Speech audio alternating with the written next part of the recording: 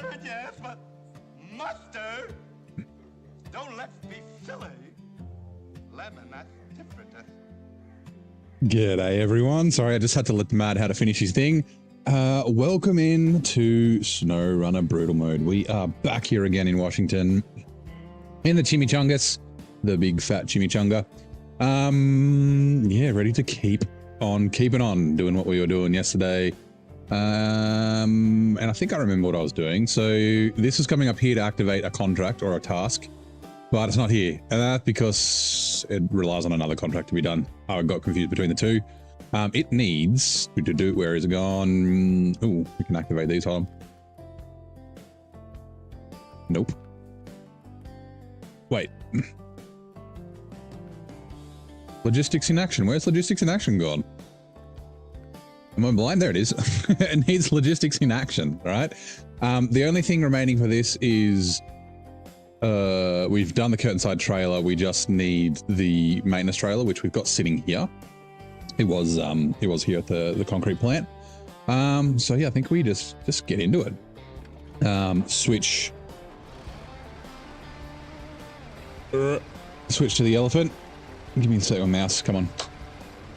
Now, it is, what is it, Thursday? Happy Thursday to everybody. How's everyone's day going? Had an okay day. It's near the end of the week, which is good. It's got a long weekend, which is also good. Touch trailer. It is Anzac Day here in Australia on Saturday, which is very cool. Probably head to we have a dawn service, but check what time it is. I assume it'll be like 6:30 or something like that was when it starts. Yeah, expect it's probably going to be cold because that's time of the year when it starts getting cold around here. Oh yeah. Now I've got my cup of tea in front of me, which is why I redeemed the tea time just right as the episode was starting. Sorry, I just moved my mic. Ooh, also, refuel 22.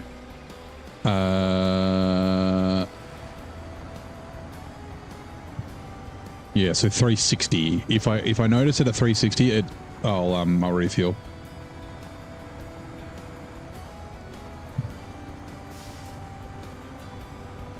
Yeah, oh yeah. Percentage, we're 85% of the way through. So we're getting near the pointy end. I'd hope it'd be 2 episodes, but I don't think so. It'll probably be 3. Yeah. I'm going to try and get out of here as fast as we can.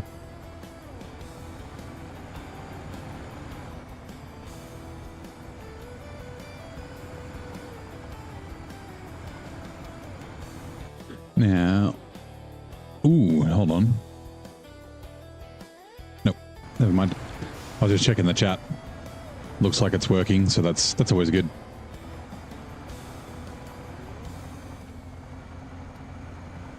And I did have a quick look in the Discord, but I didn't look around too much. We're expecting some PTS news today, which is exciting. And yeah, I mean, the dev diary is supposed to be tomorrow, or I guess, you know, tomorrow's Friday, but like, it'll be Saturday my time.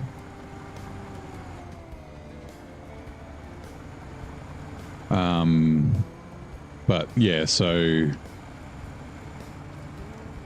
yeah, I'm expecting the PTS to be out very soon for season 18, and then yeah, I mean, maybe before the next dev diary at the end of April, May.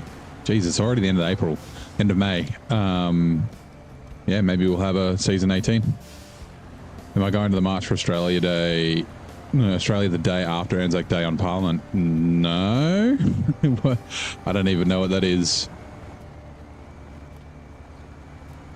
But probably not. I'm not really a marching kind of guy.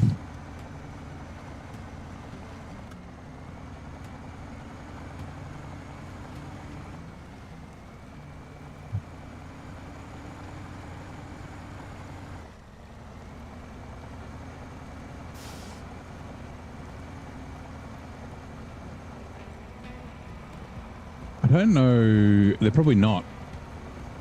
I don't know if Parliament's sitting. It probably isn't sitting at the moment.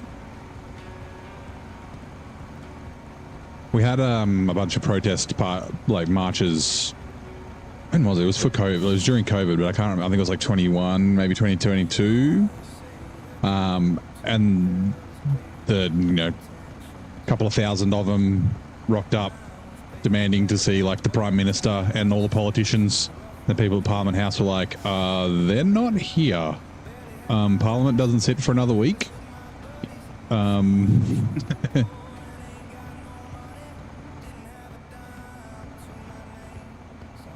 I guess they just assumed that they just are in Parliament House 24/7. They don't have homes or like,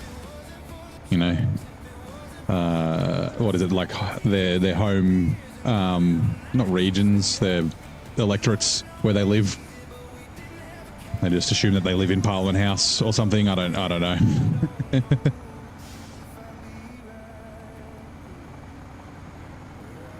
Actually, I think they went to the...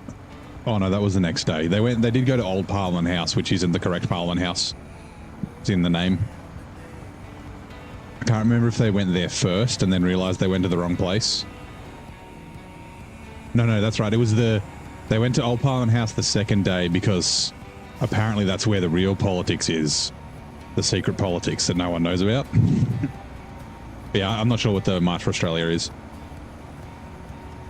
It's definitely not marching about COVID. That's done, right?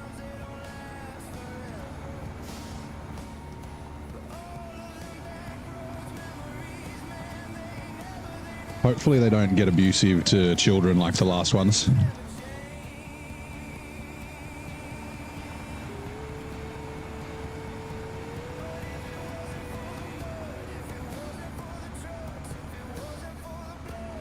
They were like yelling at like 5-year-old kids wearing masks. It's a little scary when you're a 5-year-old kid with your mum and then a big group of like 1,000 people are yelling at you.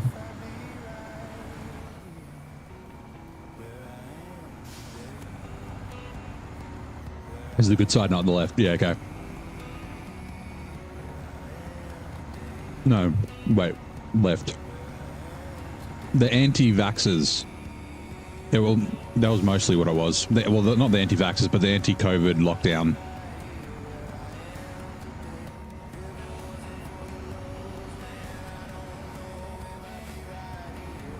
Here we go. Twitch ads. In the macabre and quirky world of the Addams Family, what is the name of Gomez's beloved octopus?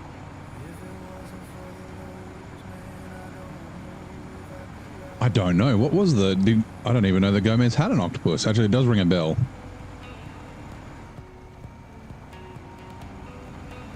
Thing, Cousin It,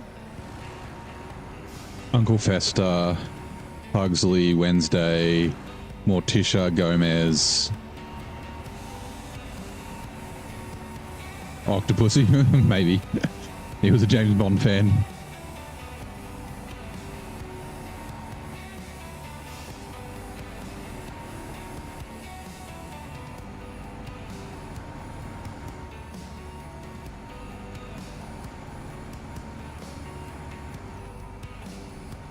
I still haven't watched season 2 of Wednesday. I didn't mind the first season. It's like entertaining enough. Anti-mask wearer, yeah.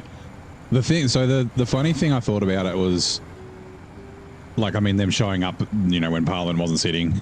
But if you ever, like, whenever you talk to them, they were all there for different things.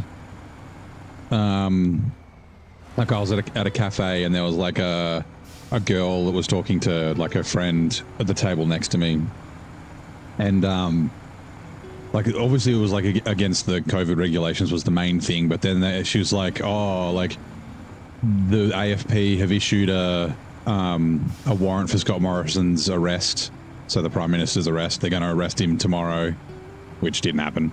And her thing was like adrenochrome, which is like it's a drug made from like Hunter S. Thompson talks about it.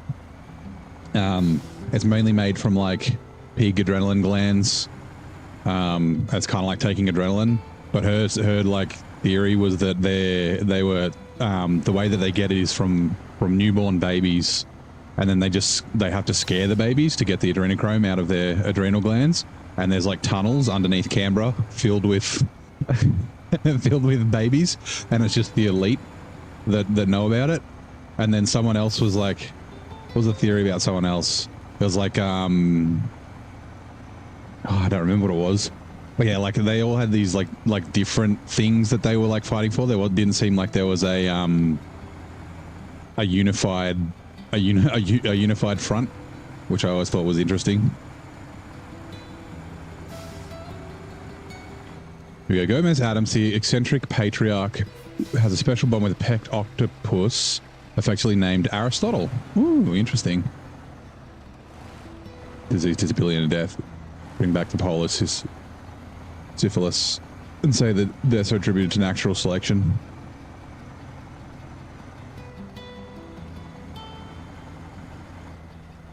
Yeah.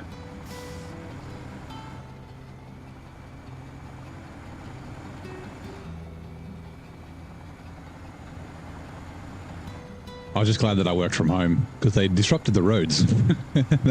I forgot to fuel up. That's fine.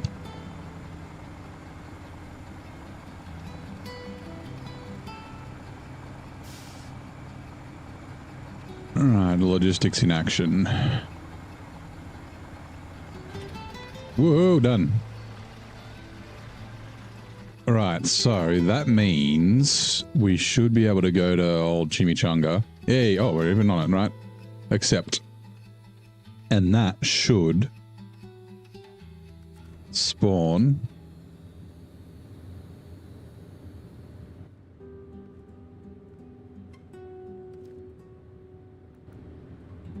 why can't I see him? Oh, there. Pipes. Is it just the one lot? One lot of pipes to the house on the mountain. For some reason I thought there was two. Let me just double check that there's not. Don't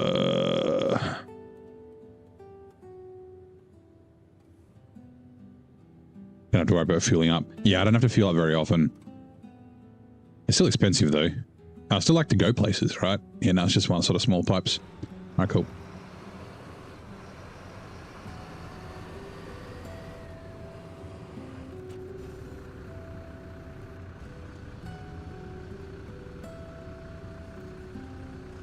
Also, my car is very thirsty, unfortunately.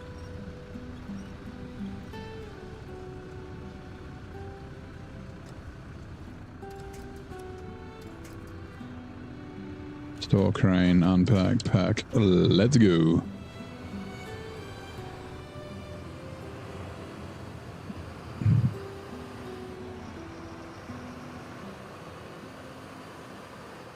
Now we'll probably get the spare tire off the Elephant, I think.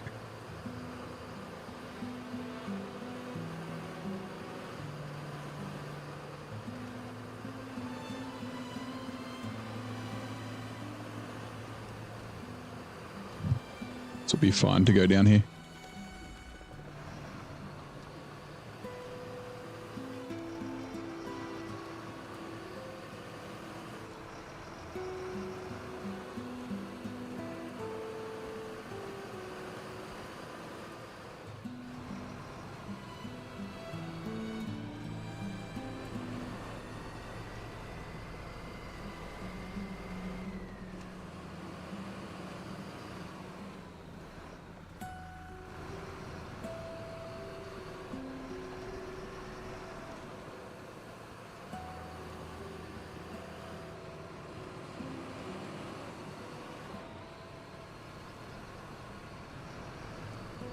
Little glitch in the game.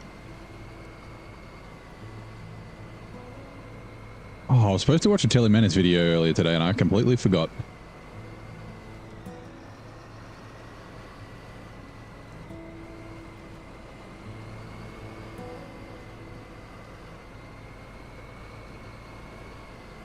I saw, because I was, like I said, I was looking on the Discord. I didn't end up getting the chance to see the photos that Kagai posted yesterday for season 18.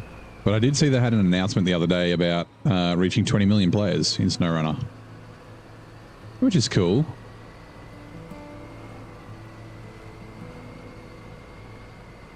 They've made decent money off the game, which is nice. Although I don't know if that helps with a SnowRunner 2 or not. Especially since people keep buying the DLCs. Like me, I do. Yeah, Blaine, how you doing, mate? Telling Telly that I forgot. I'll still watch it. He'll get a like. I'll probably rate him tonight. I noticed that he's streaming after me.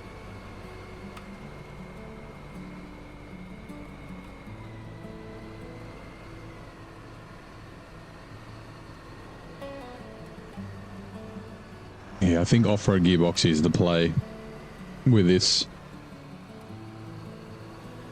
It's because it needs a lot of low and diff lock.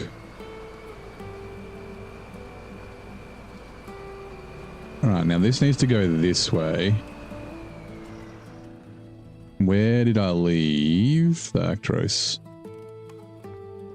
Oh fuck, it's all the way up here.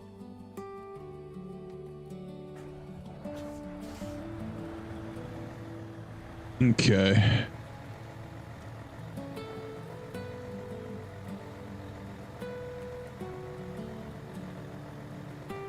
I picked up my stream the minute after I ended the stream last night.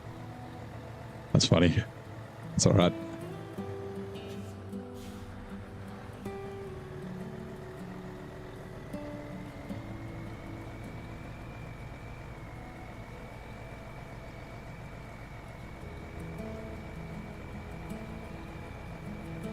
Oh yeah, gotta drink my tea.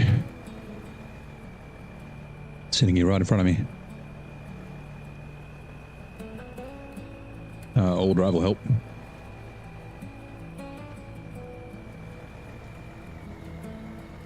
Actually, I've noticed... Alright, hold on. Come on, wobbly Merc. I have noticed that both this and I don't remember it very much from other trucks, like the big trucks. So, like the Chimichangas does this, and a couple other trucks. But like both the Mercedes seem like sometimes when you're stopped, if you're turned, like if you're at full lock and you try and drive forward, the truck you kind of doesn't drive. You got to just roll the steering straight to get rolling first, and then steer into it. That's something I would like remember having to do very often. Like I said, like I remember the Chimera kind of does it because it's got big tires. And like the P12 and the non-all drive trucks, you kind of have to do it. That's just because you need to sort of get power to the ground. But yeah, not a bad thing, just something I've noticed.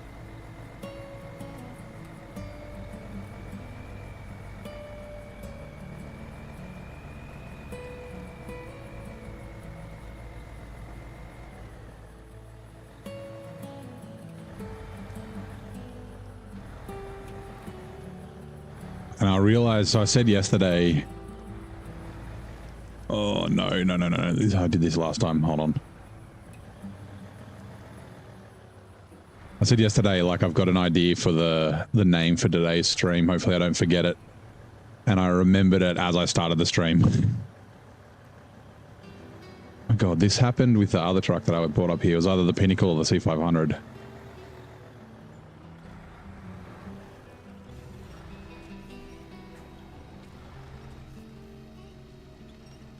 Son of a bitch. Damn it.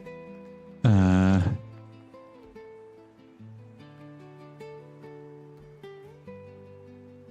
it.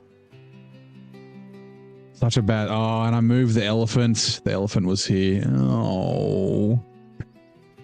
Okay, hold on. We got to increase the flips.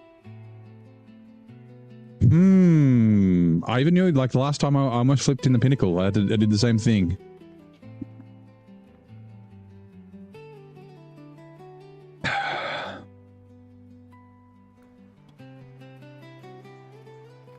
Man, okay, what am I going to bring up? I guess the Chimera is the closest. Chimichangas.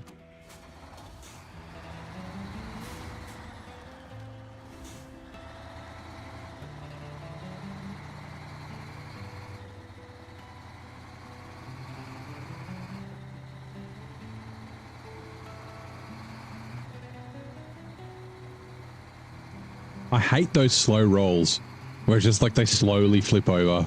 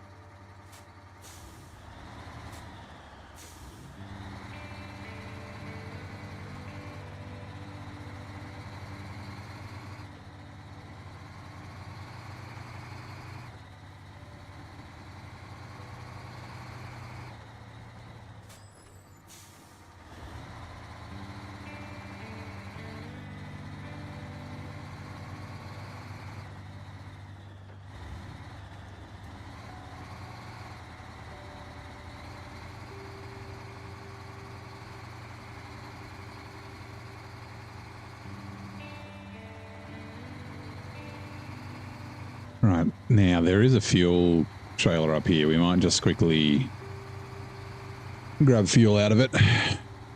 It is ours, it's free. We might as well. There it is, I always forget about it. We might just drag it to the road as well. Refuel.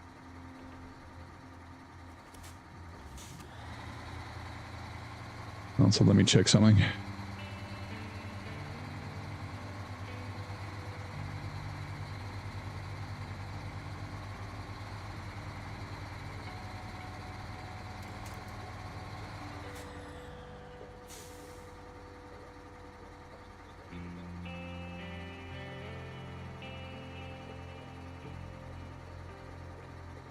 Oh my God, sorry, my phone's... Come on.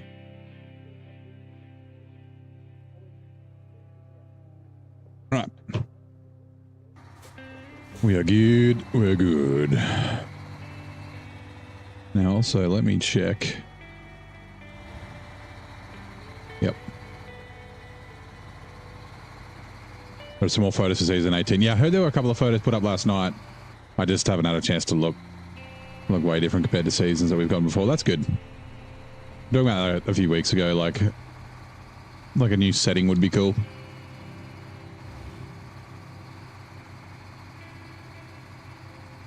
Especially after two autumn maps, two long autumn maps as well. Like Washington, Zerdania, like, yeah.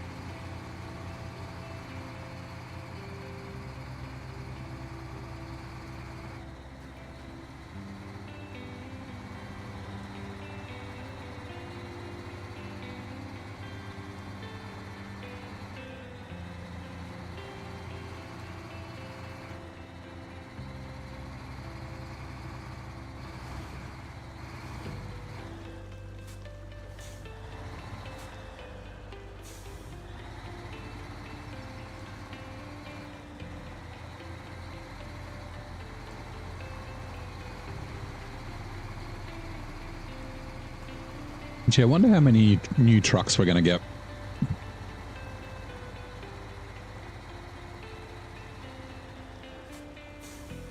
With season 18. You think that, yeah, at least 2, right? It's unlikely we'll get a 4x4 because we're expecting the Mercedes Pack Part 2 to have the Unimog.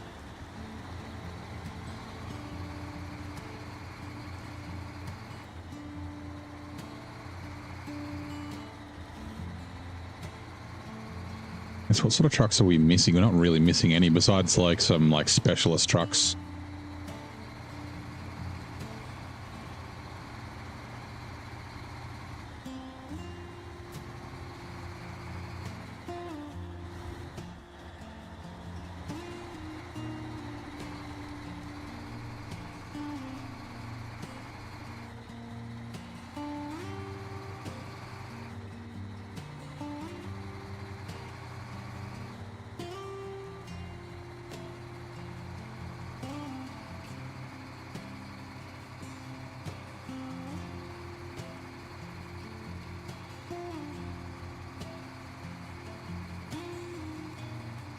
We're not going to get an overpowered heavy, but we probably will. Yeah, we probably will.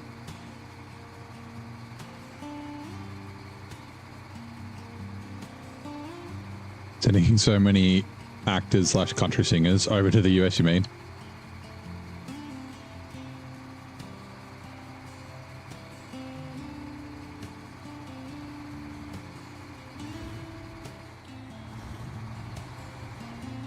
Whoa.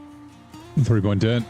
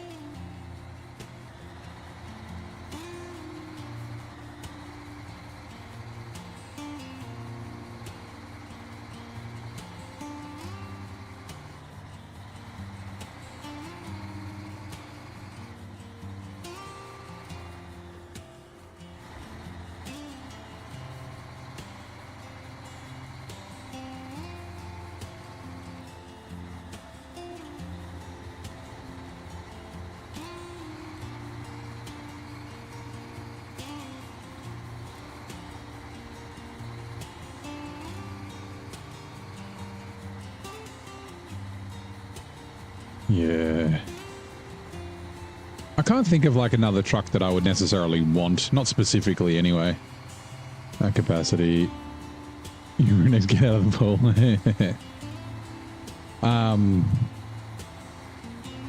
No, I'm not going on a seismic run. I've done the seismic run. This is doing a flip run. Love the music. Thanks, Chado.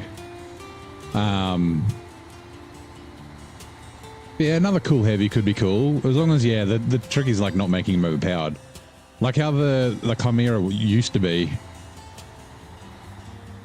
But with like a proper balance. But not the big boy fucking elephant engine in it. Like a couple of specialist trucks could be cool, but then the problem with specialist trucks is people complain about them because they're a little limited.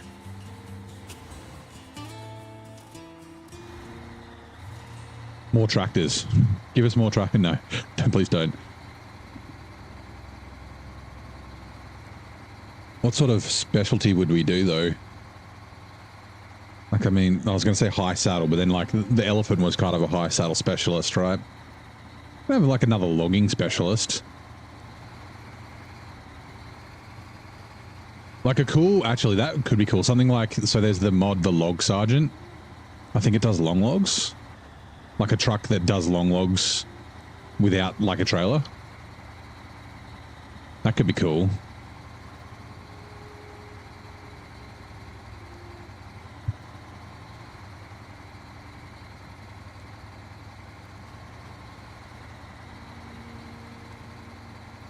Overloading special, yeah. That wouldn't help me for brood mode, but... Oh, yeah, triggered the bot. I'm allowed to overload here with a touch pack only. It's my season 16 sanity exception. Yeah.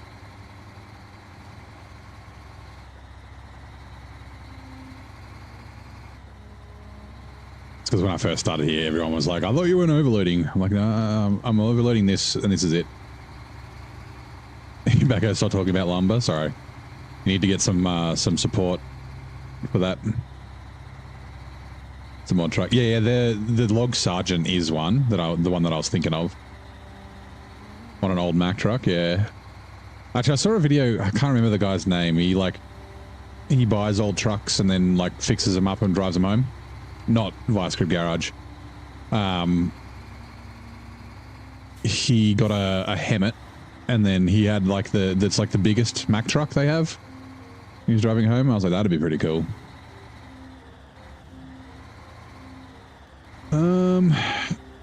I think we just might need to drag this way if we can.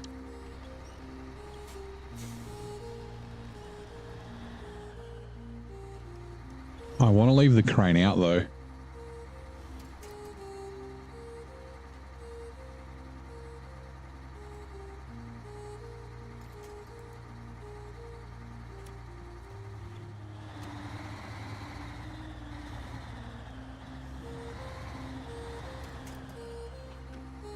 It's a shame. The crane's in that hole. Otherwise, I would have been able to start it and winch off this tree.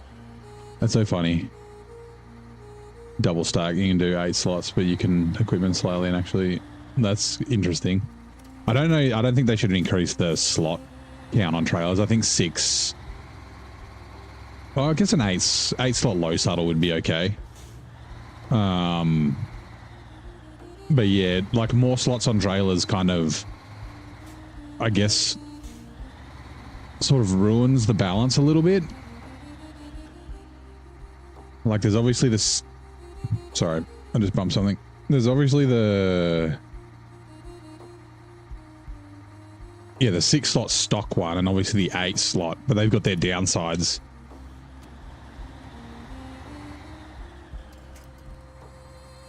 Like the game's kind of mostly like built around those trailers. Like, so you notice like early on before they had the 6 slot that there's a lot of contracts where like it's like 6 slots of cargo. Or the cargo adds up to, so it's like not always multiples of 5. And then now that they've got the 6 slot trailers and stuff, it's like more often that it like it's like 7 or more. Kenworth or an old Peterbilt. Yeah, I mean, we won't get a licensed truck. The next licensed truck will be the Mercedes.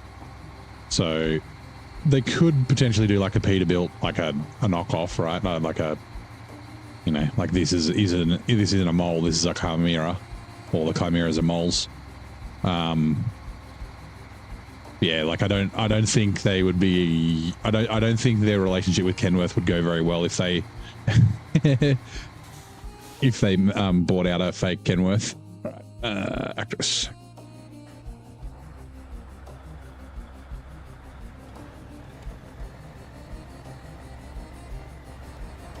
Yeah, some like it's so funny, right? Like this, I don't think the Mercedes are overpowered. I think they're quite well balanced. And I said this the same thing, like the 6900 XD and the trucks from here, the Chimera, the Billet, and the Buddy, like they're also not very overpowered. And I was like, oh, they're finally like releasing trucks that aren't overpowered. But then, yeah, then the 6900 XD and the FLD, like they're both very good, but I wouldn't necessarily say they're OP. But then like the fucking Avonhorn and the Pedera are so like, as much as I'd love to say, oh, maybe it won't be overpowered trucks, it fucking might be.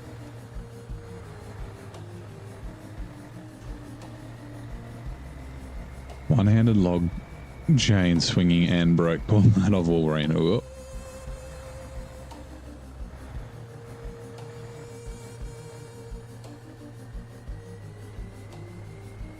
Come on.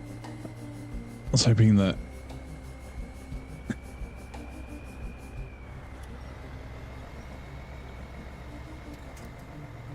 Does this have a worse chin than the Azov 64131? Or a worse nose? Maybe? Been a while since I've driven the Azov 6. I have been thinking about bringing it out in Zidania. I might be doing Azov 6, the dude, Lebowski, and Squeak. Little bitch. Might end up nerfing it. If it is, they might end up nerfing down the road because that's what they did with the trucks from season 17. Yeah, I'm actually surprised at that. Like, normally they don't nerf trucks because it, like, usually creates, like, fucking outrage. I don't think they nerf them that much, though, right?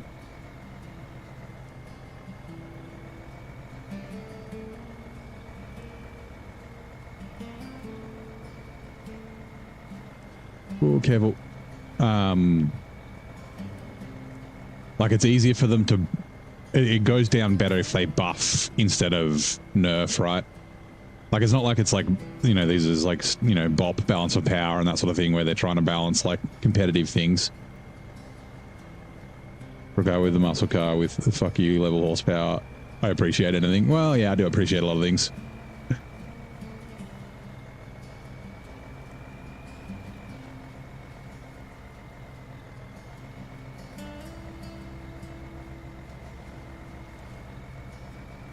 Because, yeah, I think, like, specialist trucks that are in a paid DLC won't go down very well. But I mean, technically the region is a free DLC, but, like, the trucks are kind of like throw-ins sort of thing. Sorry, the region isn't a free DLC. But, like, a specialist truck wouldn't go down so much in a paid DLC, but would go down more. There's still going to be, I mean, people are going to complain about things no matter what, but yeah. That's exactly it. Who's competing against No Runner? Like, the balance is not about competitive balance. Like, there's no balance, yeah, no BOP or anything like that. It's not like GT3 racing or homologated racing or anything like that. Or like fucking Overwatch, you know, balancing characters. But like, yeah, that balance between like fun, useful, being overpowered. Like, yeah, Warren G got hit. Zhang Dude got rid of the ghost frame. Yeah, I think, didn't they both get rid of the ghost frame? Like, what I'm saying is that, like, they weren't like massive nerfs. It's not like they made them terrible. Like, the Voron G was like fuel and ghost frame, wasn't it? And then I haven't driven them since the changes, so I don't actually know. And I didn't like drive them a lot anyway because I'm gonna use them a lot in brutal mode. So I was like, in hard mode, I don't want to use them too much because I want the playthrough to feel different for me. So they were basically just support trucks.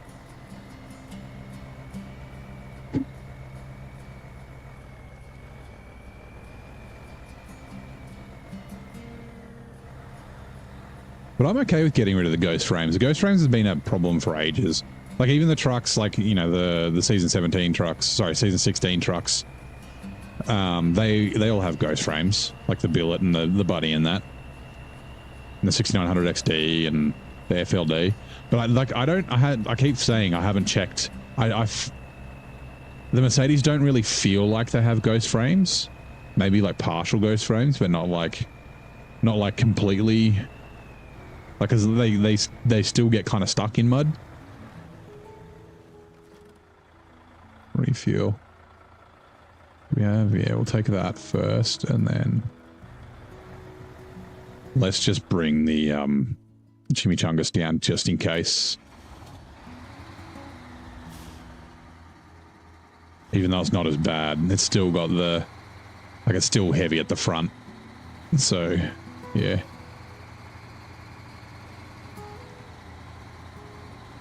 Buy another one, you rich motherfucker. Can't appreciate it. I'm rich, bitch. Dun, dun. I fucking love the Chappelle Show. Is Wayne Brady gonna have to choke a bitch?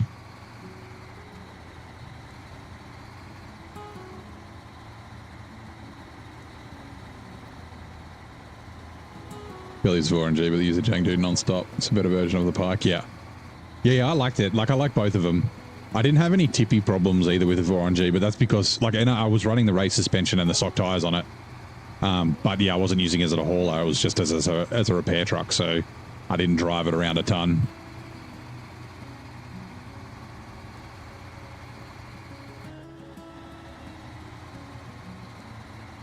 Hey, Monkey. How you doing, mate? Welcome in.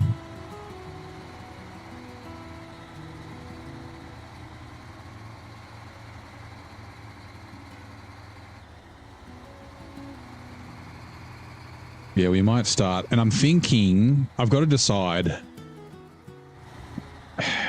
whether we want to run for scouting, run the loaf or the, what's it called? Or the Marshall, the Khan. I think I'll run the Khan.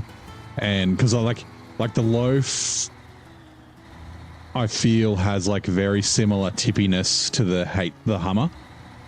Right, which isn't like, I wouldn't say either of them are like tippy, but they still do the occasional like weird, like the front digs in, the rear end lifts up, and then they fall over. So I might leave the loaf till the next like Russian region before I buy it, and I might run the Marshall with the Corolla because it's also been out for longer. So.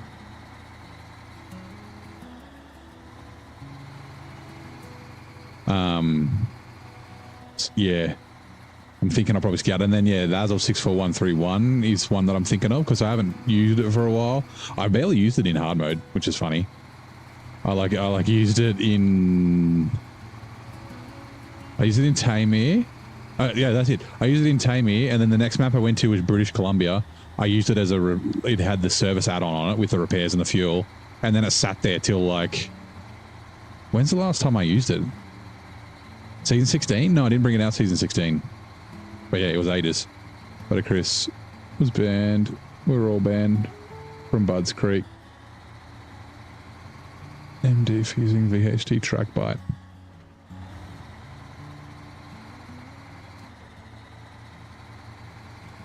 Is that a quote? Is it a Chappelle quote? I don't know. I should watch the Chappelle show again.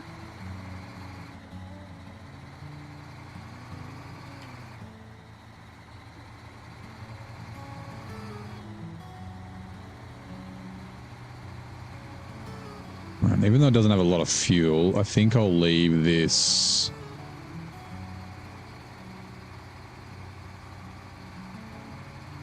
I might leave it up on the road. It can just be up in this area to do this sort of stuff, like recovering trucks if they tip over. And then we'll go down with the Actros and grab those pipes to take up to that house. And then I think. Oh, the one half. There might be one more contract up in that north bit. One more task. The one that pops up when you're finished.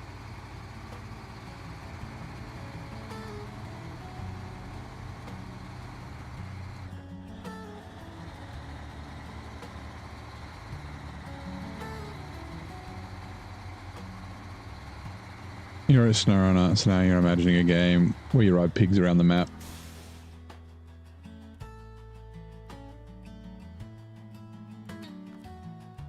Change truck.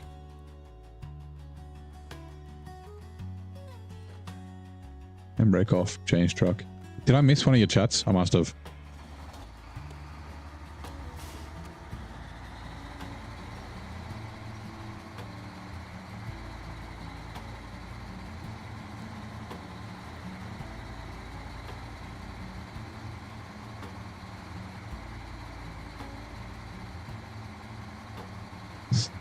Substance that made your tires tricky. Routed wind.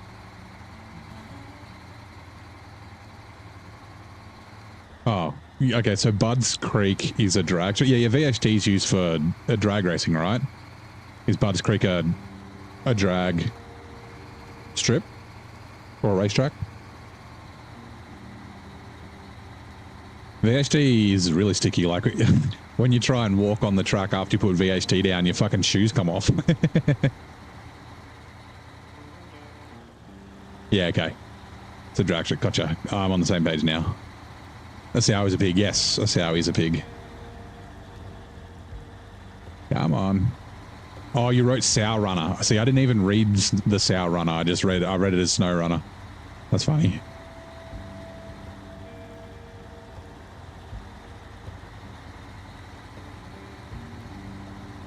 My mother grew up on a piggery. You ruin the lane. So it was no prep? Like a no prep drag strip? Because like running VHD is like normal at most drag strips, right? Like don't they run it in like top fuel and shit?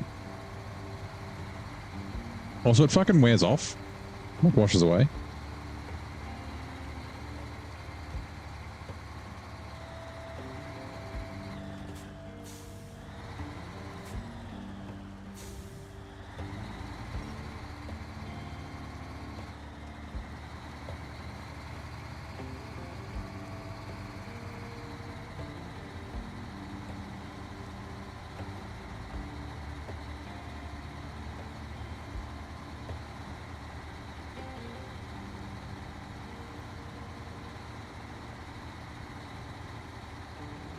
Morning, Zing. How you doing, buddy? G'day. Happy Thursday. You ready for PTS news?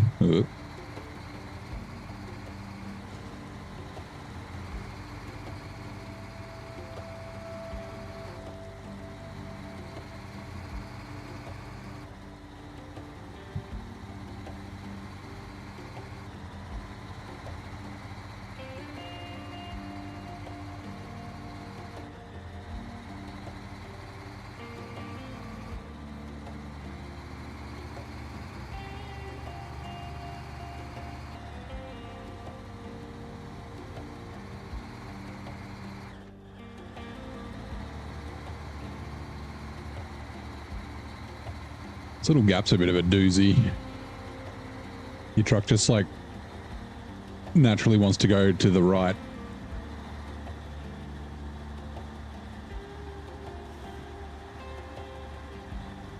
Oh, nope, no, no, nope, nope, nope.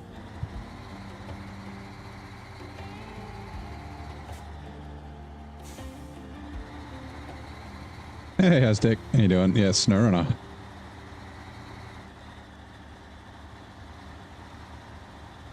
Come on, get your dies up there. So the telly posted some screenshots of what we kind of already knew.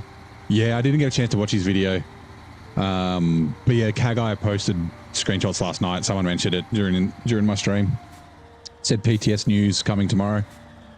So I assume that's today. Tonight or overnight, I would guess.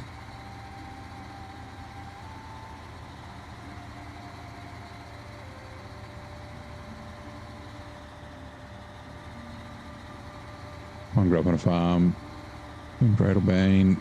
Moved to Canberra before she had you. The hell is, where's Bradlebane?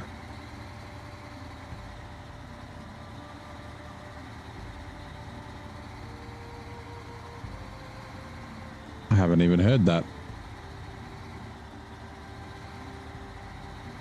Yeah, my mom's near Goulburn. I won't say exactly where it is, but yeah. You mean Braidwood? Bungendore. I'm trying to think of other towns around here. Between Gunning and Goulburn. Really, why have I not heard of Bradlebane? I know where both of those are. Refuel. Oh god, okay.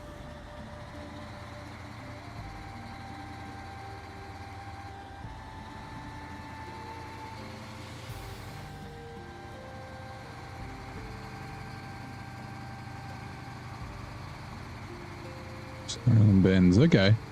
Interesting. Yeah, I mean, that's not that far from Canberra. It's like 40 minutes, right? Like Goulburn's an hour. Bit under now. Palmy's now milling the wind. Ah, right, okay, yeah. With, it's like the Teletubbies. So yeah, kind of out towards Crookwell. Fast tech inspection, not our fault. Ice bag trick. Let's remove those, yeah.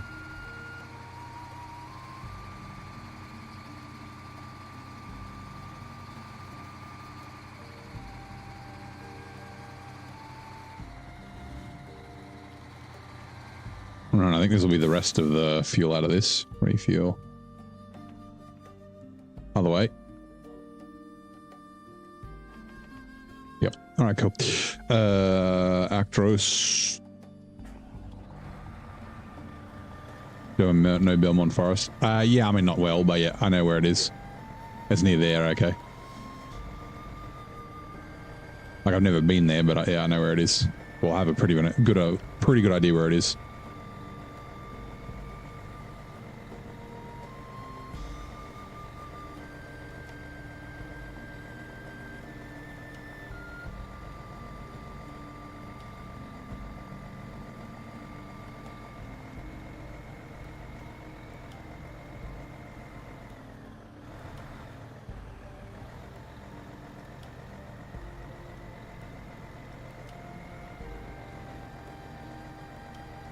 Right. Actually, what I should do... Seeking the light. That's Solace. I think these are both Solace Bay. Yes, they are. Repairing the hydro plant. 4 cement, 3 metal beams. So 6 slots, 12 slots. Okay. And then 4 cement. Okay. We can do that. We can do the 4 cement and the 2 small pipes. And then maybe...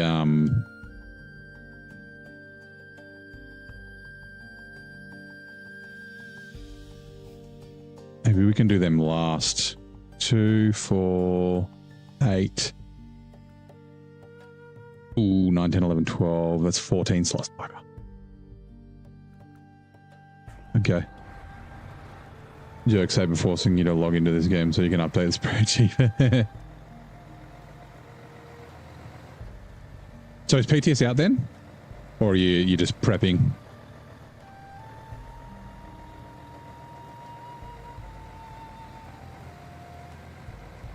Oh, that's right. Where were you going again?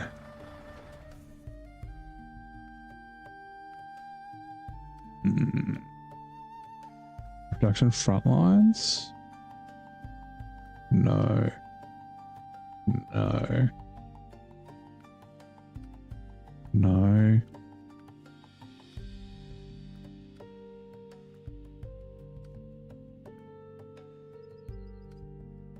Inside trailer. Ooh. Oh, bugger. Oh, that's such a shame. I need a 2 slot.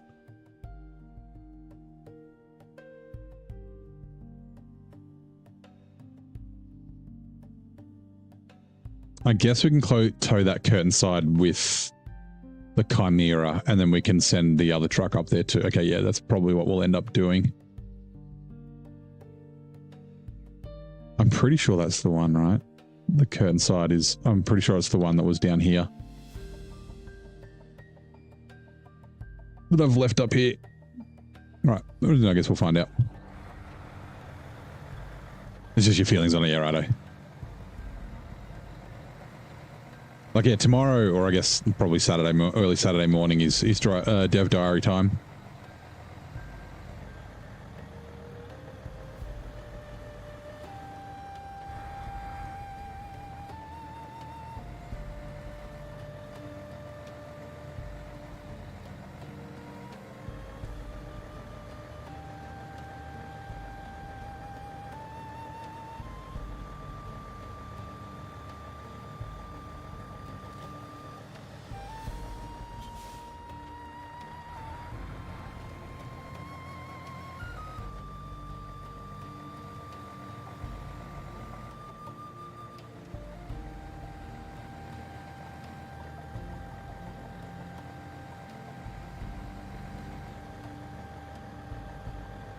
It's like concrete slabs, but they're not.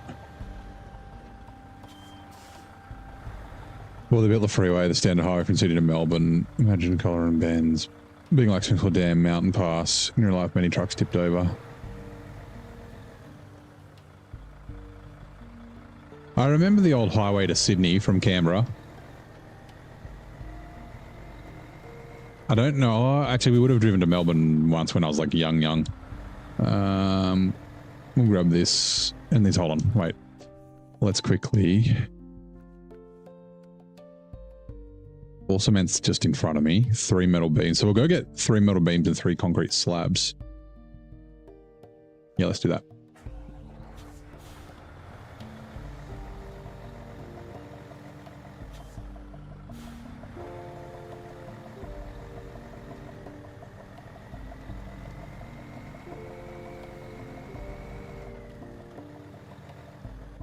on, I should activate it. So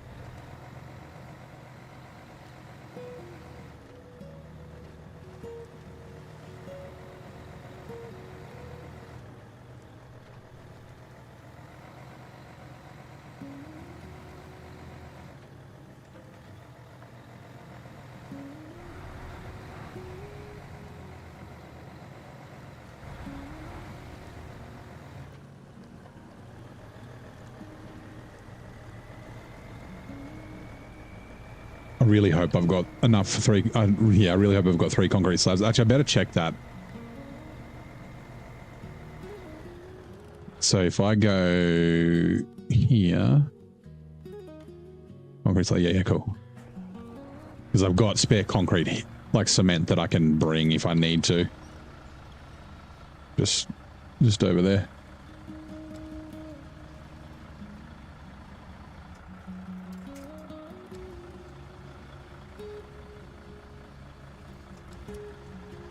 A million paces if you make it from Sydney to Perth. I was actually watching...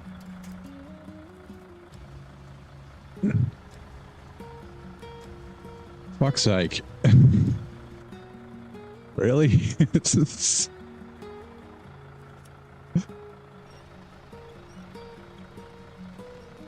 just fucking tips over. It's not even like a...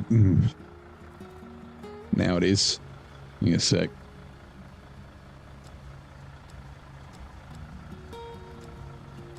Sorry, I was watching a video about the Cannonball Run earlier today. Driving from New York to LA.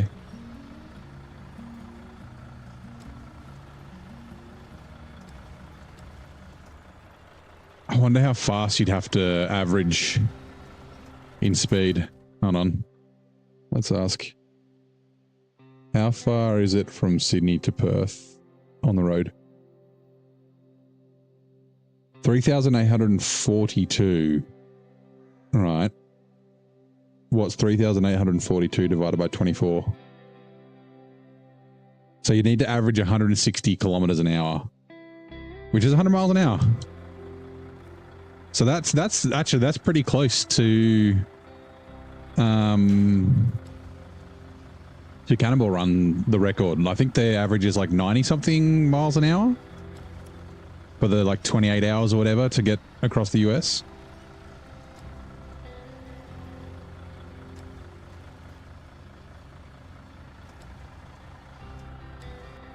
Oop.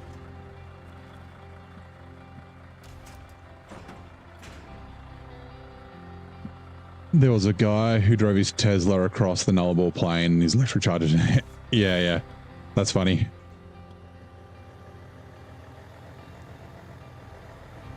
We don't really have the infrastructure for that sort of thing yet. As soon as I started reading Tesla, I was like, I don't think you'd be able to make it across, right? You'd run out of batteries for sure. Le Mans, 24 hours, yeah.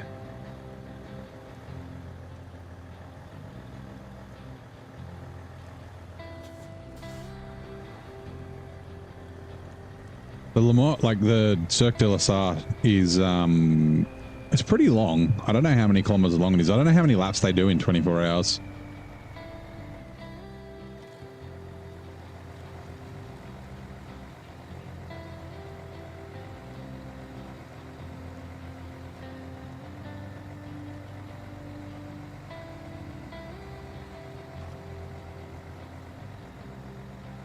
Uh-oh.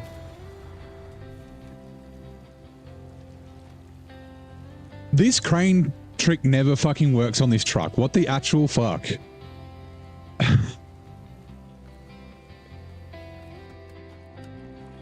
It's so tippy. It just like falls over.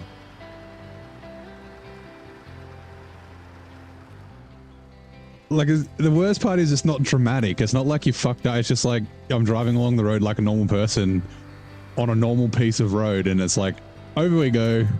It's so annoying. I do like this truck though.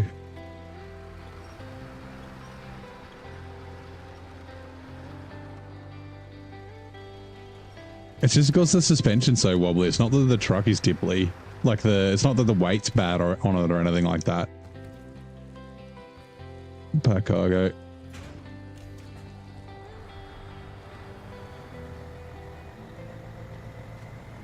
Le Mans up to 5,000 kilometers. Yeah, not surprised. Either way, noodle. Every time I try and use the crane, it's because we're tipping over into a hole. So the crane goes into the hole and it's not enough to keep the truck past the 90 degrees.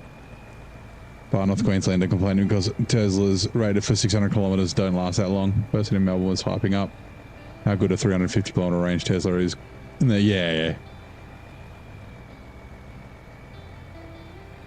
Also, I'm pretty sure the range on electric cars is generally, or is usually, under like perfect conditions, right? It's like, it's almost like theoretical, right? You could technically, you could pretty well, yeah, you could estimate it, right? So you know the kilowatts or the kilovolts, sorry, of your electric motors, and then you know the voltage of your batteries plus the capacity, the milliamp hours of your batteries, and then you can calculate like how far that would take you. But that doesn't take into account drag. So your wind drag, your there still is driveline drag on an electric motor, even though people say there's no parasitic loss. There still is, because there's fucking bearings and stuff in them.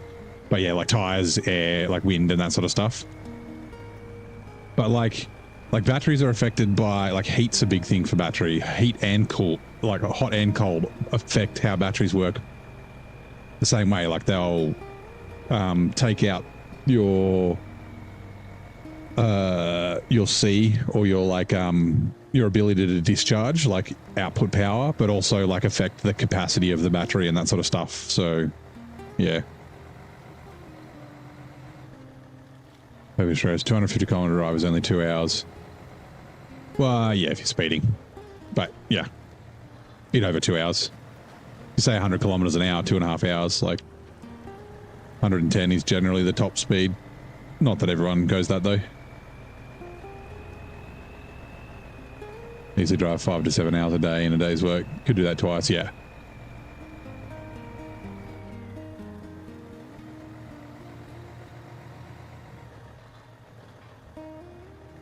Like I always think about it, it's like I don't do it, but I'd be keen to do it. Like, you know, do full driving and off-roading and that sort of stuff, right? Going on like a safari or whatever, like where you're disappearing on a full drive trail for a week, right? And you got to bring a bunch of jerry cans of fuel with you. You can't do that with batteries. And when you're in remote places, like you can charge the batteries with solar power, but the solar power takes a lot longer than it does with a fast charger. So like, it's like you drive for half a day and then stop for 2 days to fill up. Just at this point in time, that doesn't, yeah, it doesn't quite fit that purpose, right? And water. Electric motors run underwater. And batteries, it's just the supporting electronics. Just cover them in conformal coating, it'll be fine. That's how we do with our drones.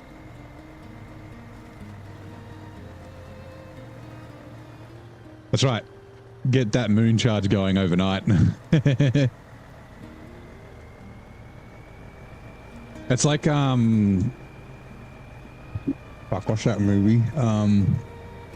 The Martian, where he's like driving to the other rocket, and he's like, I've got to drive like 4 hours and then rest for 10 or something while the battery recharges.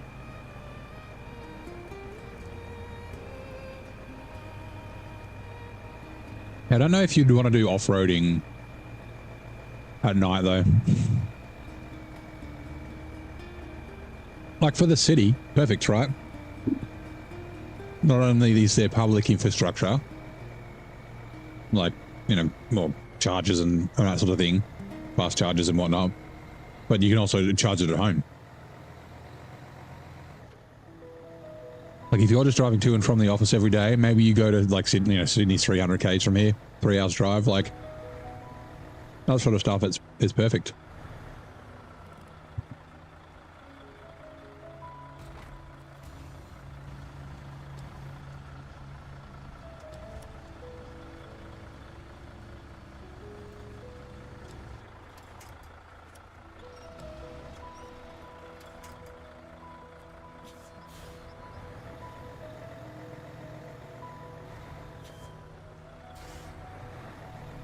Like I'd definitely consider, I don't know if I'd pull the trigger on one, but like I'd consider an electric car as my next, like as a daily, as well as the Chevelle detached trailer. They're just expensive.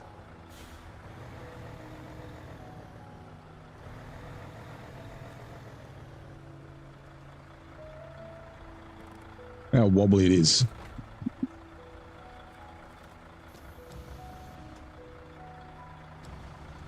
And the crane anchors are way too, like, weak for this.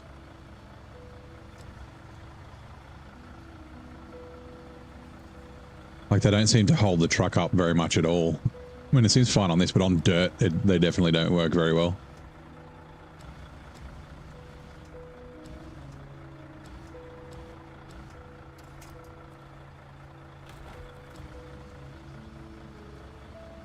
Favorite race.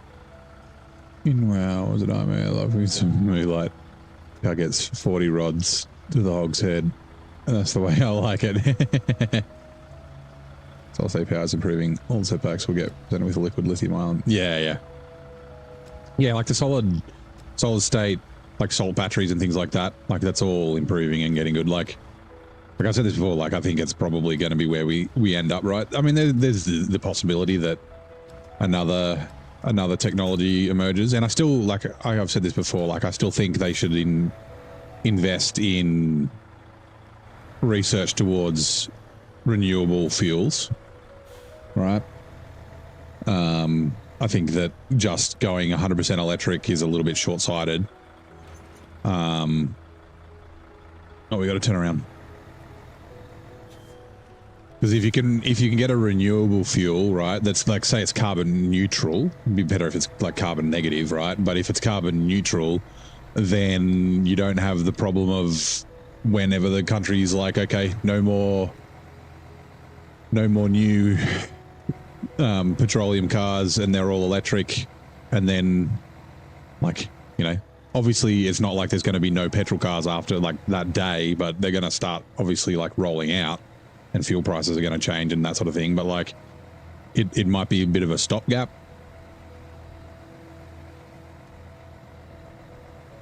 Invest in the infrastructure. That's one of the big things, right? Like I said, you know, we don't have chargers all the way across the Nullarbor that can charge cars or trucks for that matter, you know. Whoa. And I mean, it's not going to matter. Yeah, no, I won't get into that.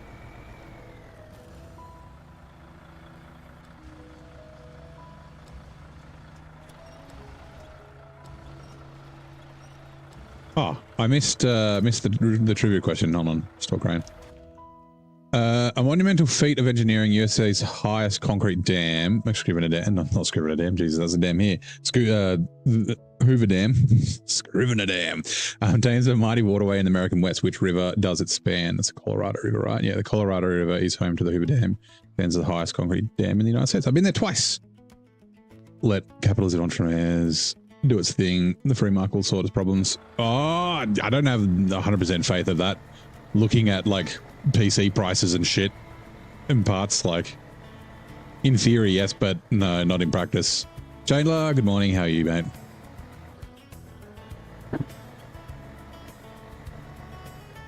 Actually, yeah, fuel prices is a great example of that as well. They never come back down.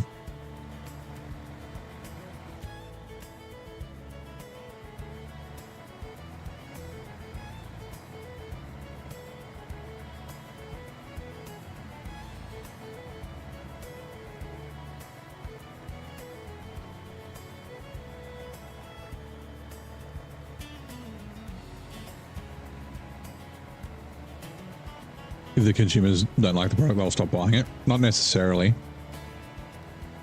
If there's no other option, right? You don't have a choice.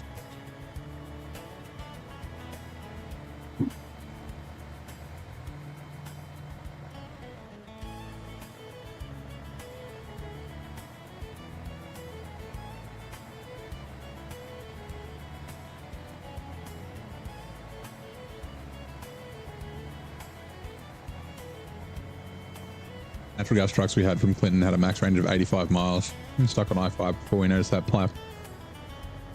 Were they LPG? LPG is still a thing here. Like, I know heaps of people that used to run their cars on LPG, and it's quite efficient. And they, the fuel was quite cheap, but I don't know if it's the case anymore. I mean, do we even still do LPG cars? But I'm not sure how that works with like weight, which might be why trucks don't have a big range.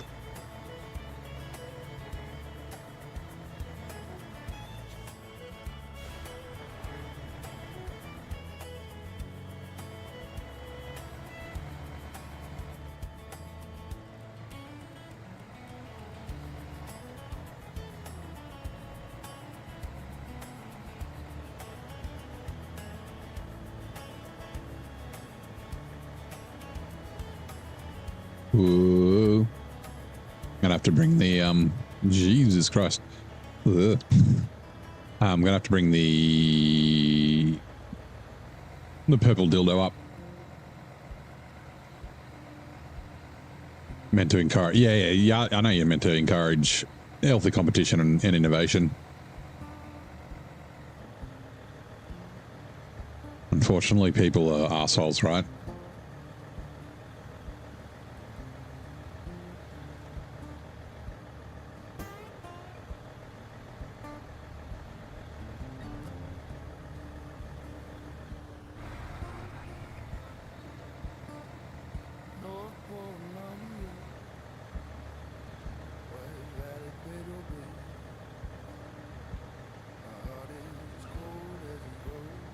The 2004 in San Diego, you'd have hoped. Yeah, we had, I mean, I remember like my uncle had a LPG four drive when I was a kid, like in the 90s. Yeah, I don't know, like I don't remember like trucks like semis and stuff being on LPG though. They could have been, I just don't remember it. It's always been diesel.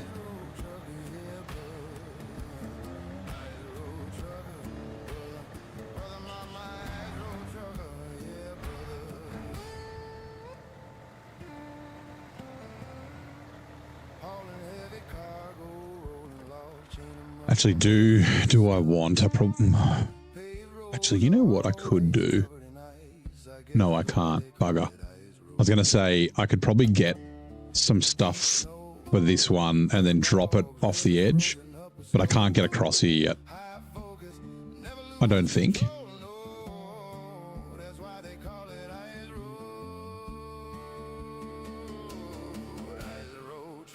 Oh, I still need 4 bricks. Shit.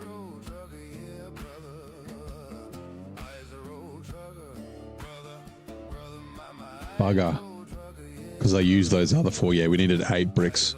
But we do have all the cement, the packaged sand down the bottom. We might go... Okay, so 1, 2, 3, 4, 5, 6, 7, 8, 9, 10. We can grab all this stuff. The 4 cement, the 6 cement, the 2 packaged sand, and then the 1 small pipes. Righto. Change my mind.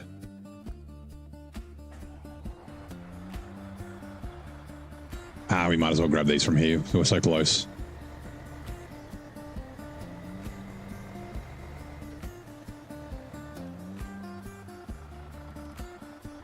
Change truck. Unpack cargo.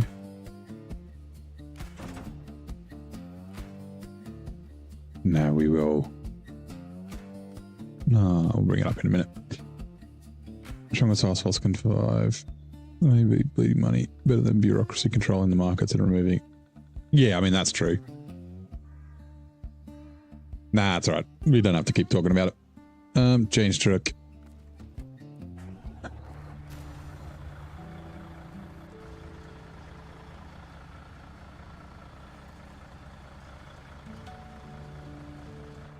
Gimme. You.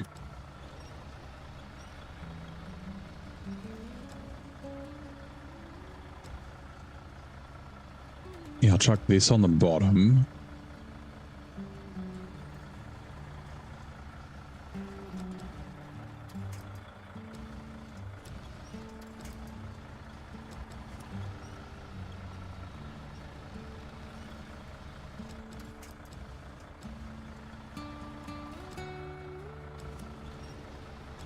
How about those snowbacks?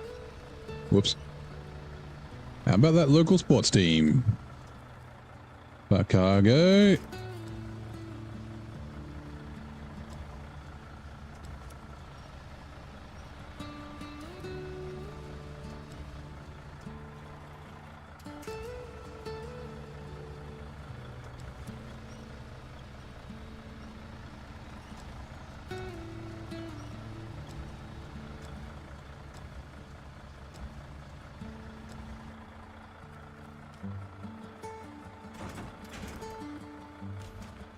Snowback.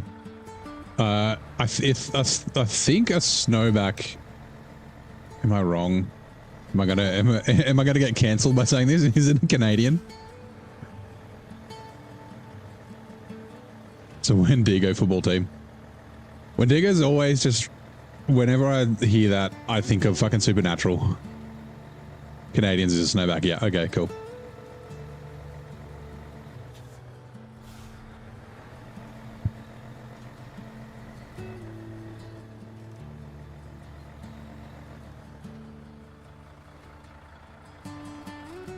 Cool.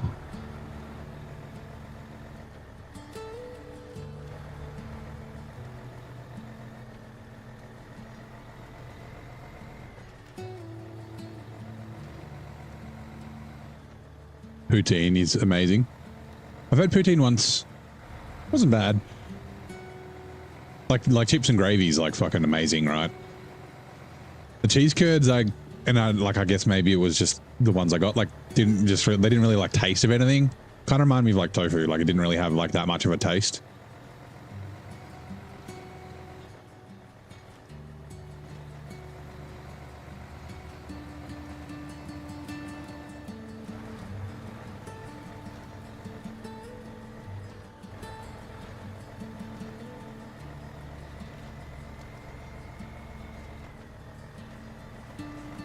I have no idea why poutine isn't everywhere. Yeah, I don't know.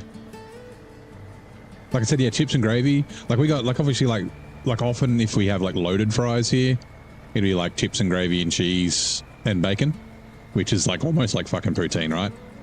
Or sorry, not chips, fries. Just with, you know, shredded cheddar cheese instead of cheese curds, right?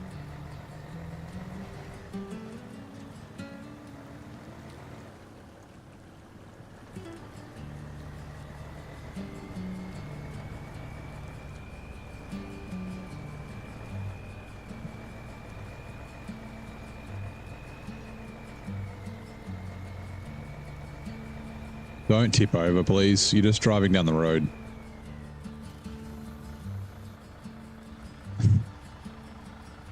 Fucking wants to.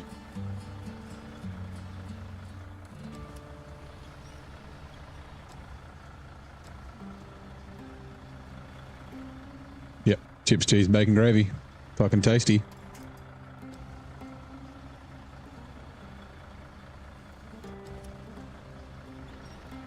Although Australian great, yeah, I mean that's what poutine is, but it's cheese curds, not cheese. Australian gravy is different to American gravy though. I think it's like a brown gravy in America. I think it's not like a fucking roux.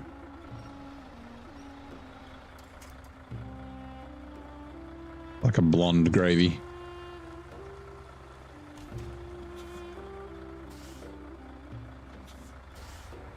Filthy syrup's like giving me arthritis. I mean, maple syrup's pretty fucking tasty.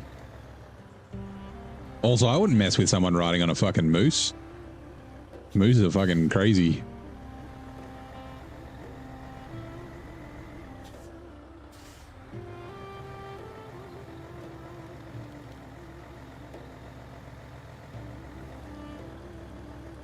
Oh my God. I have a real problem reversing this truck. It just steers so fast. I'm like not prepared for it. Never seen blonde. I think, isn't that what they call, like, so yeah, so American Gravy's like really light colored, right?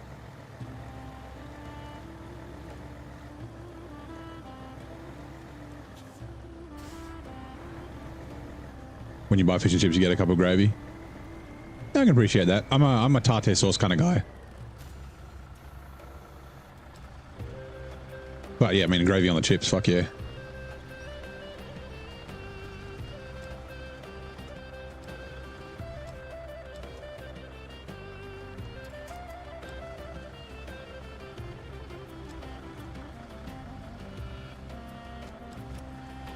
I think it's a bit of a fucking sacrilege if you go somewhere and you get like a fisherman's basket or like fish and chips or whatever and they don't give you tartare for free. I think that's a fucking dick move. Restore crane. Gravy's brown, white sauce is white. In Australia, yes. So yeah, their gravy's not like one of our white sauce is essentially just a bechamel with cheese, right? That's not American gravy.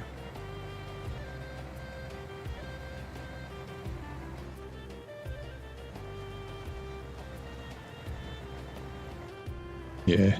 Yeah, white sauce is good, like white sauce in like fucking with the cauliflower. That's what my parents are always used it for. Or in like a lasagna.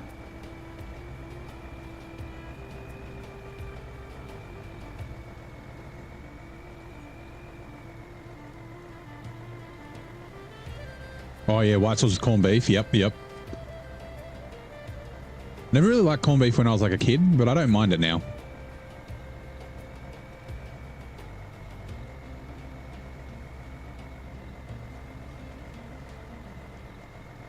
Basically get a hot squeeze bottle of brown gravy. Yeah, we don't, pasties aren't, like we do get them. I wouldn't say they're super common, right?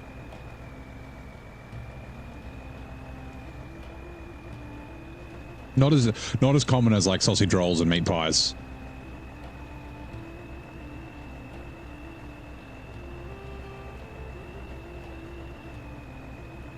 And we always end up talking about food, which is dangerous because like I'm on a crazy diet at the moment.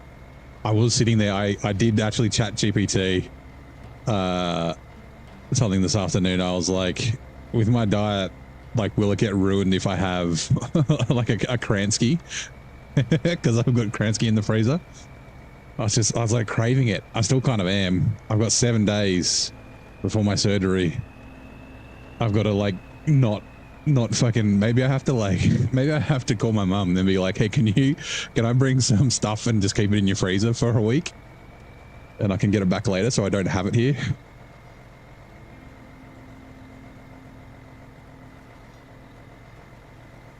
Oh, I didn't fill the truck up. I need to bring the purple dildo up. Oh, don't fall over. Pluto, yeah, fucking Pluto pups. Dagwood dogs, Pluto pups. Corn dogs. That's what we call them here in Australia. Shepherd's Pie's birthday. Yeah, Shepherd's Pie is good.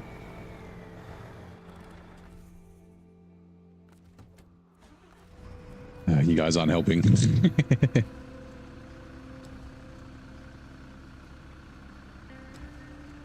You'll be that friend to steal my food, yeah. I mean, I've stored their food before. They their freezer shit itself a few months ago, and it was like before the new freezer came. They like called everyone. They called my brother. My brother's like, my freezer's full, which was a lie. I think he just didn't want to help because he's a dickhead. But yeah, they're like, can we keep a bunch of stuff in your freezer? I'm like, yeah, sure. And then like as soon as the fridge came, they're like, well, come pick it up. I'm like, you don't have to. I'm like, there's no rush. They're like, oh, but it's taking up space in your freezer. I'm like, yeah, I live by myself. My freezer's never very full. Like, it's fine for a couple of days. We go back to Ecolong. No, that's fine. We can talk about food.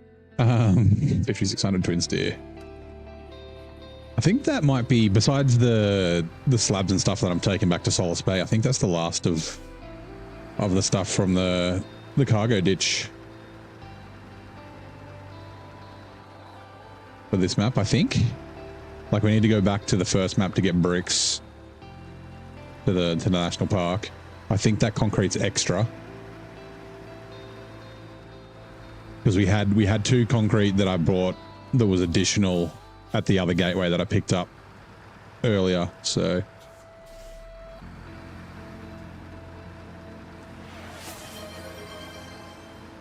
Posture check. Thank you, Rooster. How's it going? G'day. Actually, I think I might have meat pies and sausage roll. Oh no, that's a bad thing to remember. That'll definitely ruin my diet.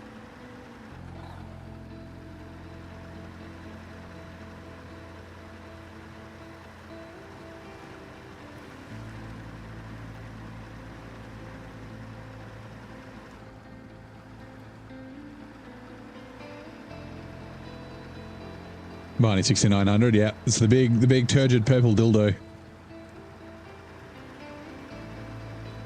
It's kind of like when it gets in the sunshine, it's like kind of shiny too.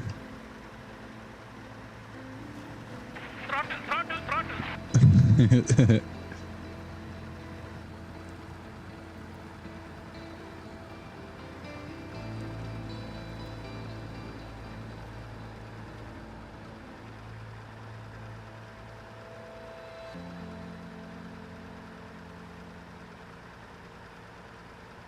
Actually, I wonder, I guess we haven't had any hints about it. I wonder if there's going to be any balancing changes with season 17. So, sorry, season 18. Potato gems are good.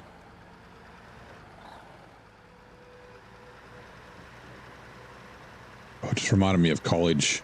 So a really good thing, actually gravy's good with this, but so is tomato sauce or ketchup.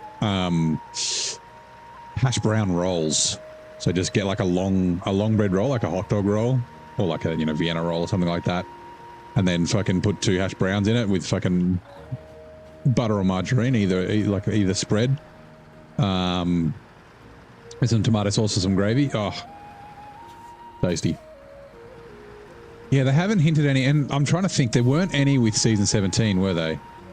Like, it was the Podera and the Avonhorn had the Scout 800, the ZK 1500, and that changes. And then the Mercedes pack had, so yeah, maybe it'll be with the next Mercedes DLC. Refuel.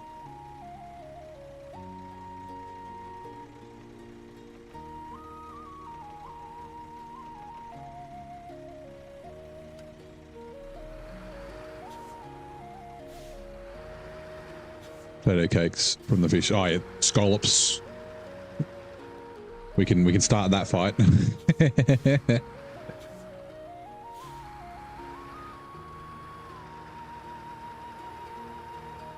But that's all good. Refuel. Zitros. Oh yeah. Let's get this fucker out of the way. Change truck. Actoros. Cross the border, yeah. I think we can both agree that they're not potato fritters. Potato fritters are different.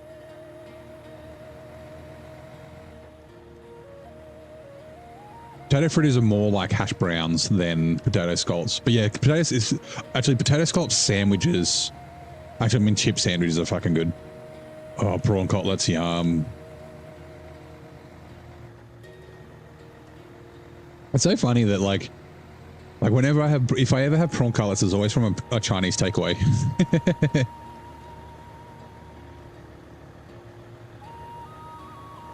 Eat to envy. Yeah. Unfortunately, I don't think I will be able to, but yeah. It's going to be a long couple of months, I think. That's all right. Pineapple fritters. Yeah. Like where it's like the batter's like kind of, it's not like stringy, I guess.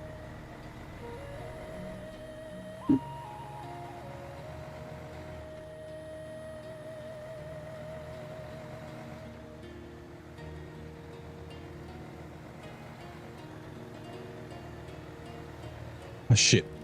I was going to check. I didn't. Oh, God. Okay, good. 2-2.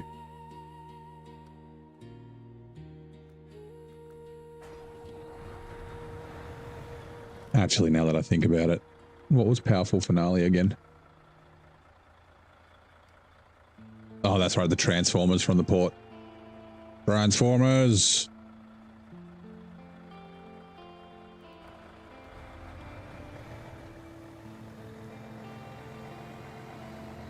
Well, it's not too thin or too thick, yeah.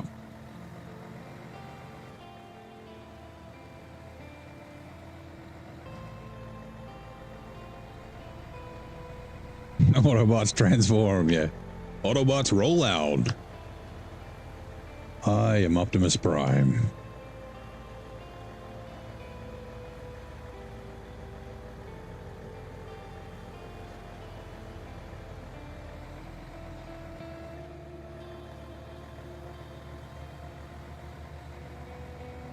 Sugarfoot Mump's appendix. Oh, no, yeah, it's something else. But it'll affect like eating and shit like that. So yeah.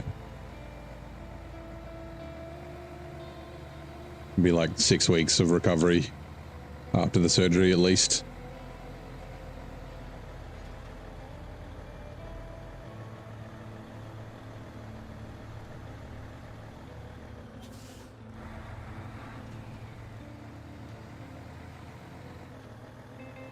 Rightio, I think we get an animation for this.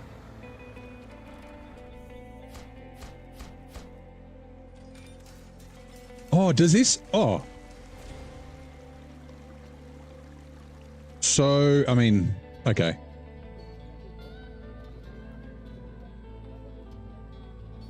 Right, we've got the dam opened up. That's nice.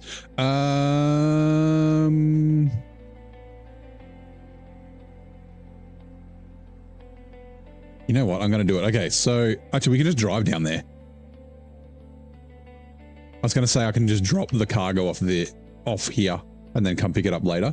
I guess we could still do that. Although knowing my luck, it would like fall onto this shelf and then be unreachable. So let's just quickly drive these down.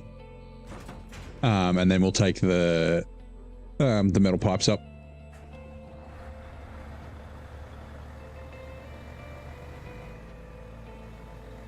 Brutal. I'm practicing brutal mode. Yeah, before I realized already 40 weeks. Well, that's true. Yeah. Yeah. I was literally thinking that before. I was like, fuck, it's the end of April already. Like we're almost, like we're over look, we're a third of the way through the year next week. That's crazy.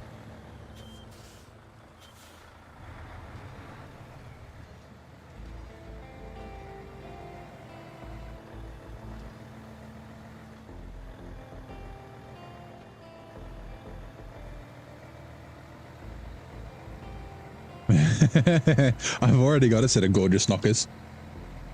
Sometimes my genius is... it's almost frightening. Ooh, Macoon, thank you very much for the follow. Appreciate it. Glad you're enjoying the stream. Oh, the sound came late. Also, why is the stream black? Is it black on Twitch? Or is it just my monitoring being weird? Like the fireworks were going off, but the screen's black. Hold on, let me just refresh that. Thinking of stopping with SnowRunner when you get to Washington. Yeah, I mean, you could. So Zerdania is really nice, just Washington's annoying. Yeah, it's just my monitoring. Okay, good. Looks fine on there. Okay, sweet. Like, if you're playing co-op, it might not be too bad, but yeah, like, Washington, it's just such a drag. Which is a bit of a shame. Throwing a like, thank you, man.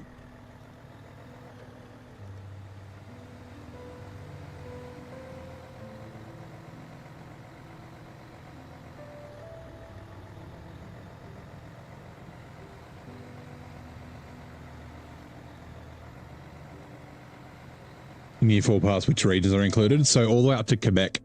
So you get Michigan, Alaska, Tamir, base game, and then Cola, Yukon, Wisconsin, and Amur is Year 1. Don, Maine, Tennessee, and Glades is Year 2. Ontario, British Columbia, Scandinavia, and North Carolina is Year 3. And then Almaty, Austria, Quebec, and then Washington is Year 4. So Year 5 is Odania, and then whatever the new one that's probably going to be announced today is.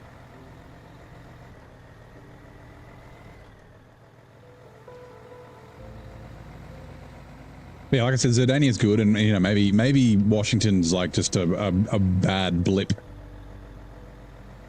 Maybe the rest of Year 5 is going to be really good, or maybe all of Year 5 is going to be really good.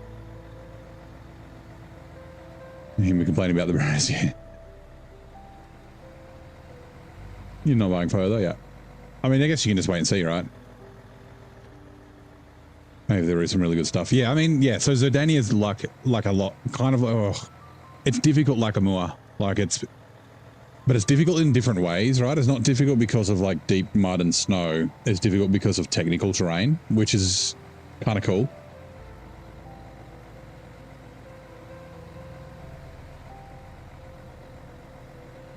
Like, yeah, and I mean, I said this before, even though I didn't really feel it, I do think that they did tack on a bunch of contracts at the end for no good reason.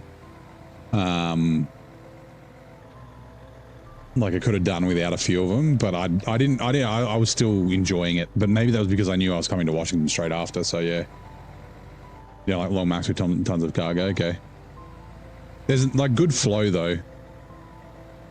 In Washington, pretty decent flow. And at least you don't have empty trips across 3 maps. Like your empty trips are like across half a map, which is good.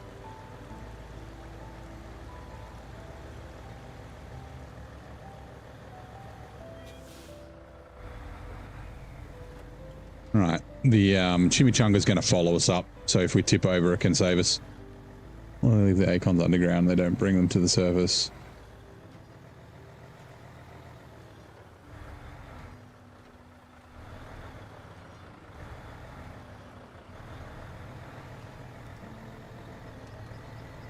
Moor is long, but it doesn't have as much repetitive roads. Coal's the same. Nice rebalance between. Yeah. So Zerdania is kind of similar, right? Like you have to go back to the temple area a couple of times, but like getting out of there doesn't take, like it's like from one corner to the center of the map to like pick up your next lot of cargo and things like that. So it's not, I didn't find it too bad. I don't know if it's just because of the order that I did things. Like I was like purposely trying to like mix it up. So I wasn't going back to the same place over and over again, which I've tried to do here, but it's just impossible to avoid. Like, so this is a perfect example, right? This road here, I didn't drive up this road once until yesterday. And this is the 3rd time I've driven up it, and I've driven down it just as many. And it's not because I was like waiting to do them all at the same time. They just all started to unlock at the same time.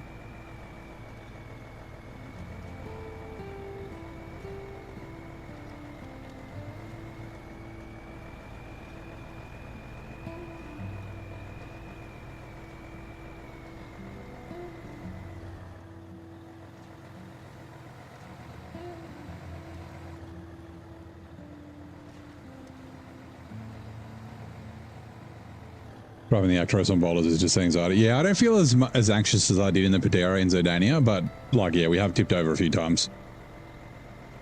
Like all the last 5 tips have all been have all been the Actros. Yesterday and today, 2 today, 3 yesterday.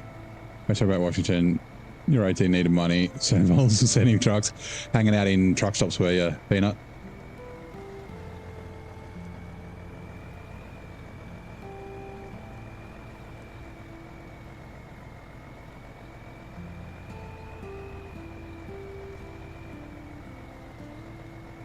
Also, I should probably grab some water in a minute. I haven't had a ton of water today.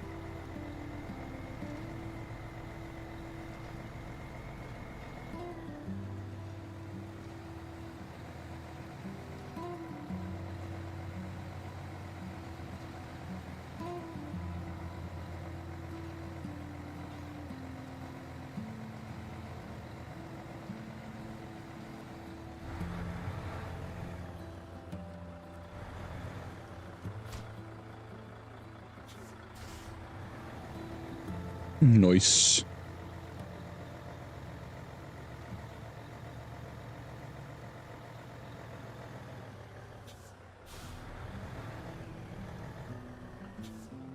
Let me just check something.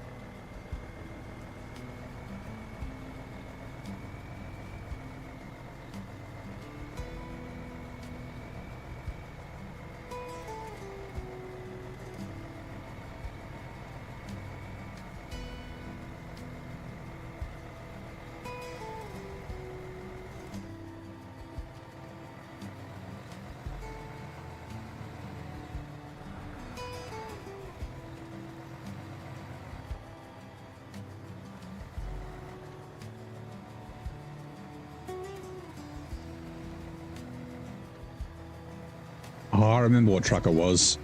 So yesterday I was saying I fell off this cliff. I think it was... No, it wasn't that one. It was this one up here with a truck and a bunch of cargo, and I had to go down the bottom and upright it. It was the twin steer. Like cruising along here with the twin steer and just like flopped off the edge. Put deer flock on.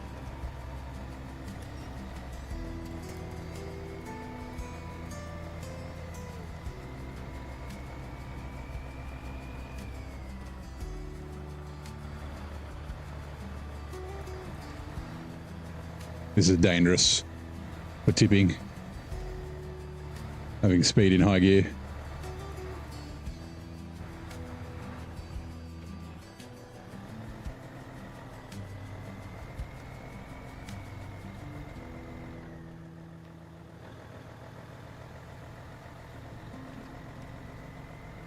Nice. All right, we made it out. Cool. Now, I will leave this here just in case the Chungus fucking falls over.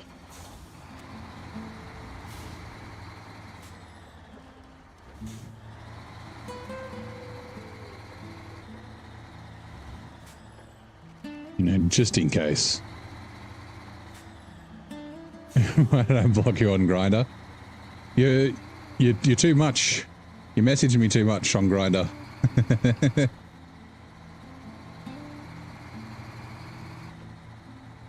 I was feeling suffocated, man. You had no chill.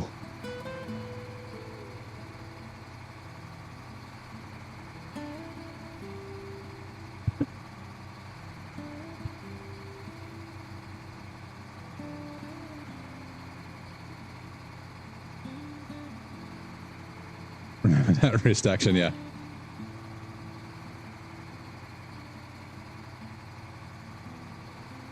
Got injured from that, you know.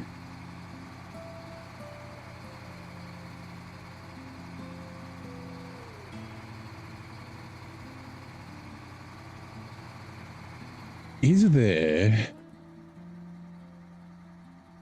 Nah, it's not really a good way. Better if we turn around.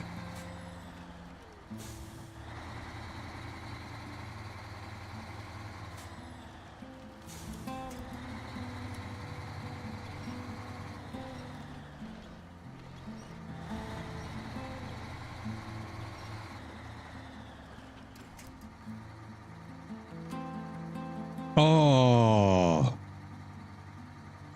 I thought about that yesterday. Okay, yeah, so this can't tow the trailer. All right, I guess Actio... yeah, Actros is going to have to do it. Okay, fine. They show Starfleet Academy pre-2005 is actually a water treatment plant in California. I guess it looks industrial, right? I was talking about that 2 days ago, or 2 streams ago, about, yeah, actually, no, yeah, 2 streams, or 2 SnowRunner streams, about how the seismic vibrator went to the trailer, and I just completely forgot about it. This will be tricky, actually, because this is, like, even more wobbly without a fucking semi-trailer on the back of it.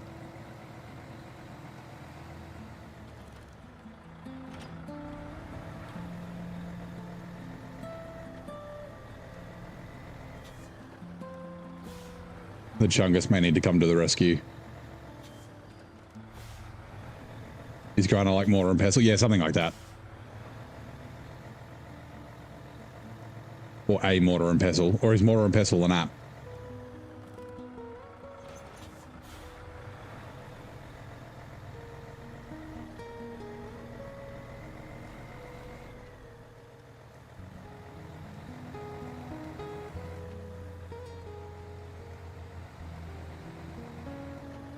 Alright, so this will be what, the 4th time? Or the 5th time we were driving up this road.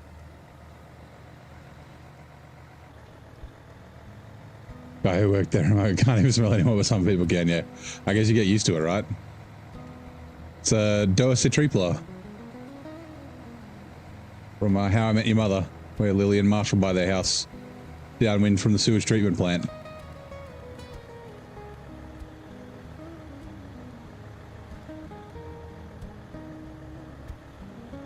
New up-and-coming neighborhoods, Doa Citripla.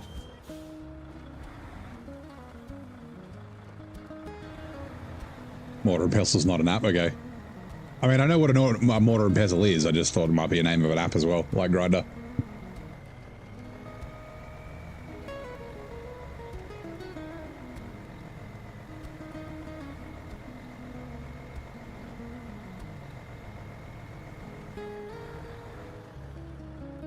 Noise suppression.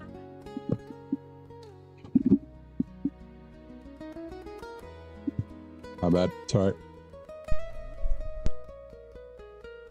I went to like scratch my ear and then just fucking like knocked my headset off. I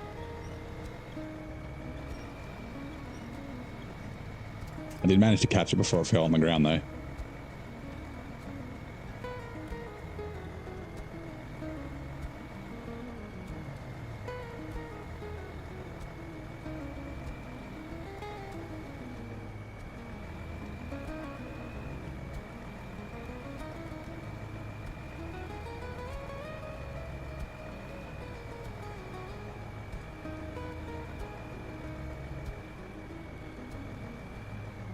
Do you hear that? It's noise suppression. Like when the I bumped the, yeah, okay. I wouldn't think you'd be able to hear it through the microphone. I guess maybe because it was off my head. Just I bumped the button for noise suppression, so I went to noise suppression high. If I put it on off, I'll show you. Makes my voice sound all weird when I've got the noise suppression off. So usually I run it on low. Because it's not like there's like... Not like there's a lot of sound in the apartment since I live on my own. Didn't even come near me. If you reeked of jet fuel kerosene, you cannot imagine what his wife does, yeah.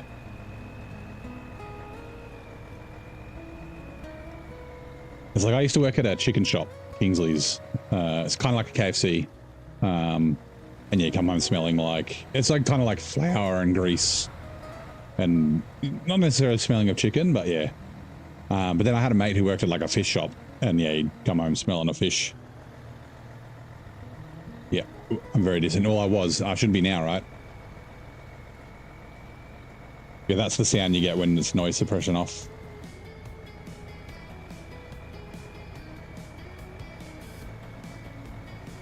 G'day, Horde. And Infamous. JB, how you doing? Welcome to both of you. I'm doing good. Happy Thursday.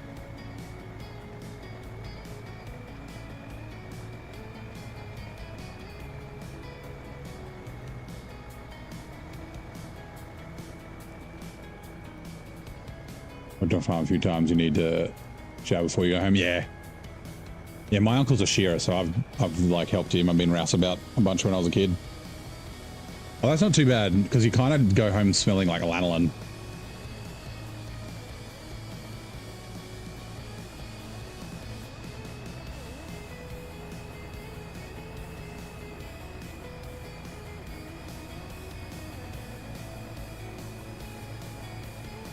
Rick of the taxi customers.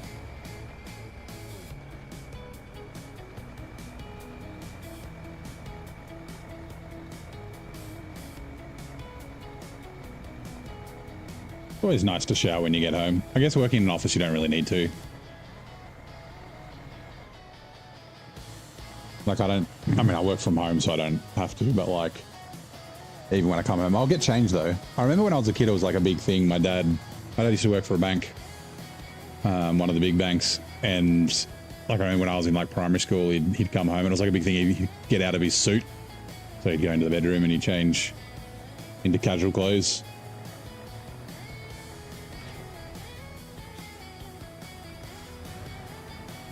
Doing good, cracking on video with your pet Rex on art. Good, Rex Sage. Plus you worked on pigs that are actually really cute and clean animals. Yeah, apparently pigs are quite clean. Like I said, my mum grew up on a piggery. I think it was like the biggest piggery in the Southern Hemisphere in the 1970s or something like that. But they'd sold all the pigs and they were doing cattle and sheep when I was a kid. At least from when I can remember, like from when I was at least 5. Maybe they were still doing pigs when I was like young, but... But you know what, this can stay here for a minute. Let's go... Where is the Chimera again? No, not the Chimera, the elephant. Elephant's there, okay. Zetros can go there. Needs to fix its tire.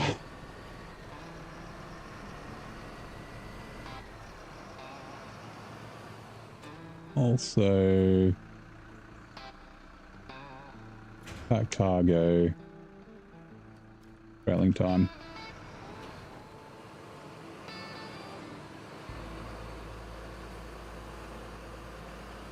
Bruce, he was a competition pig, he weighed 600 pounds because, yeah, I mean, pigs get fucking huge, right?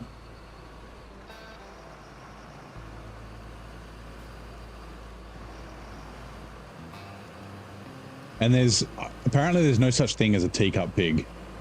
Like if you let a teacup pig grow, it'll still be fucking massive. Yeah, like my sister-in-law's parents have pigs. And yeah, they get fucking big. They're tasty. Good for Christmas. Clean kitchens and toilets, pump out sewage, yeah. Routinely have a shower before jumping in your car. Yep, that's a good way to do it. Yeah, there's plenty of dirty jobs out there. That was a good show with fucking Mike Rowe. Dirty jobs.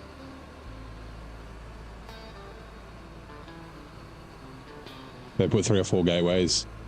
I mean, I wouldn't say perfect. It was still it's not just the gateways, the poorly designed contracts and that sort of stuff, but like they shouldn't have removed the 2 gateways and swapped them. They should have added 2 gateways. That would have made it a little bit better, but it still wouldn't fix all this bullshit of driving up and back on the same road, like lots of empty trips across. Instead of going across 3 maps, you go across 2, like, yeah, instead of going across 3 maps, you go across 2, which is still like way too much. Like from opposite corner, like the longest possible distance to go is like most of the things you have to do, which, yeah.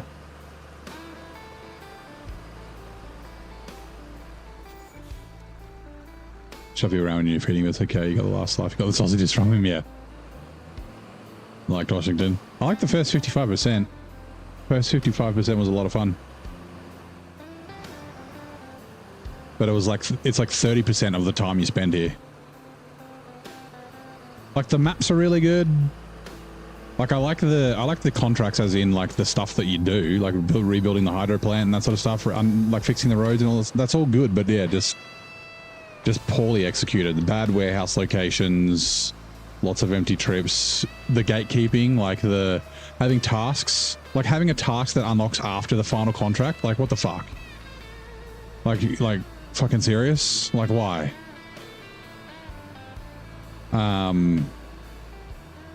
Yeah, and all the really empty trips, just the length for the sake of length, like, yeah. Like, so yeah, like I said, Zerdania's got more cargo, right? But because of the contract flow and the warehouse locations, you do empty trips, but they're not far. It's like halfway across one map instead of all the way across 3, sort of thing. Like, yeah.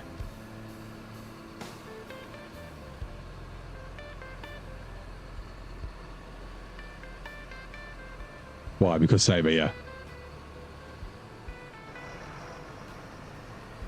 I 100% believe the reason for it is because there's only 3 maps, and they were like, oh, the season's not long enough, let's make it longer. And they don't test. Like, they don't, I'm pretty sure they don't test their updates. They haven't got much seat time yet. It's a lot of fun. We'll be there soonish.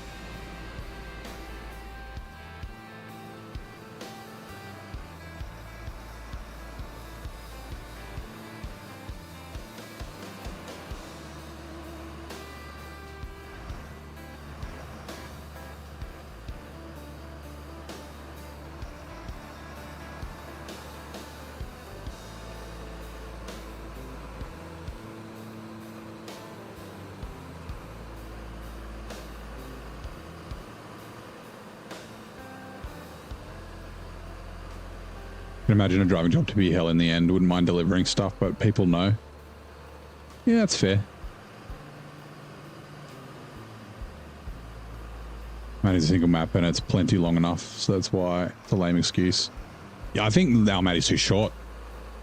Like, it could do with being a little bit longer.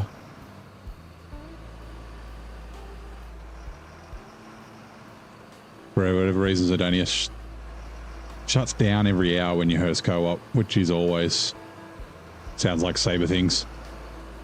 I don't truck a truck on the reserve when you're overdue for bed, not sick, yeah.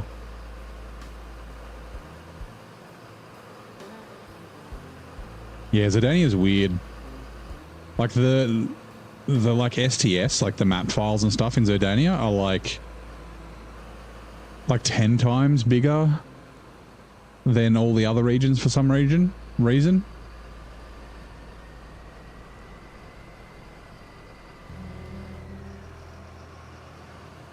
Like, I don't know why.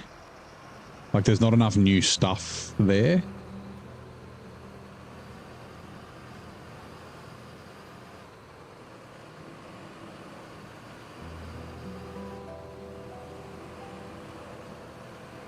Using model trucks, and you found out, Matty, to take not long, but longer than you'd thought.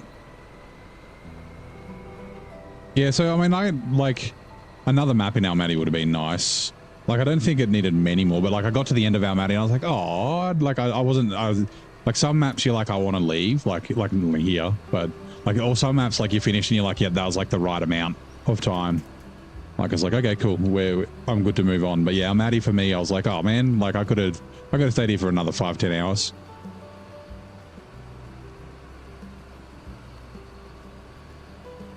Or to pick up a truck. Or train drivers who finished their 3rd shift in the middle of nowhere due to breakdown, yeah.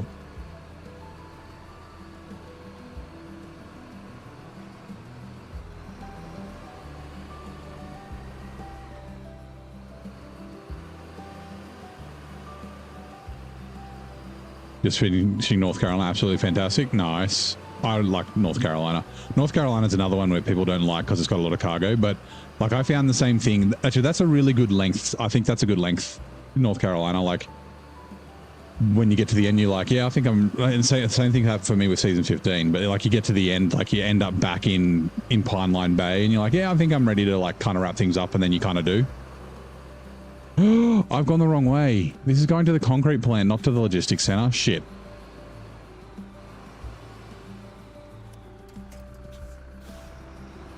Damn it. I mean, fuck, while it's here, hold on. Yeah, the trailer store location in Pineline Bay is a pain. Yeah. So I don't mind trailer stores not being at the garage. Like, so I don't mind the one in Zerdania. It doesn't take very long to get to. especially once you unlock that roadblock. But the one in North Carolina is just a pain in the ass to get to. But yeah, sorry. So yeah, North Carolina, like there's a lot of cargo, but there's pretty good flow. Like the way that you move between the maps kind of makes sense, and it doesn't seem disjointed. Everything kind of runs into each other.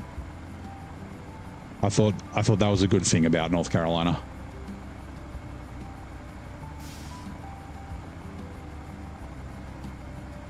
First map after Tamir. Yeah, you get a decent amount of money there too.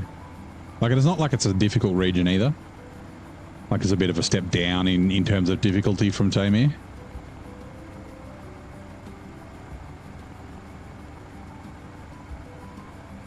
Although there's a lot of big trailer pulls there, which are a lot of fun. But I guess you don't necessarily have lots of high saddle trucks that you could potentially use for those. I mean, you got the 745C, you got a few trucks, but yeah.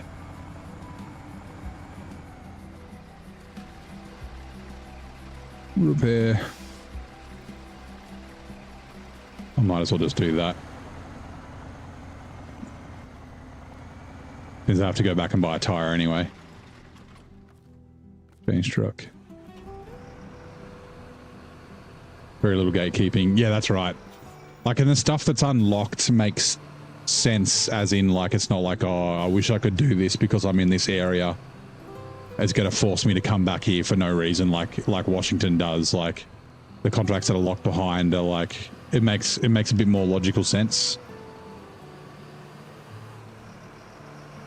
So why for the money, then buy some good trucks, go to British Columbia or Cola. Yeah, I mean, I did BC after Tamir, and it was really good.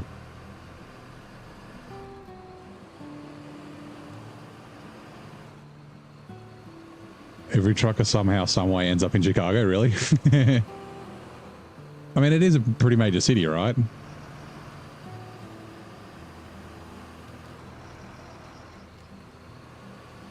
And it's like in like the Midwest, so it's not like it's like all the way on the East Coast, like LA or like Portland or something like that, or sorry, West Coast, or all the way on the East Coast, like New York, Boston, or whatever. Like I wouldn't say it's not definitely not in the middle of the country, but yeah.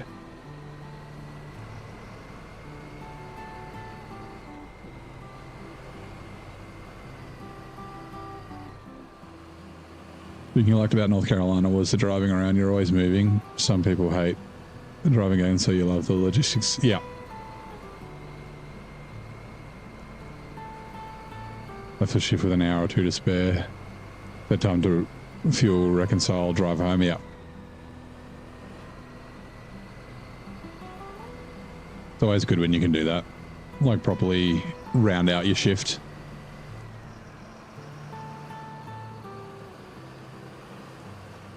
In those Euro truck videos where it's like Norway to Turkey. I mean, that's not that far. I guess from Norway, yeah, I guess. But like Europe's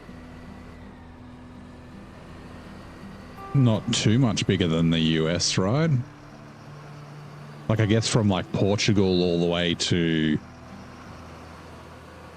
like the Eastern European border countries like Poland and, you know, parts of Russia and things like that might be kind of far, but like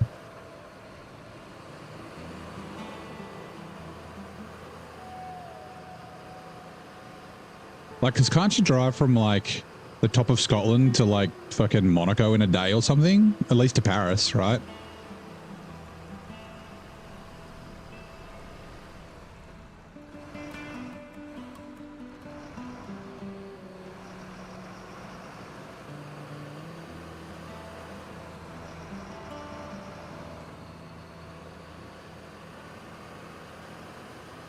Yeah, no, don't include all of Russia. Like the European part of Russia, right?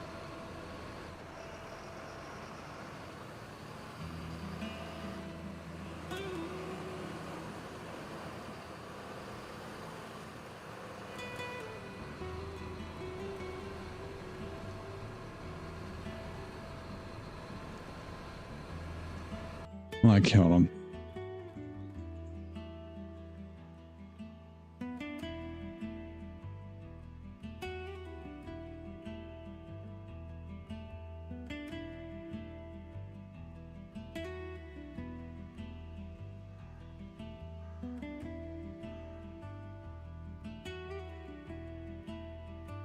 Yeah, so Europe is 10.2 to 10.5 million square kilometers, and then US is 9.6 to 9.8. So it's like a bit over a million square kilometers difference, right? Oh, 104,000. Yeah, so it's kind of a similar size, right? Not that you can drive across the US in a day, but yeah.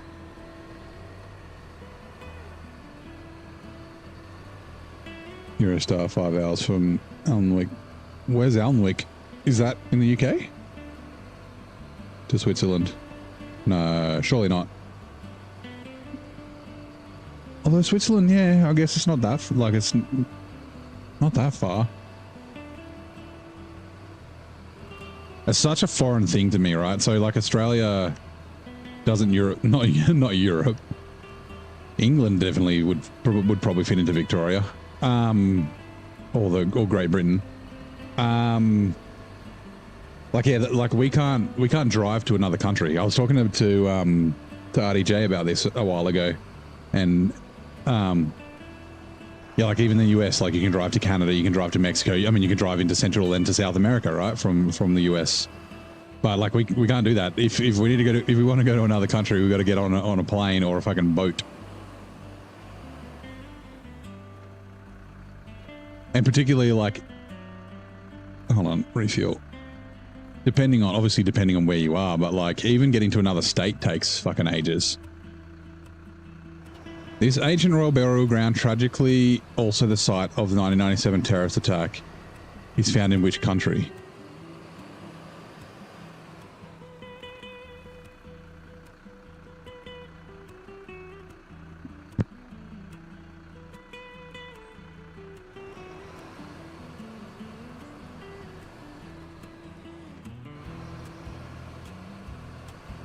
I don't know. Ancient Royal Burial Ground. Port Arthur was 1996, so it's not there. 1997 terrorist attack. I don't know. Europeans are freaking weird. Better off looking at French. Yeah. I don't know. I think it'd be cool being able to be like, you know what, we're going to go to fucking France for the weekend. Like we could technically do that for New Zealand, but like it's a bit different flying somewhere. Like it feels like more of an occasion, like you'd want to spend more time doing things, even though like a flight to New Zealand's like 4 hours, right? You know, plus the airports and that sort of stuff. So it's you're probably 6 hours or more. Egypt potentially, but not Egypt. I'm trying to think of like 1997 terrorist attack. That wasn't I mean, obviously the Twin Towers isn't a fucking, like there was the World Trade Center attacks, not 9/11. There was the early one with the bombs. Oh, you're right. The Valley of the Kings, a famed necropolis for pharaohs and the nobles of the New Kingdom, is located in Egypt. Okay, so there was a terrorist attack in the Valley of the Kings. I did not know that.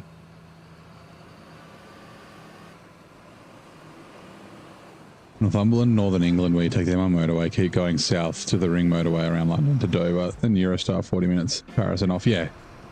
Yeah, right, okay, so...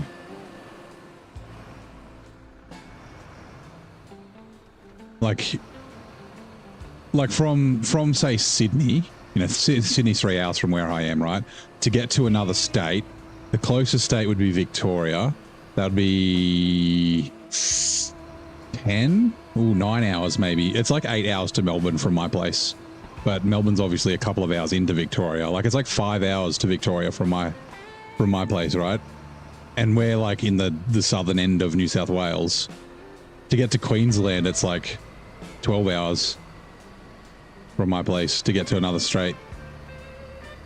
Like that's like halfway across Europe. You can visit like countries, plenty of countries. It's just, like I said, it's just like such a foreign thing. Like doesn't compute in my brain.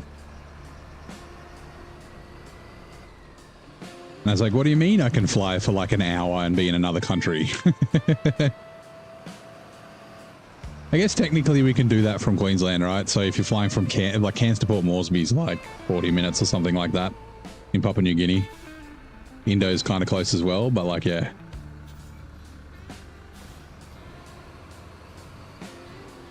Right, we'll leave you there. So, what do we have?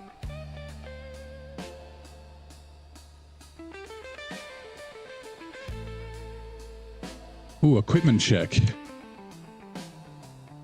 Fuck. Elephant, because you're nearby. Another fucking task that unlocked after a contract at the end. Like, what the fuck?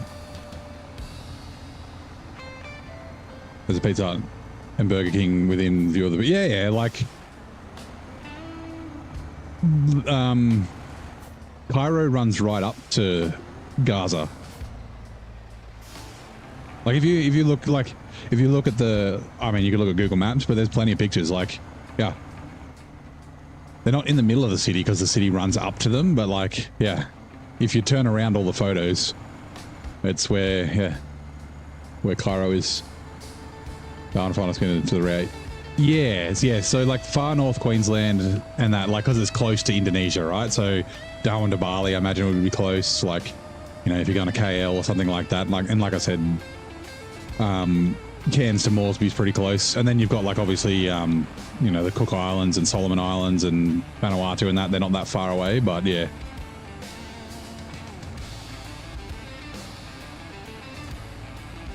Like we fly from Sydney to Darwin's like 4 hours. It's like you're still in the same country. I mean, like the US has the same thing, right? You know, flying LA to like New York is ages. It's like, would it be what, 4 hours probably? 4 or 5 hours maybe? Where is it over this side?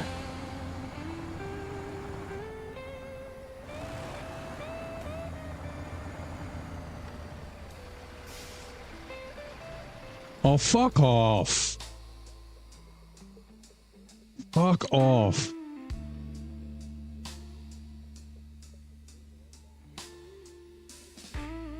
Fuck off. We have to go back up here. Why? Lucky I left the Actros here. Seriously? Fuck you, Saber. Like, what the fuck? It's fucking... Oh, so stupid. Why? Oh my god. Oh, man. Did that once in 91. It took 18 hours, 3 hours. The Cairns. From where? Sydney? Really? I guess no direct flights. Aunt Hillary used to go kayaking in Antarctica because she lived in... Oh, your Aunt Hillary. I thought you meant like Hillary Clinton. I was like, what?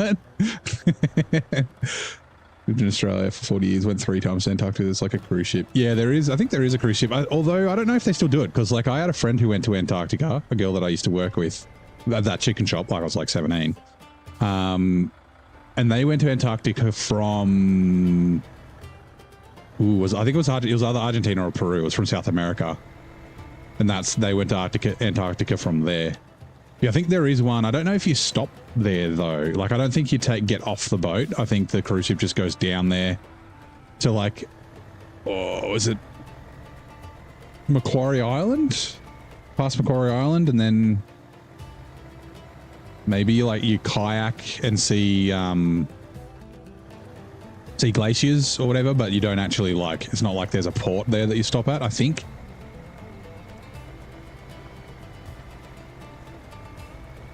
Sydney to Darwin. Yeah, okay. I thought it was from Sydney, Adelaide, Darwin. Yeah. Oh god, no! I was watching the chat. I was trying to figure out what DG is. He's SES Seattle, right? Fuck's sake. Fuck's sake. Fuck you, Saber. This is Saber's fault for sending me up to this stupid place again. Why do I have to come back here? Like, I've already been here like twice. Fuck's sake. I'm so angry. That's the wrong slider.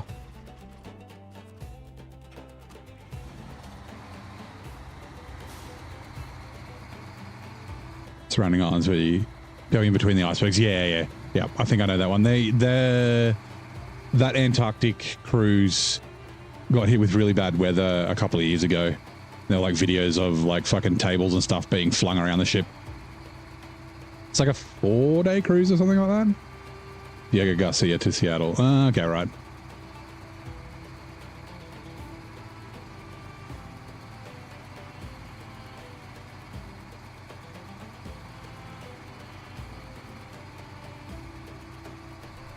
Like this is like the sixth. Yeah, this is the sixth time I've had to drive up here, and I'm not counting. Like technically, it would be the seventh to recover the truck, but six not including recovering the truck. But I've had to drive up to here in like 9 contracts. Like why? Why do I have to keep coming back up here? Like what the fuck? Why couldn't I have done these, like some of these earlier? Oh no, because they're locked behind things. Like why do I have to re-scout the fucking... Why do I have to scout the region again? I've already scouted it like 4 times to get to these fucking contracts. Like so stupid. So stupid. I hate it. Sorry. I'll try not to rant too much. Fucking Washington. You already lived in Adelaide, South Australia, and the waters can be dangerous in the winter. Summer. As you're in the UK, apparently calm in the summer. Yeah, off the Great Australian Bight, the sea can be pretty gnarly.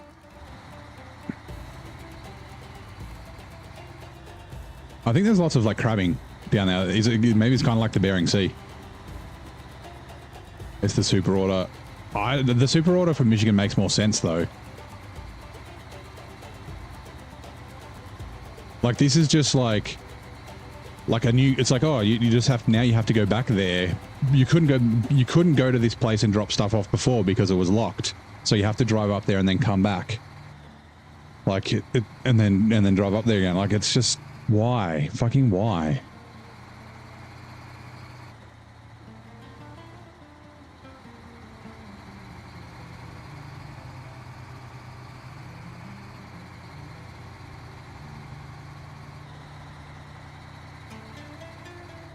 Makes me so fucking angry. Every time I just think of playing other games. I'm just like, maybe we should play some Motortown. Or, I could install Derail Valley. It's lovely and the wildlife is always awesome. Been to Cola. You've been to Cola RL? Nice.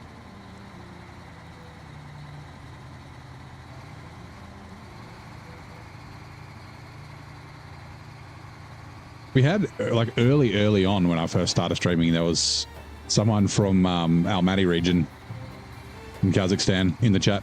I was like, that's cool.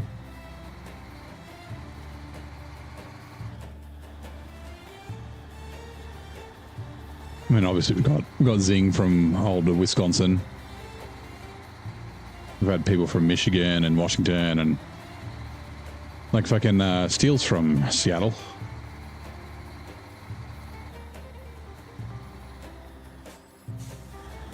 Why did I do this to myself? Yep.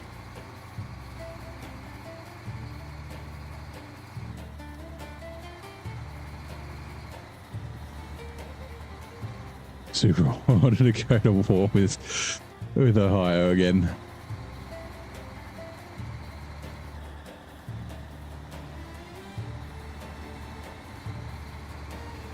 Let's give it a nudge if we can. I didn't want it to flip over though. I wanted it to slide.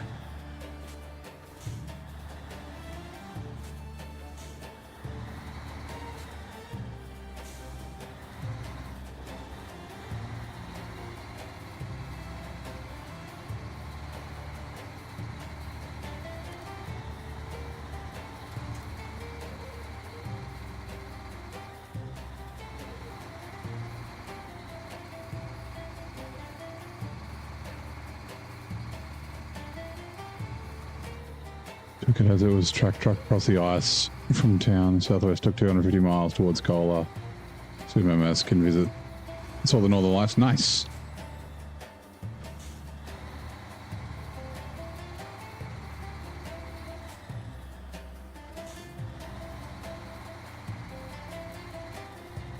I think seeing the Northern Lights would be cool. I've seen the Aurora Australis, the Southern Lights. We get that here sometimes. We get enough like solar activity or whatever it is, solar radiation and whatnot. I'm just turning this around so when I get back in it doesn't just immediately flip over. Right, change truck.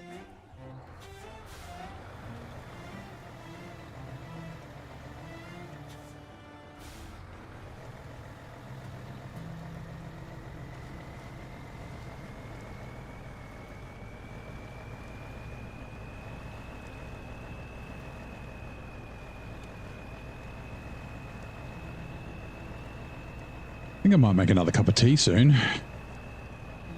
After it gets dark.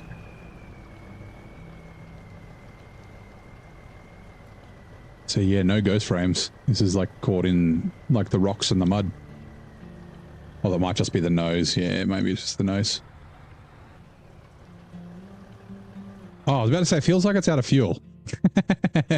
Look, oh, it is out of fuel. Right, let's try that again. That's funny.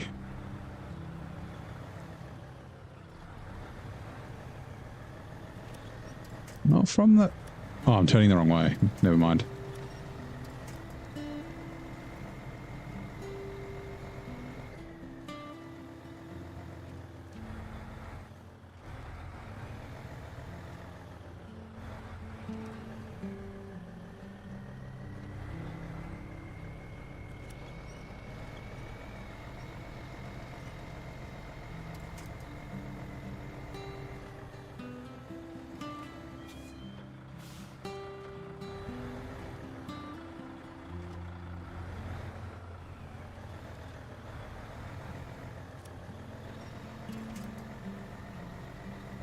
Right, we might as well bring this trailer down. We're not going to use it, but, you know, in case we need it, it can be nearer to things.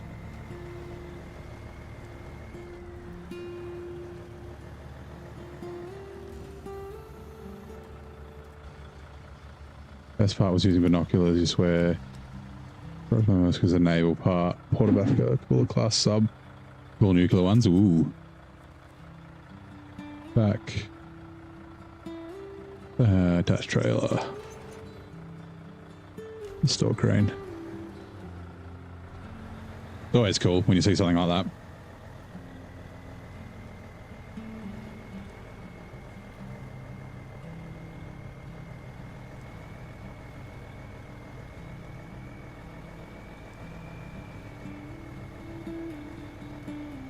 It's like when I went to Vegas one time. We're in Vegas. Me and my mates went out to the Vegas Speedway to like drive in NASCARs and stuff, or ride in NASCARs and GT3 cars and that. And it was at the same time they do like a war games thing. I think it's out of Mellis. He's at Mellis Air Force Base near Vegas. But yeah, we were out there and they were that war games thing, which you can't see from Vegas, but like all the planes coming in to land back at the military base like flew like over near the speedway. So like I got a bunch of photos with my DSLR of like F-15s, F-16s. There was an F-22, an F-14, like oh god, what are they called? Not Lightfoots, but yeah, like a bunch of different planes. And it's like, oh, it's like a cool thing to see. Like it wasn't something that it's not like we went to an air show or something like that. We got to see a bunch of like cool aircraft fly over. They don't carry nukes, but they are nuclear powered subs.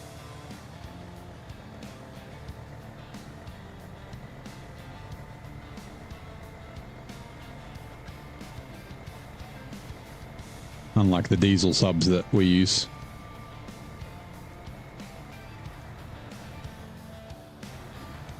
Or our current fleet. Our new fleet is not diesel electric, I don't think. Met a Submariner.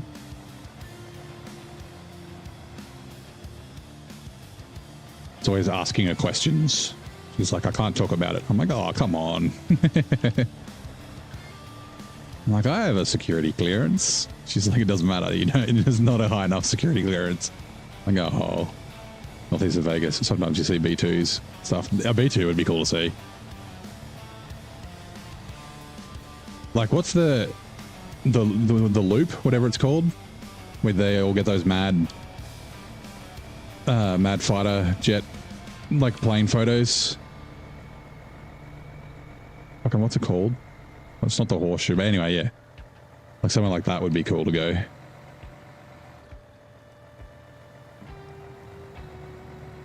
These are like, well, I mean, they're not quieter while they're charging, while they're actually running, but yeah.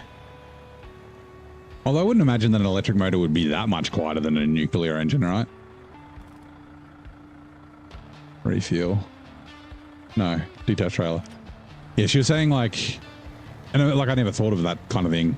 But like, obviously they have to surface to be able to run the diesel engines to charge the batteries to run the engines.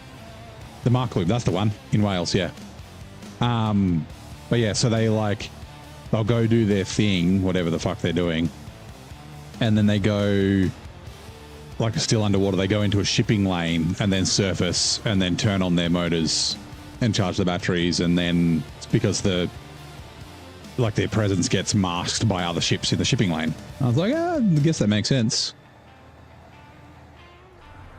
What do I want to send up? I guess the Chimera can do it as well. Fucking hell. The Northeast Weather Tower. I think we need a break. I think we need to get the tea. Okay, I didn't know nuclear reactors were loud. I've watched, wrong button again. Touch trailer. The Smarter Every Day with Dustin. He did a series on nuclear subs, where he went, I think it was like 3 days or something on a, oh, thank you, Hades. Sugar, 2 spoons, just 2 spoons, thank you, yes. Mustard, yes, but mustard? Don't let's be silly. Lemon, that's different. Thank you for tea time. Yeah, so the Smarter Every Day series, he went on a nuclear powered sub in the Arctic with the US Navy, and that's fucking interesting. It's really cool. I'm too big for it to be a submariner.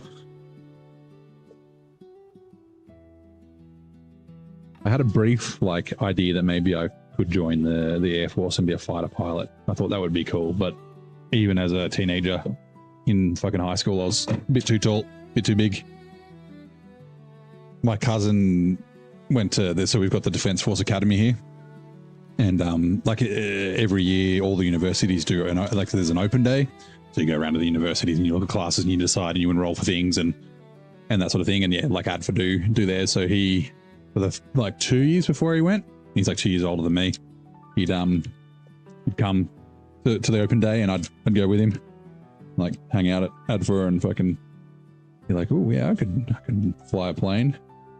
I thought, yeah, you're probably a bit tall. I was like, damn it.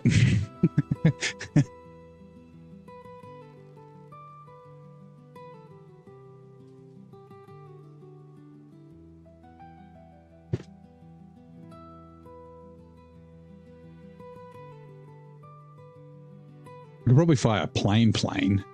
I could, but not a fighter jet. Or could have. I don't know if there's any fighter pilots. Yeah, the 6'6". But surely I'd fit in a C-130, a Globemaster or something. They're big, right?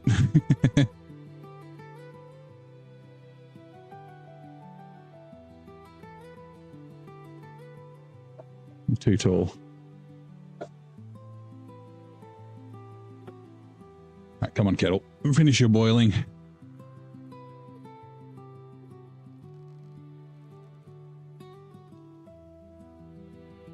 Alright, kettle is boiled. Hot water goes in. We will set a 3-minute timer, and then that will steep. Bring this back. I'll also check something on my phone. Use snorkels and showers on the water on Silent Hunter 3. Which used to fire 1 torpedo at 4 ships, then go into convoy, so it's harder for the escorts to hunt you. Yeah. Old saying with submariners, there's only 2 types of vessels, submarines and targets.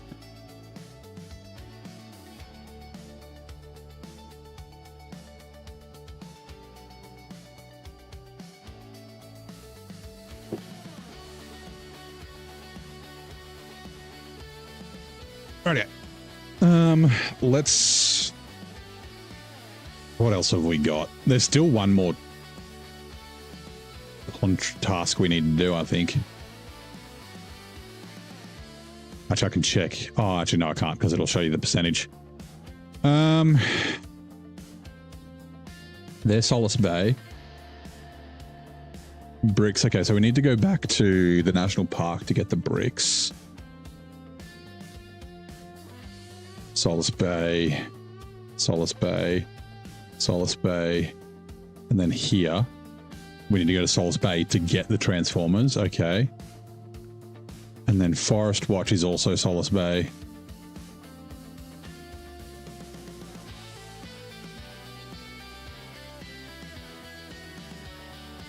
Fuel was in Solace Bay already. Solar panels. Oh, I can't remember. Shit.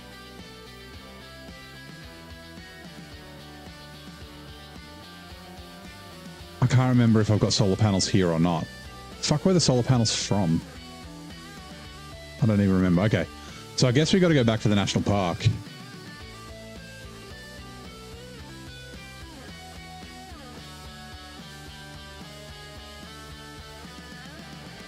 Zetros. I guess the Zetros can go up there.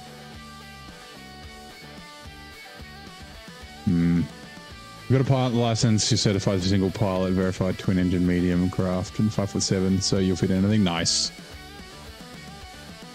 Getting a pilot license would be kind of cool. Oh yeah.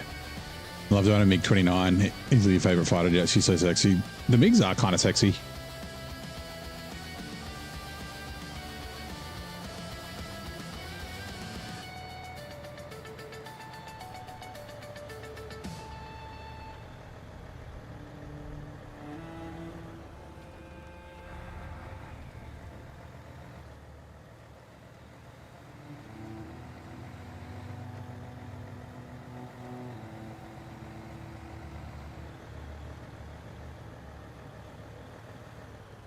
Oh, the tea's steeped. Let me just quickly get the tea bag out of the hot water.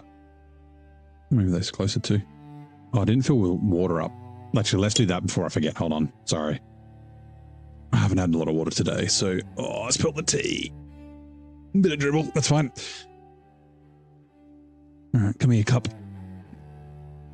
Where are those two girls? Ew. I apologize.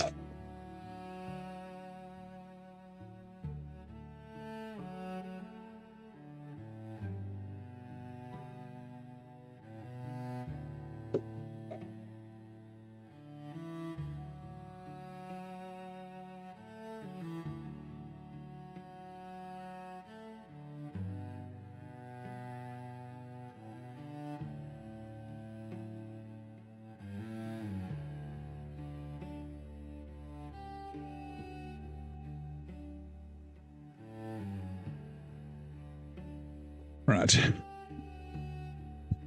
Coming back. Let me also just turn this down.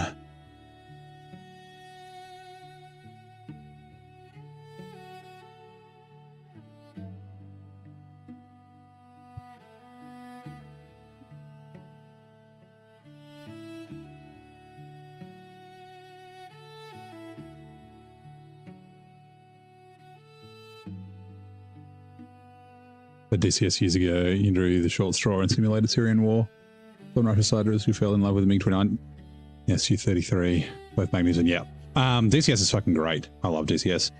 I've spent so much money on that game, and the only plane I can fly the planes. Obviously, it's not difficult to fly the planes, but like I know the most of the systems on the FA-18, and then like nothing else. Like I was like, I bought the F-14, I bought the F-16. I bought the fucking Warthog. What else did I buy? I bought the Frogfoot. Like I bought a ton of fucking planes, and then yeah, it's just such so many hours just to learn a plane. It's crazy. It's such a great game though.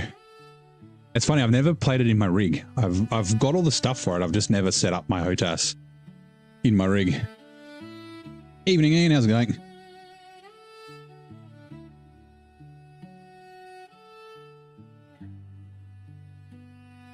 No. Let's keep going. How was your Thursday, Ian?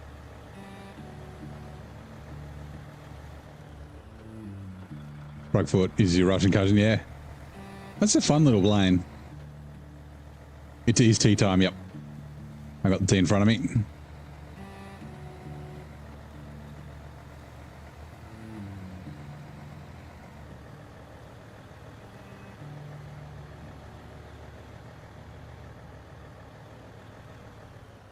Hold on, where's the fucking that? Oh my god, fuck you, Saber. Seriously, like, fuck's sake. It's so fucking stupid. Why? Just had a shower. Oh, yeah. Sorry. Pulling an upside down Cobra on the F-15E, whipped around R7 missile. Yeah, the other place screen. What the fuck is that? Refuel. I didn't do much because I was still like kind of learning, right? So I didn't do a ton of PvP. I did. Hold on. I'm spare supplies as well. I did a little bit of PvP. The PvP when the game's free is a bad idea because you get a bunch of randoms who pick up the game that's free and then don't look at their RWR and stuff, and they shoot down their teammates because they just see a plane and shoot it, which is kind of funny, but it's very fucking annoying. You motherfucker. Friendly, you dickhead. We're both in the same plane.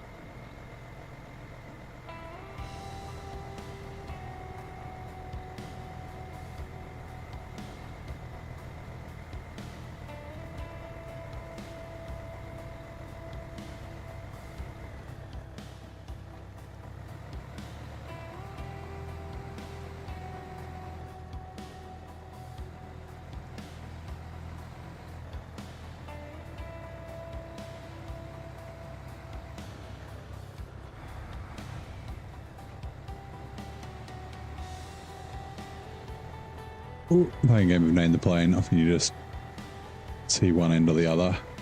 Yeah. You gotta check your fucking, it's RWR, right? The radar warning or whatever the fuck it's called. Right. Took out the Jet Ford, the super carry with the MiG-35.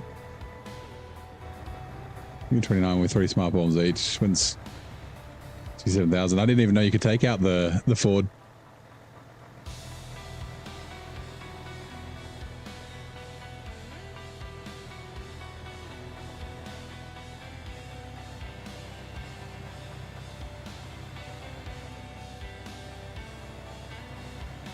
Like, even going to this place multiple times is annoying, but at least it's not far off the road.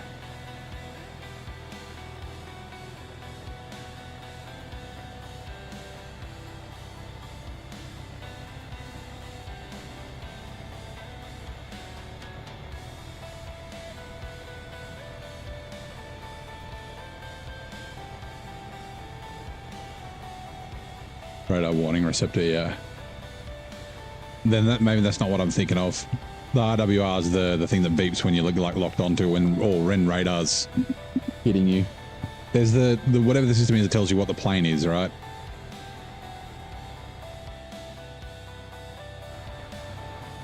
Just do huge shit or overload the laundry. 40's down.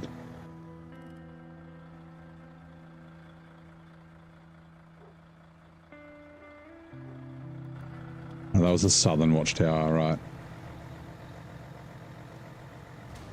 AIR, maybe? Yeah, I forget the name of the system. I know what it looks like.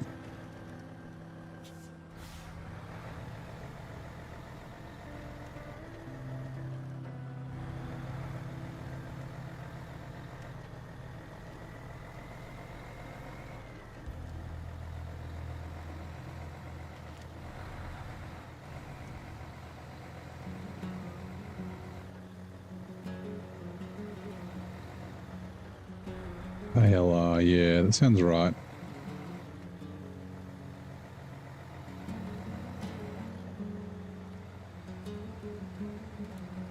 If I remember right, you have to actually turn it on as well, so if they don't turn it on, then you can't identify them.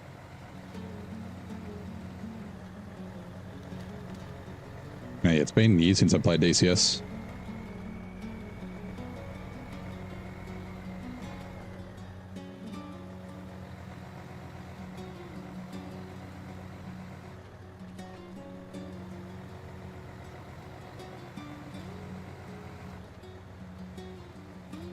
Locked onto the news radar 3, so it'll be, yeah, that's the RWR.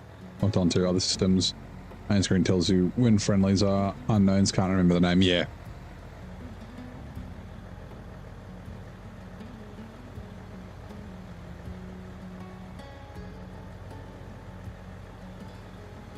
And SAMs as well. SAMs will use radars, don't they? I'm pretty sure.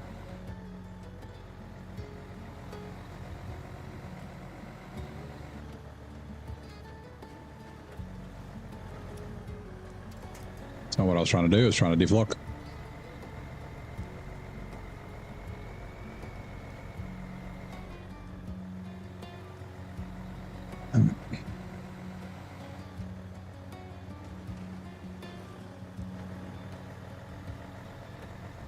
Yeah, Vox 2's are heat seekers.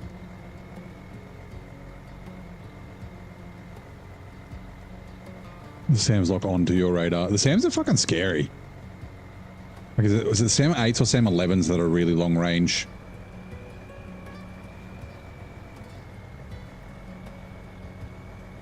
Taking out SAM sights with the Frogfoot or the A10's a lot of fun though. IFF, that's the one. Thanks, Gray. Yep.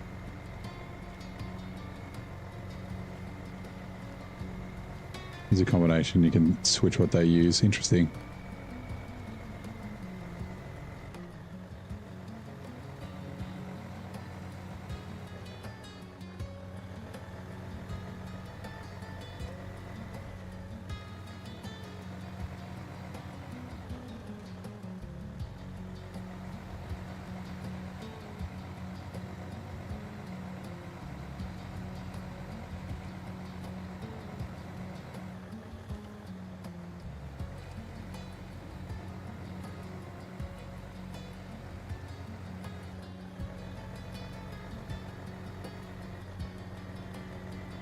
Use both to acquire and then use heat seekers. Okay.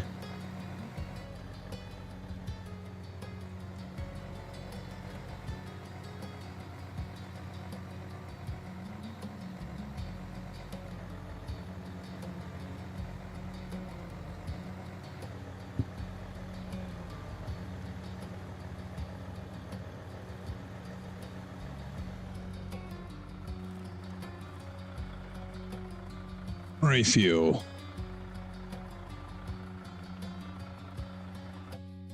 Rightio.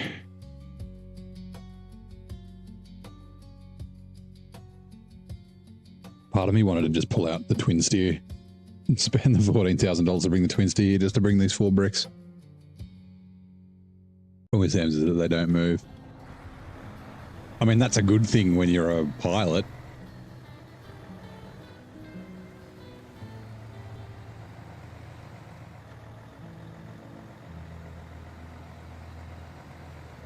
I always thought it would be cool if like DCS expanded from like just flight to other things like infantry and like kind of like being an arm, like armor, right? You know, armor's got planes and other vehicles as well, but like with the physics and stuff of the DCS for the planes. Because it's like infantry in the game, right? They like have little firefights on the ground and shit. They're all just NPCs though. It's like, shit, what's the name of that fucking game? Not World of Warships and World of Tanks, the other one. They've just released infantry, the DLC or an expansion. War Thunder.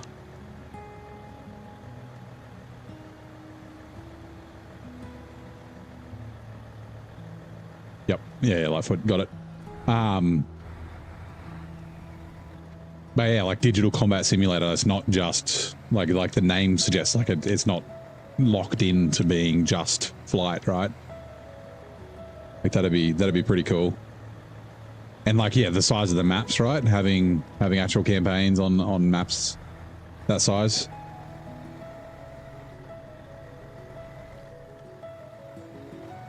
There are vehicles meant for, yeah, there are. Yep. Horde got it as well, War Thunder. I did remember it. It just took me a second.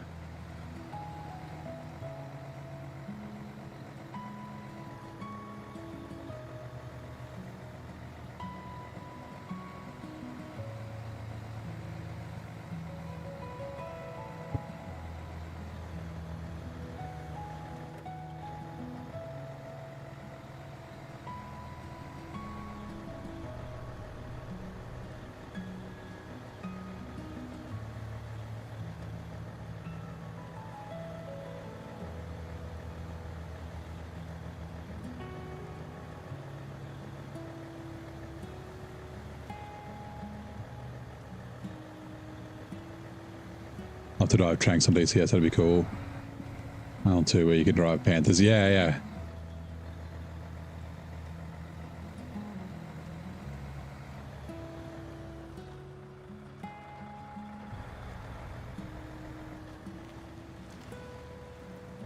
Like, yeah, almost like a War Thunder, but with like actual proper physics and that sort of stuff. Like less arcadey, like like an armor, but less arcadey. Like the bullet physics and the ground infantry stuff in armor is really good sim. But like, yeah, just the vehicle simulation isn't as good. Like munging the two together would be sweet.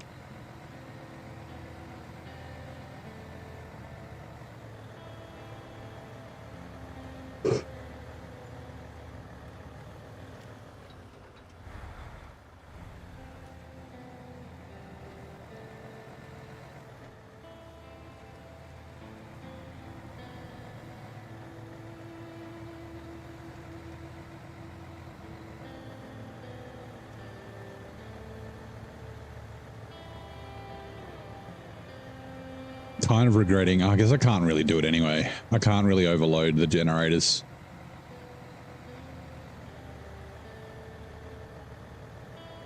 Two generators are 6 slots. And I did say that I wouldn't, so...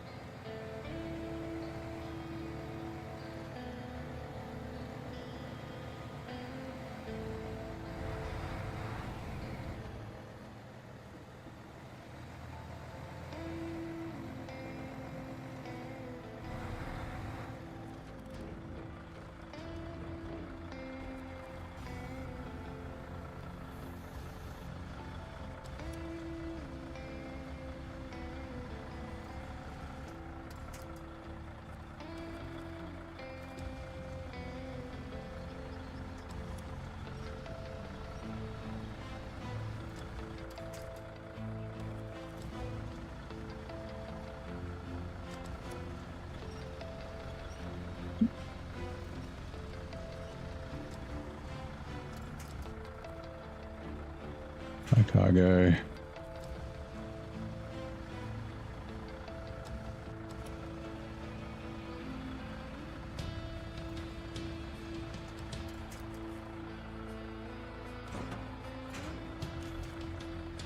me a sec, drink some tea.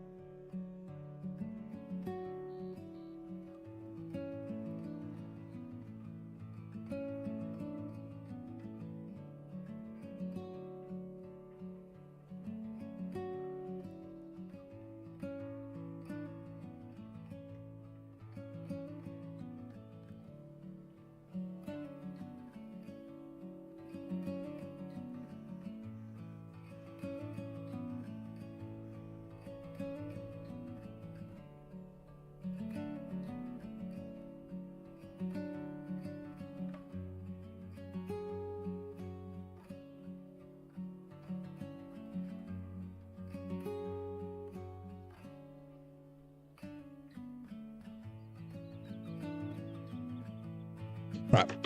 Sorry. You grabbed the tray. Yeah, I saw her on Discord. I can't remember if I liked your post or not. I forget. I was meaning to. Glad you're enjoying it. Driving it with the Navistar I saw. Have you tried to reverse it yet?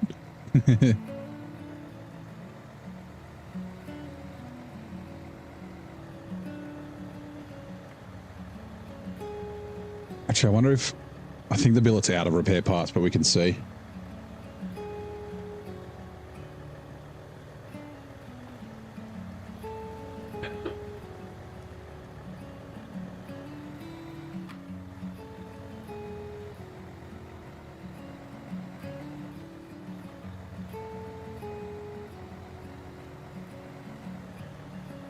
Oh, well, that has no repair parts.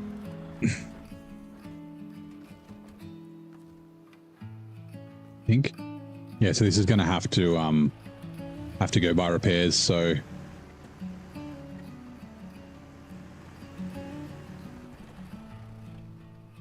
repair service kit to Mercedes-Benz.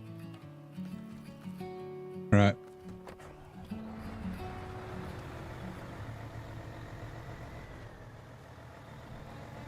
Yeah, it's parked in the somewhere, yes. Not too bad with, yeah, if you can winch it, okay, like to keep it, the rear end going in the right direction. It's just a SnowRunner physics thing. Refuel.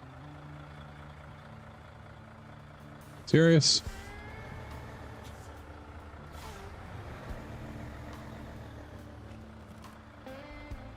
Refuel.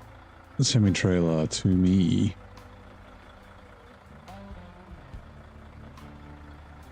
Alright, we need to remember to leave 370 litres in that trailer.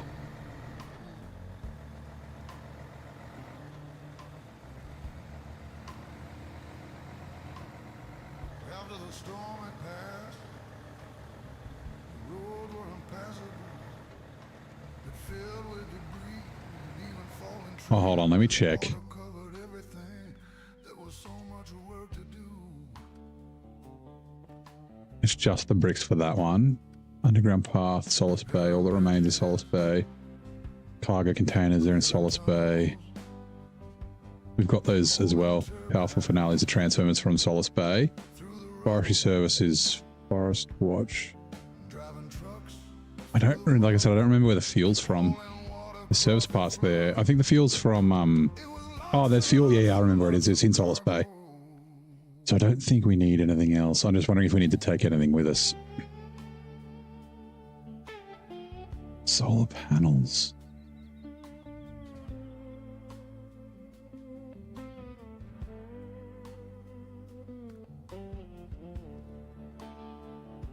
Solar panels. There's fuel there. Solar, that's right, the solar panels are here. Yep. And we've still got the... We need to take the stuff to the hangars in the Northern Lighthouse, but that's all sitting here at the road. Fuel storage. All right, cool. All right, so there's nothing we need to bring with us for this. All parts. Mercs like, wow. built a dam on private, Save page, nice. regulate the water flow. If your nerves with SnowRunner, use the turning. It's Massive machine, like a truck. Trucks hit really hard and they take a year to turn. Some of them do, yeah.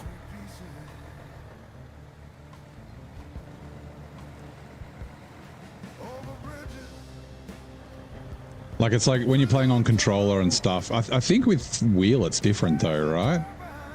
Like the wheels turn, like if you're playing on a wheel, the wheels turn at the same speed you turn the steering wheel. I think that's why the game actually plays quite well on keyboard, is because the turning speed, like, so it's not like when you press A and D, it's like getting to instant lock really fast. It kind of goes sort of slow. But you just have to get used to, like, some trucks turn faster than others, and I mean, if you've got a PC, you can use Elliot's tweak, and he's got it set so they're all, you can make them all the same and steer faster. Doesn't change the steering angle, I don't think, but it changes the steer speed, makes it all the same.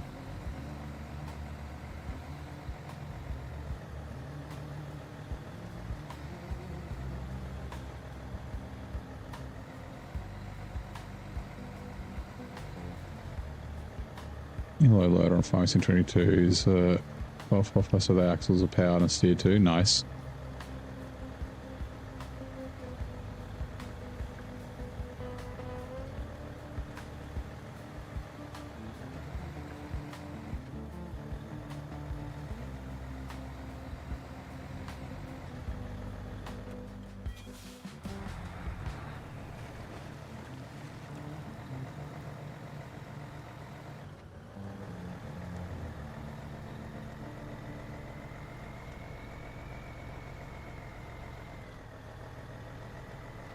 That's the wrong gear. There we go.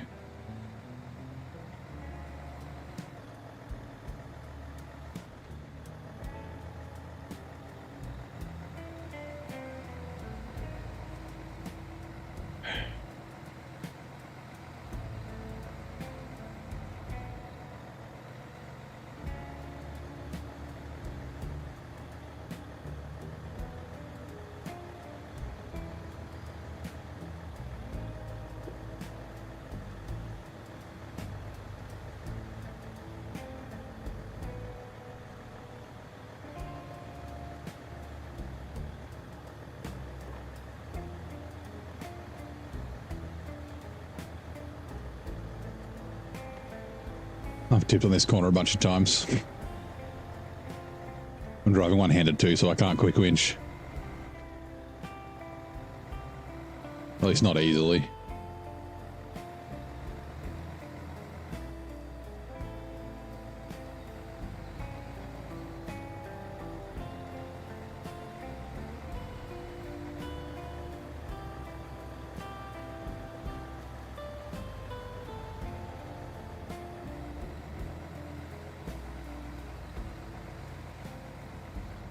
Crane on which little thing?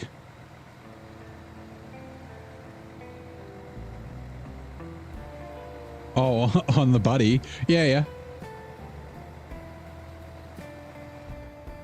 I only need it for cargo. Like, because I've got the rule with cargo over 4 slots needs to be lifted by heavy crane or auto-loaded, so I was using it for cargo stuff. The buddy's not that small.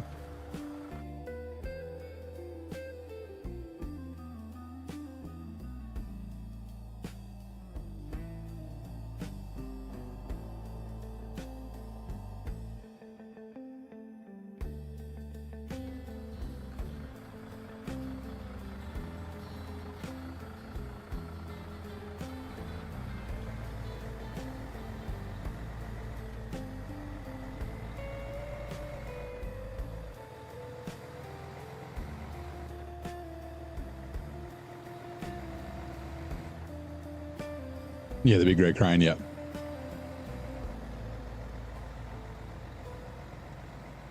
Wondering if maybe you might be a minute or two behind the stream. 30 seconds or so, but yeah. Yep. Like I didn't have to like lift anything like crazy heavy. Just rails and oversized cargo and shit. I like the buddy, it's a good truck, but I wanted more powerful trucks for here so I can get out of here quicker, so I was literally just thinking, like, I wonder if maybe I want to use it in Zerdania, if it's in region, which it might be. Plaid, European, yeah, it probably is. Don't tip, don't tip, don't tip, don't tip. Fuck's sake. Why did it winch from the front? Get out of here.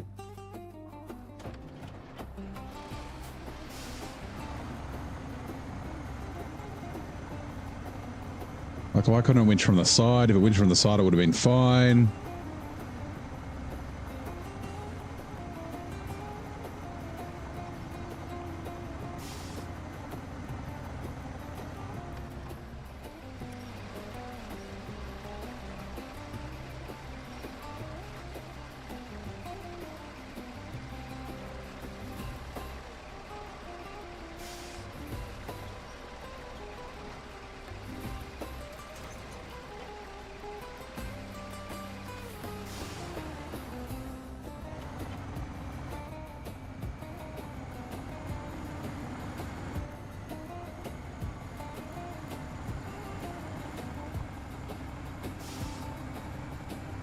I just want to finish this godforsaken map.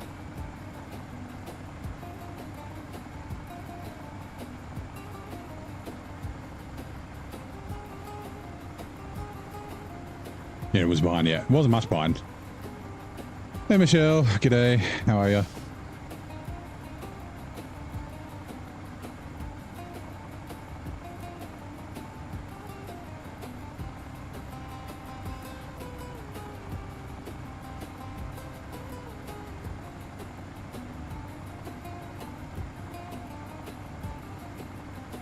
Or the part where you flip the actress. Yeah, okay. Oh, yeah, it's not that far.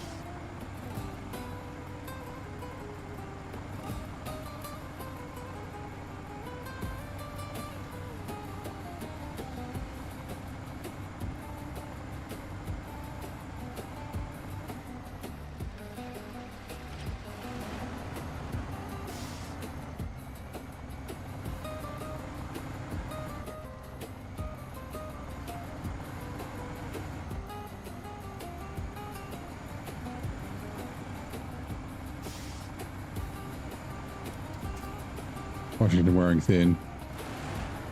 Put your headset in here. I just want to finish this conference. Yep. I've already said fuck you, Saber, like 1,000 times today. Making me going back to the same places with new tasks that just appear after contracts are done. Like, I've been back to the same place like 6 times yesterday and today, and I didn't need to go to the other places before because there were no contracts or tasks up there. But now I just have to keep going back there for some fucking stupid reason.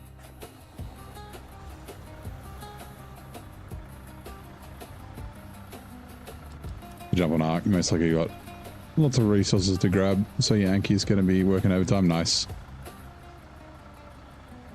You just buff weight on the Yankee. You don't need to buff anything else. A nice truck with a crane and roof rack. It is a nice truck. Park cargo. And now the balance has been, like, the center of mass has been fixed. It's still a little bit, like, rear heavy, but it's nowhere near as bad as what it was.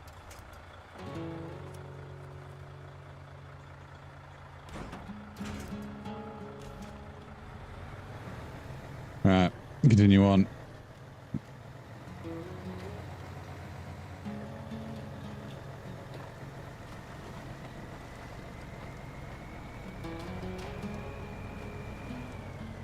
The cubby will manage because that's his name, because he blew, yeah. Can you still do the trick where you just pick it up with the quets?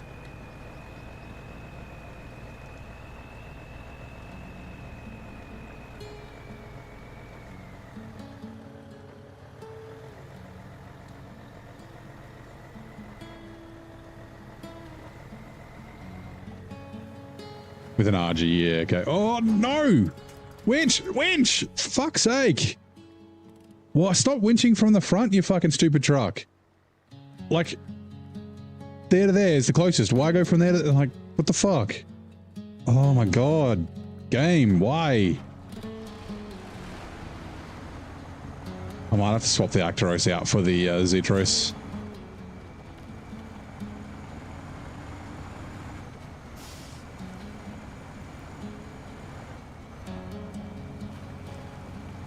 Now, and I'm thinking of where you get a Quetz with a platform saddle on it, and then like the weight of the Yankee doesn't matter, and you just like fly around and have someone on the Yankee fucking hitting shit.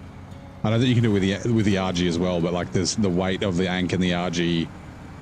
The weight of the Yank and the metal affects the RG, right? Called Hades. He's dark with red fellas. Looks awesome. Spirits, Cleopatra, and Horus. Nice.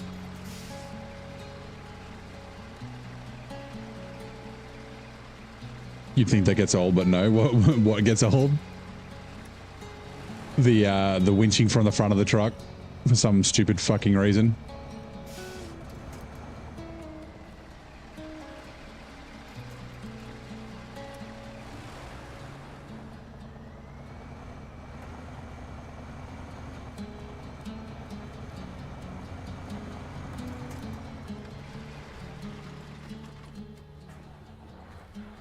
Flipping, yeah.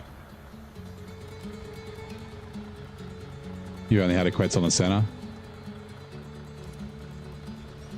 You kind of need... Oh, I wouldn't say you necessarily need Equets. RGs are pretty good.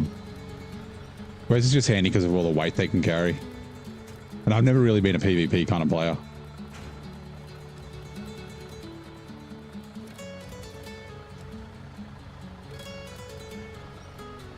This groundbreaking band, known for its fusion of funk, rock, and soul, hit #1 in the 60s with the anthem Everyday People.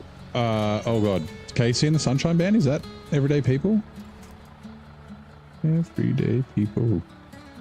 Is it KC and the Sunshine Band? I can't even think.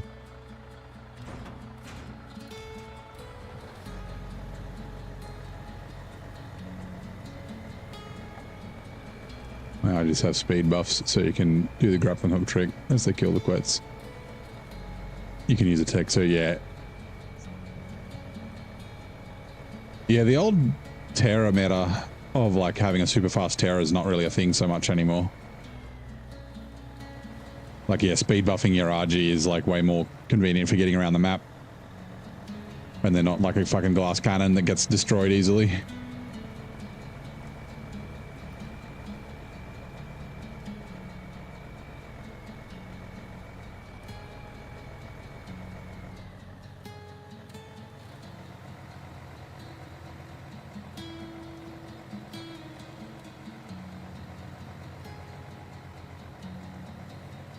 $150 movement speed, yeah, that's pretty good. I think that's around about the number that I usually went for, 150%, and then the rest is like health and damage. Sly and the Family Stone topped the charts with the iconic 1968 hit Everyday People. Okay, I was wrong.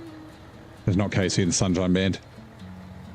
They're the 21st of September. No, that's Earth, Wind and Fire. Jesus.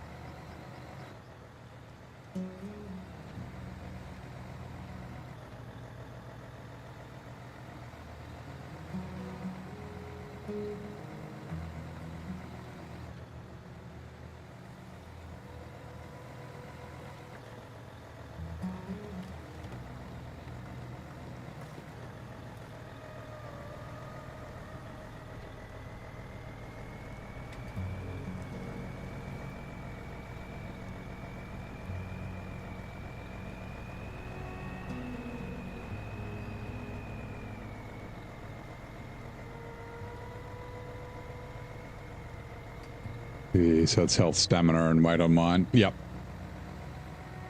And soft, I think the RG is a 50% reduction.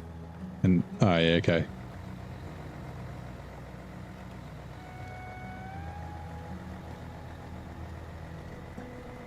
That's right, where is the Zetras again? It's down the concrete plant, okay.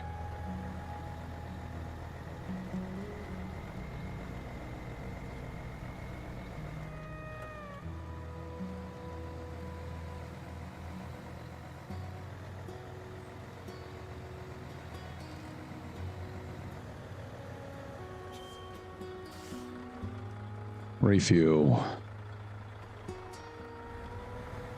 Alright, I guess I can come back to Solace Bay with us when we go.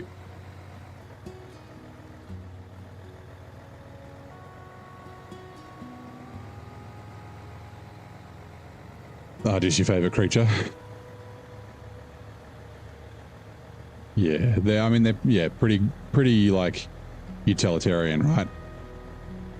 Like they carry decent weight, they got a fair bit of health, they got decent damage, they're pretty quick to get around the map on, like you can kind of use them for lots of things.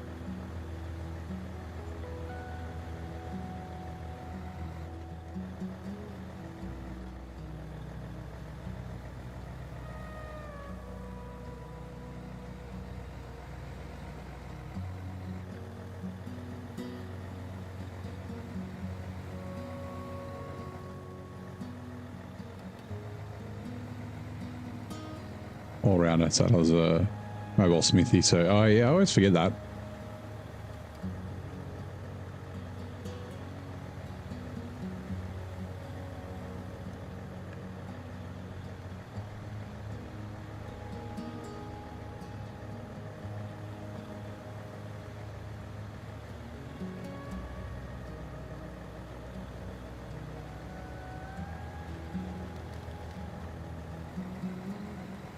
never lift.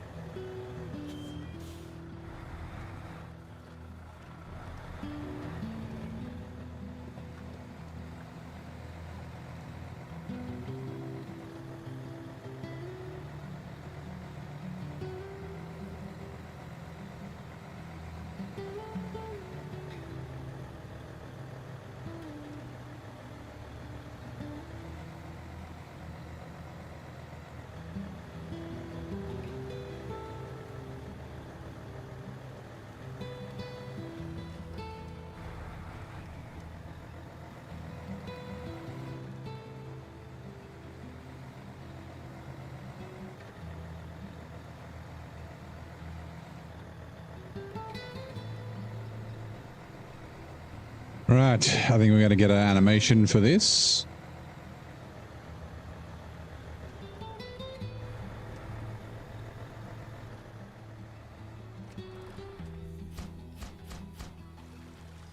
Yep. I'll drink some water.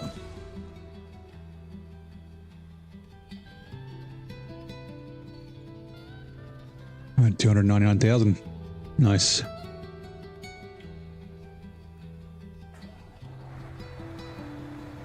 Rightio.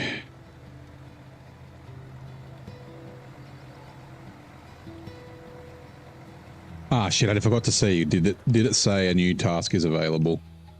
I think it's after Powerful Finale, the last one. No. Okay.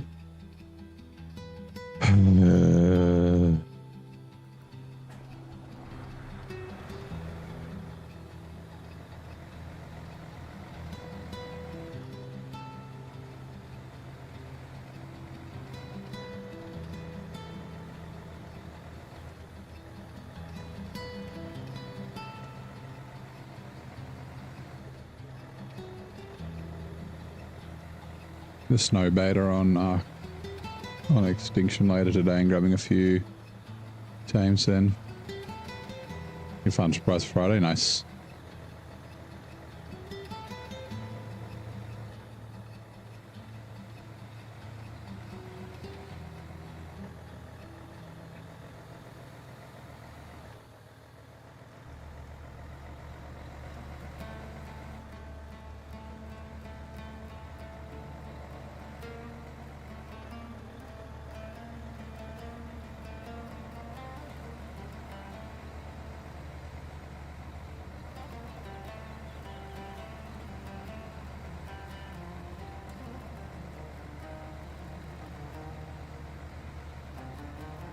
You might as well take the chimichanga up now.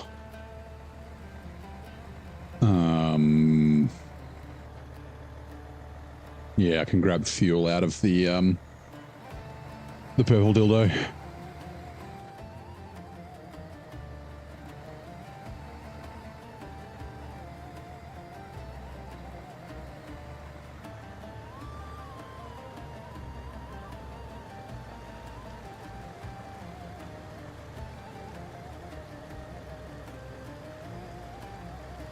Hey, Micah, how's it going?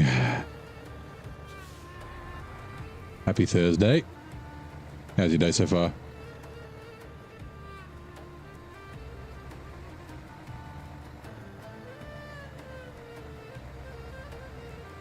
Washington progressing. Mr. Translate. That's all right. Been a busy week. We started off at 85%. So, yeah, we're getting through it. I think one more stream after this, probably.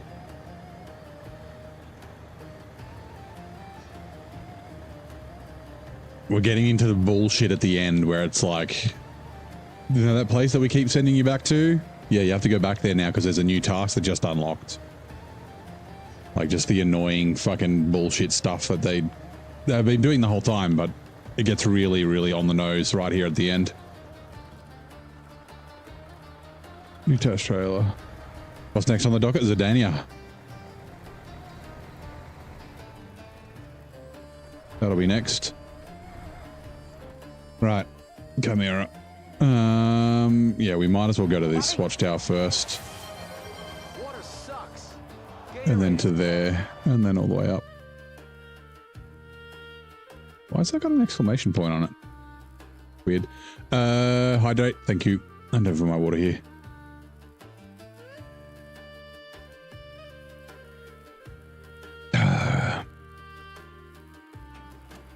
Zidania will be an improvement here. Yeah, Zidania is long, but it's not as long, and it's like it's just way better designed.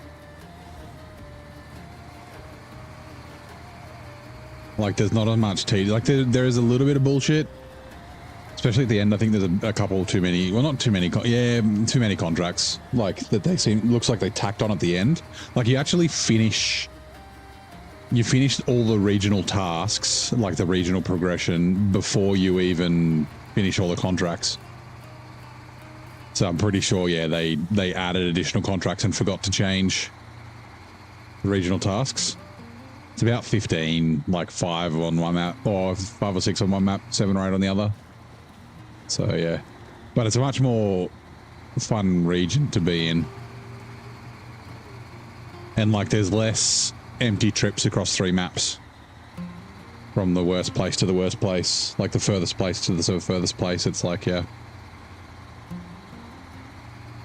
See, I'm looking forward to Zidania. At least you get lots of pay. Yeah, I mean, I guess that's good. Because yeah, we got down to $500. We're back up to 300,000.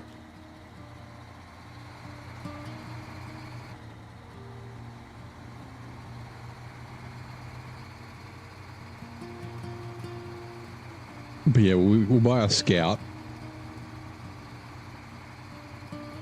I don't know if if I need to buy a truck. Any trucks? Obviously, we'll be upgrading the Lebowski and the Squeak Scolari. Come on.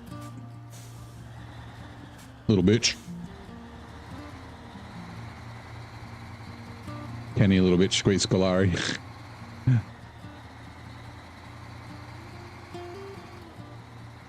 Yeah, I'm thinking Azov 64131, bring that back out.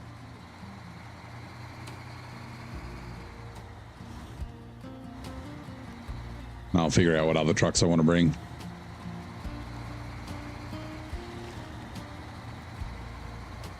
I know this does well there.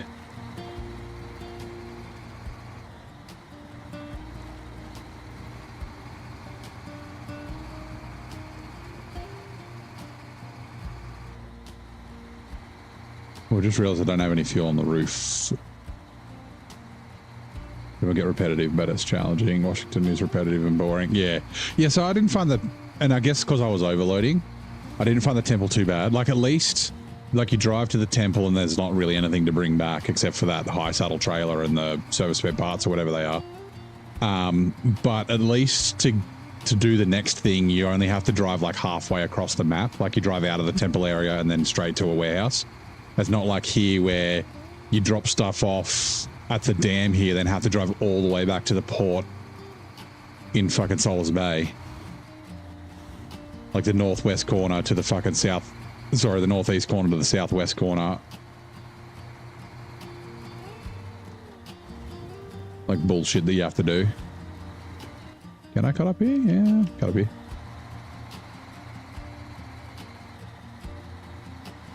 And I think that's why I didn't find it too bad.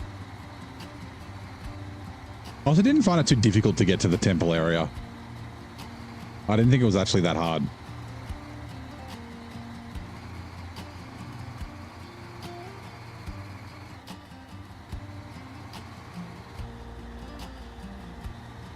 Washington is a bit dull. Yeah, there is infrastructure building. Like the first 55% was really good, but that's like the first 25 to 30% of the game, though. Like of in terms of time. Like once you get that first 55% done, it's like just it's like 1-2% per episode, right? Like 1 to 2% an hour. No, a percent every 1 to 2 hours. Which is just fucking ridiculous.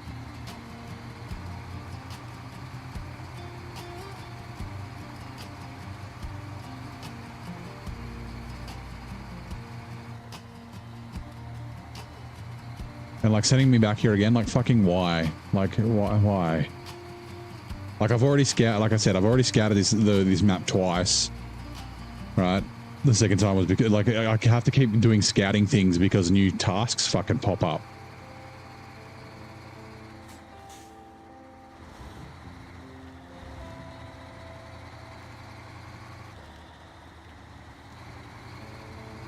Because of reasons, yeah. Exactly. Because we knew that they were giving... Saber knew they were giving us a region that should have 4 maps with only 3, and they wanted to make it longer. Like, yeah. I try not to rant about it too much, but I did say I've really tried to enjoy this region, and like I said yesterday, right? I was like, oh, using the P16 for the blue crane would be a lot of fun, but it might mean I have to stay here for another 2 hours because it will take me time. And I just want to get the fuck out of here. I don't want to do fun stuff. I just want to get out.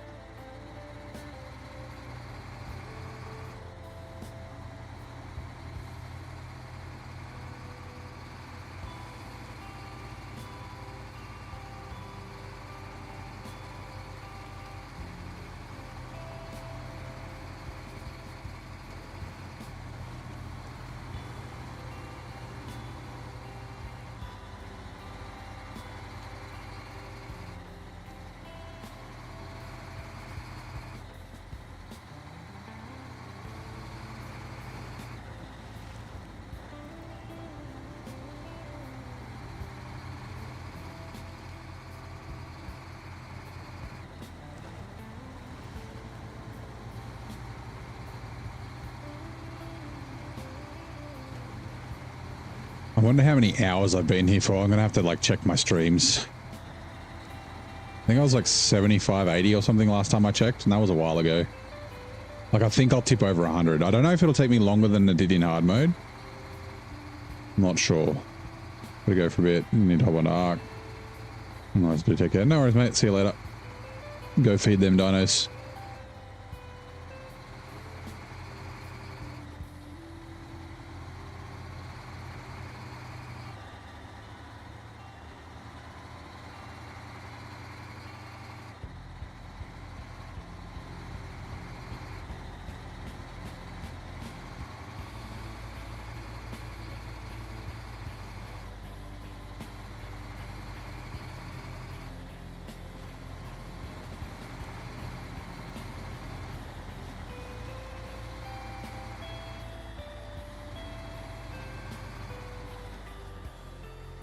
Refuel.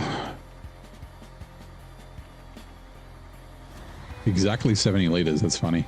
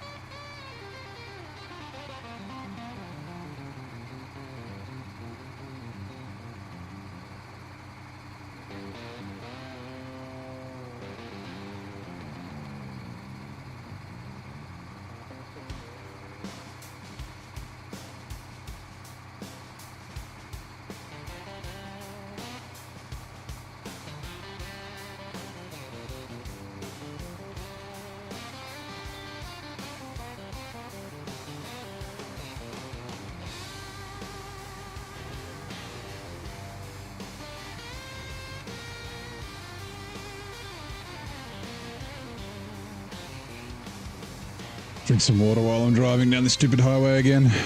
Oh, is that trailer in the way?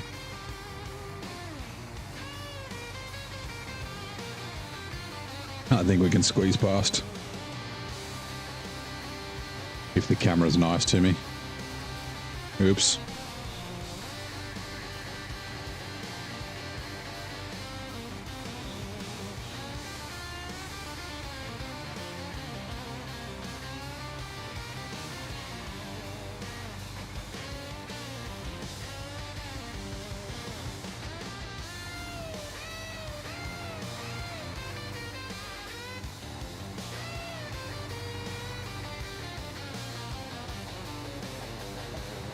Give me a second.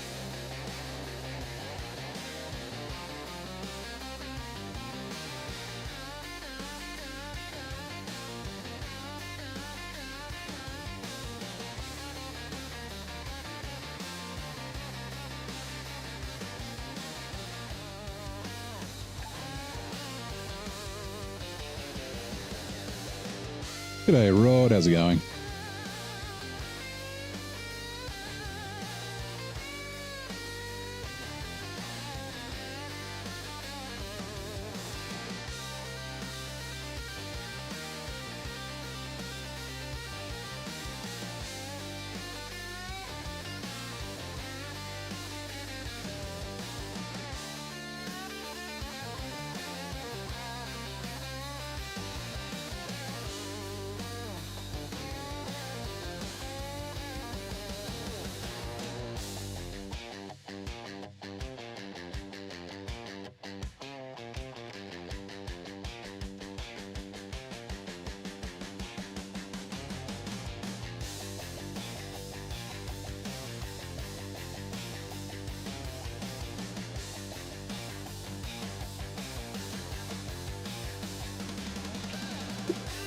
Righto, still sick, no taste. Other than that, pretty good.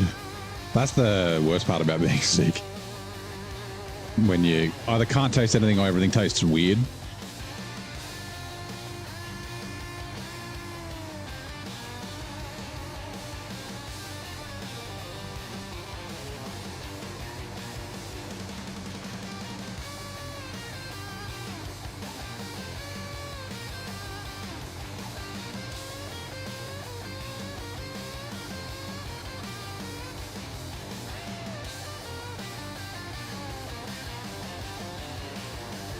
And actually well, not always, but you, like often when like the stage when you can't taste anything, you usually actually feel pretty good. Like you might not be like bedridden or anything like that. You're like up and about. You might be still like, you know, congested and coughing and shit. And not 100%, but like you're good enough to like live and want to eat food.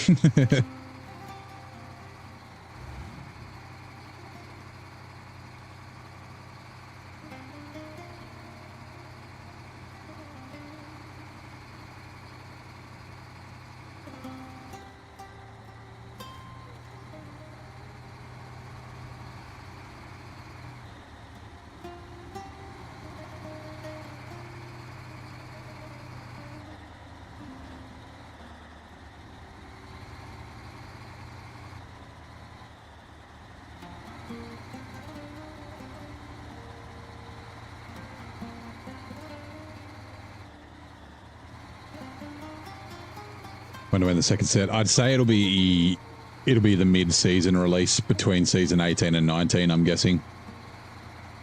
Also 101. Yeah. PTS news out today, I guess. Maybe overnight for me. A few hours potentially.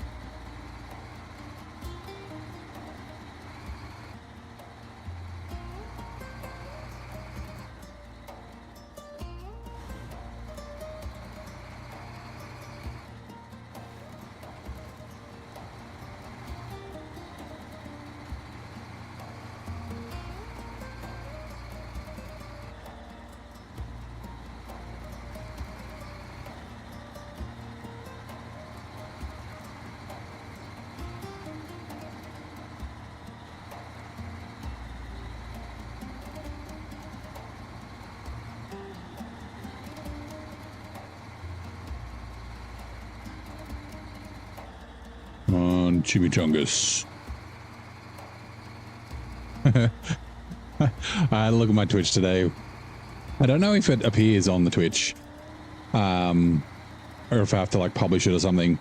There's like a new like auto clip feature for Twitch where it'll like find interesting parts in your stream and automatically make a clip.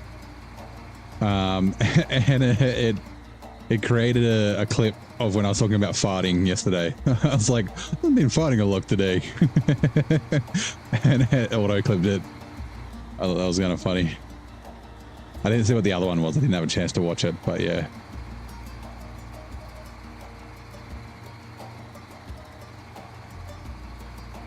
Like Twitch is always listening.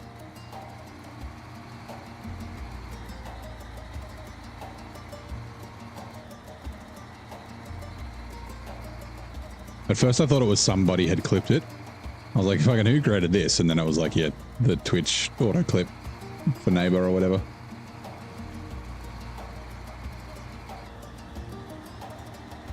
Oh, not neutral.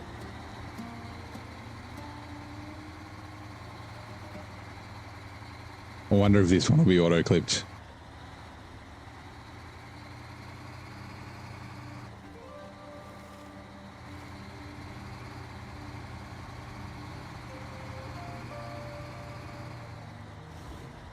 Well, it's a funny even for robots, yeah. I know the Y's next to the T on the keyboard.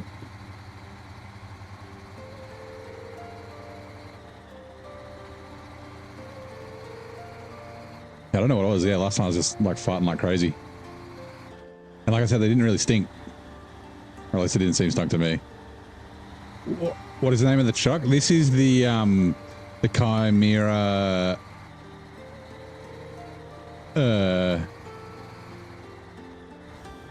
Wait, it's the Slider. Sorry, Slider Chimera. And it's from season 17. So no, it's not a mod truck. It's the brother to the Elephant. Although now it's got the Elephant engine. It's pretty good now.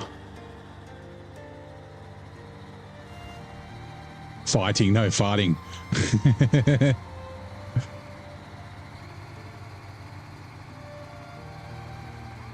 Weird because I've been eating the same thing for like a week and my diet has not changed, but yesterday was just gassy. All right. For $4,000, my God, what a waste. All right.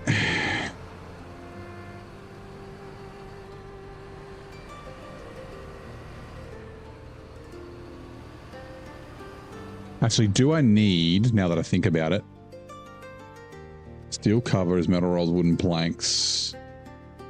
Ooh, okay, I've got the wooden planks there. And the metal rolls I get on the way. And then do I need...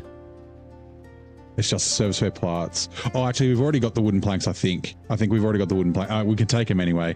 If we've already got them there, it doesn't matter. We've done the short logs already.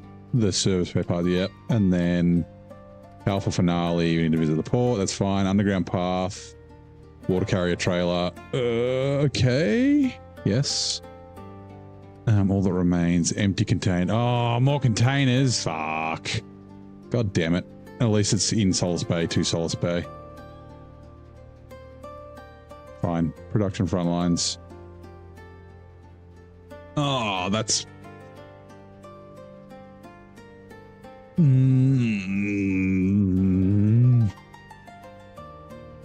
man.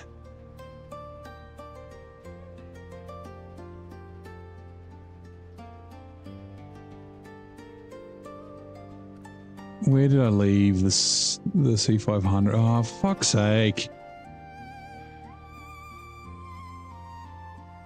Where did I leave it? Did I leave it here? I did. 3, 4, 5, 6. I guess I can probably do that.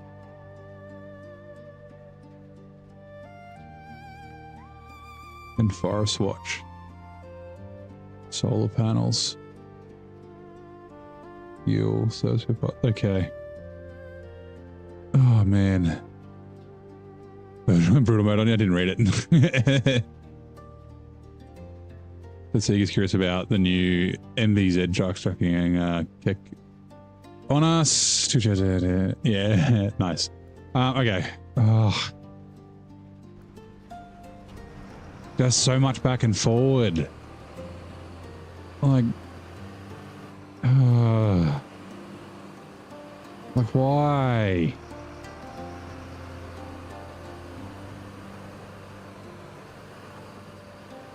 I said I wasn't going to overload the generators.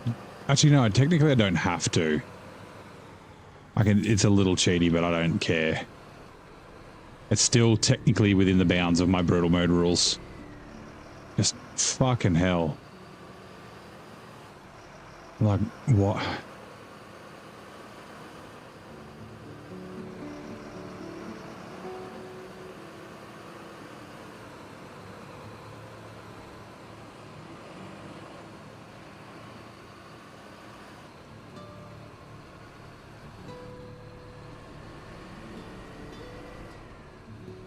Got on a technicality, yeah.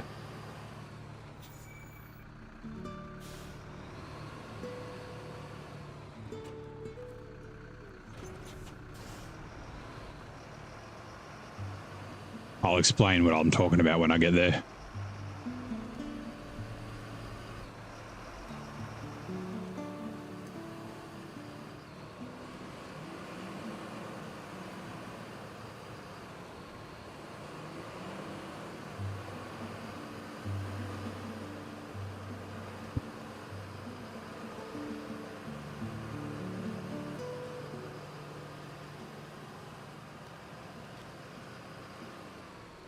I'm glad I left the C500 where it is, because I think that's going to help us.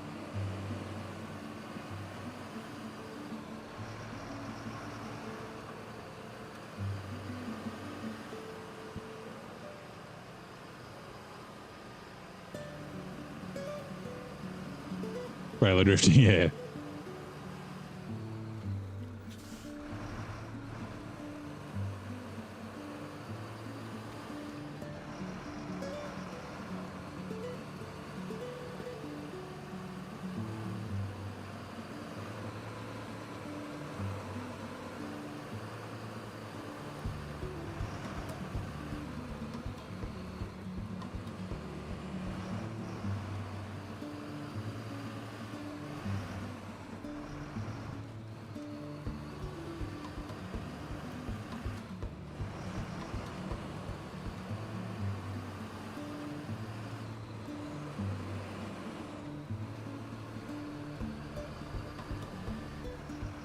Got away with it. Yeah, sometimes you can just drive on the bridge and if you're just steering against the falling over, it survives.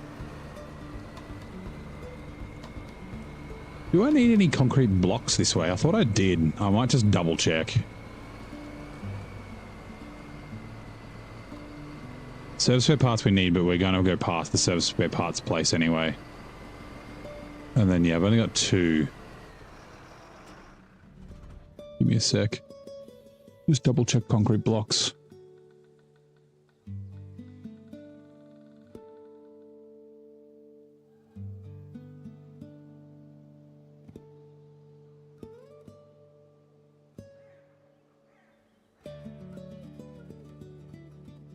Nope.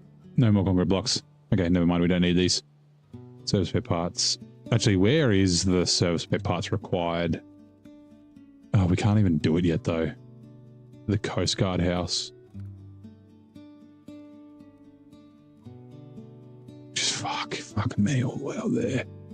We can't drop them off because we have to do all that remains first. Like, that'd be the most efficient way is to bring them in, drop them off, because then that's the last time we have to, but no, now we got to go fucking backwards and forwards a bunch of fucking times. Because fucking bullshit. Fuck me.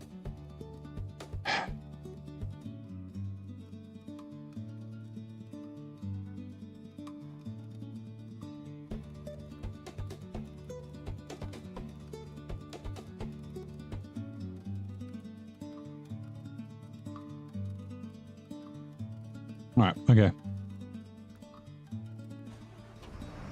Already, yeah, we've fallen in that ravine before.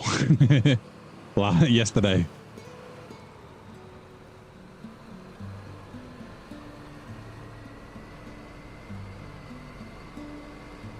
Right, the 1600 XD is not far away, and it needs to come here anyway. So like it could have been the savior.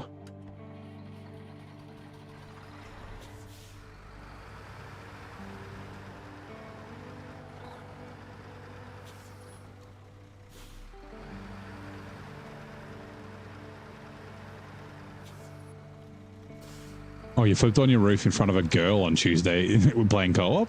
Or did you trip over in front of a girl trying to walk across a beam or a bridge or something? IRL. You've all done it. Try and impress.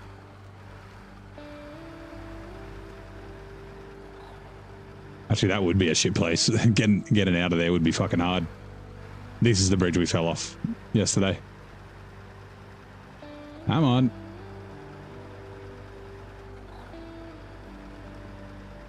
Winching to the tree, like, seemed to, like, pull it off faster, even though it was the other side, like, pulled us under the bridge. All-wheel drive will help with the steering.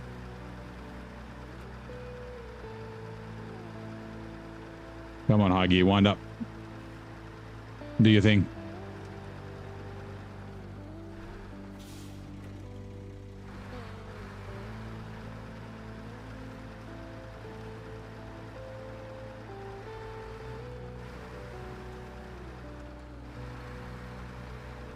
About 600 liters trying to get you out. No luck. Oh no. Ah! I was reading chat. Come on, big purple dildo. You can do it.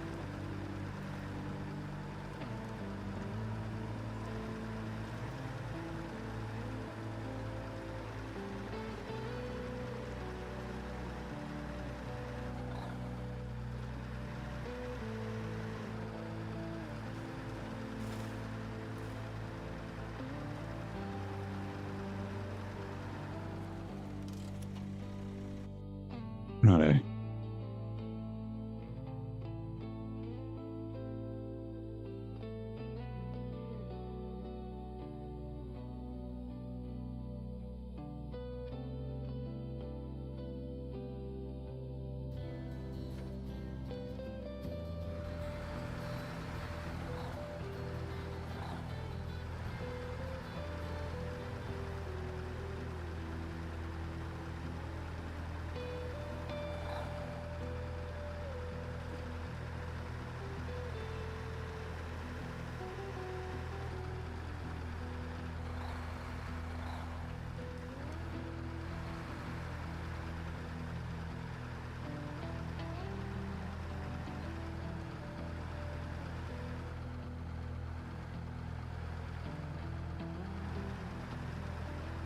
Or yeah, I'd left a little while ago.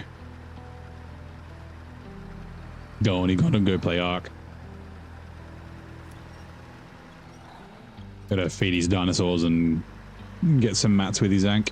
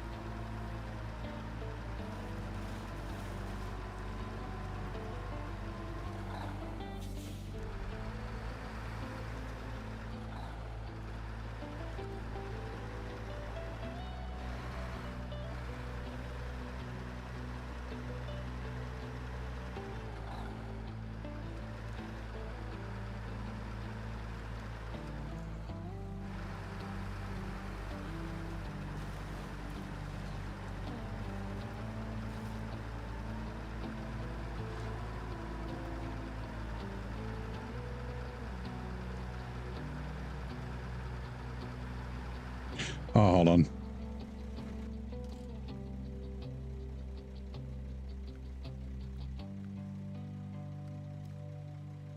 Is the water carrier trailer still there? There it is. Okay, it's not the one in the swamp.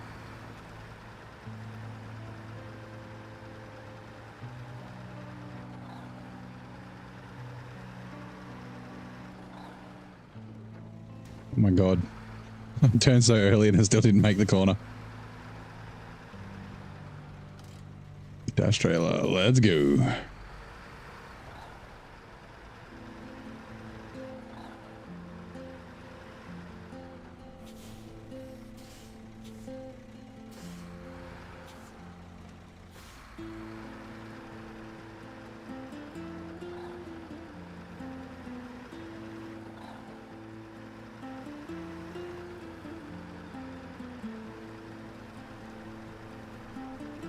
Oh no, this is a bad idea. This is a bad idea. Okay, we lived. We made it. We're gonna get stuck.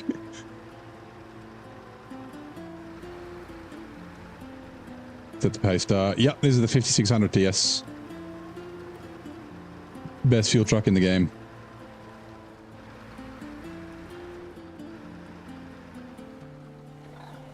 It's a really, really good truck. It really is. It's just the fuel usage is just makes it basically useless for most things. Like you have to have such a massive fuel network that there's no point in using it.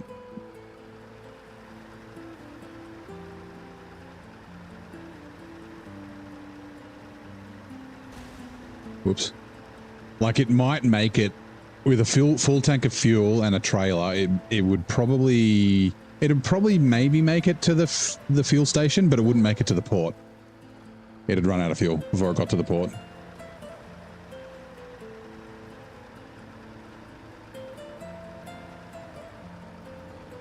Dual fuel. Oh, that's a water carrier. Burns like the dirt. No, it's a little bit better than the Dairy Longhorn 3, but yeah, it does have quite a wide turning circle. I mean, it's fucking long, right? It's a 10 by 10. Which is a 3-slot grain bad boy.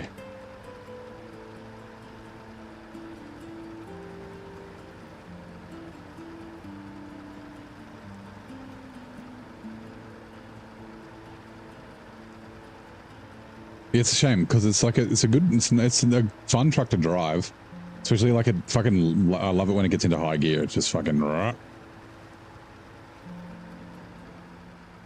Lyric, how you doing, mate? Welcome in.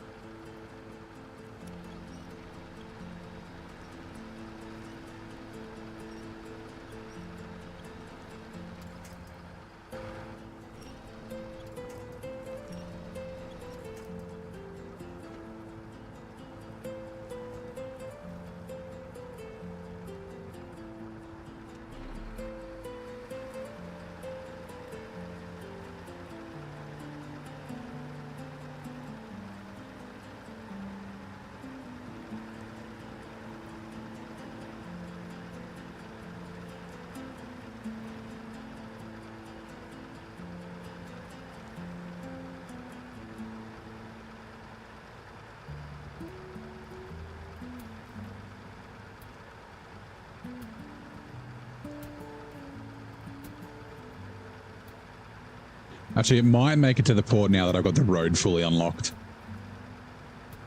from the gateway. Because I'll be able to take it out of all-wheel drive. But with a heavy trailer and stuff, yeah. Anyway. Like, it's got really good suspension. Like, it's super stable. It's kind of quick. Like, yeah, just... She's thirsty. She's a thirsty beast.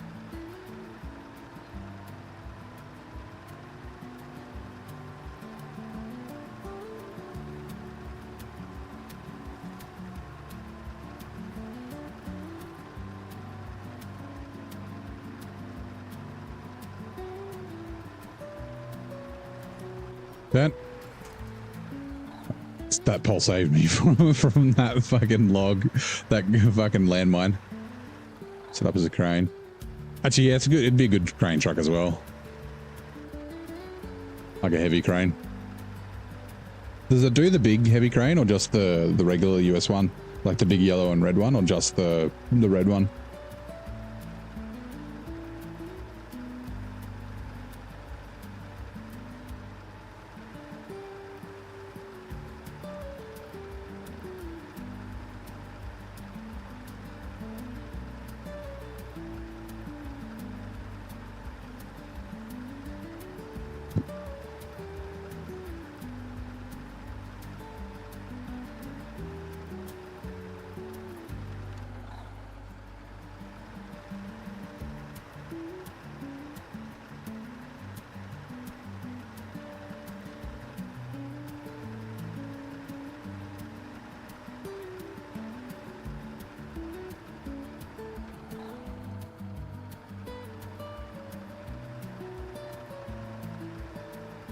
You're just using the yellow one. Oh, okay, so it does do the big one.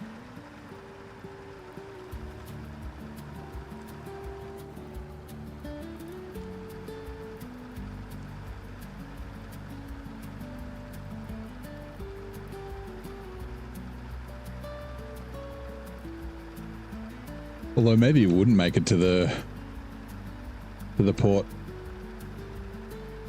100 liters isn't a lot.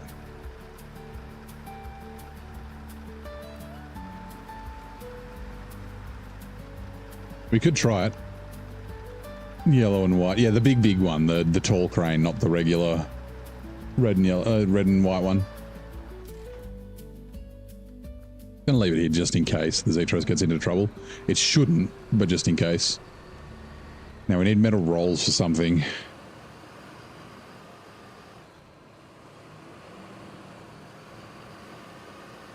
Yeah, yellow, white, and red, isn't it? I think. Like the legs are white. It's got like red bits on it. I know which one you mean.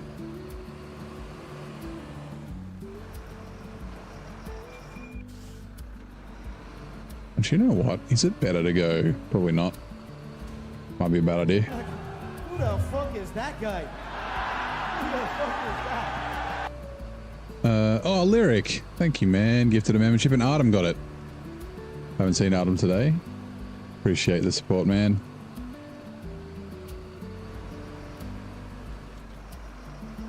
Hopefully Artem's doing all right. Hopefully he's been avoiding air raids and whatnot. My God.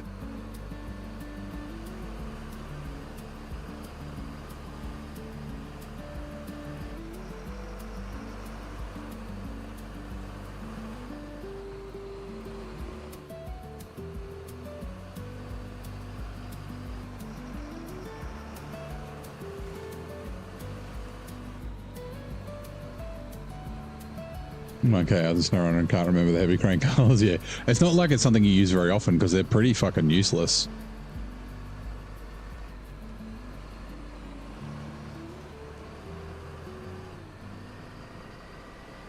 Like they're not powerful enough to lift trucks or anything like that.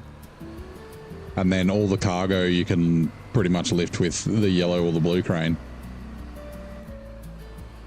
Like it's only if you're doing things like I'm doing where I'm like, yeah, cargo over 4 slots needs a heavy crane and things like that. Like,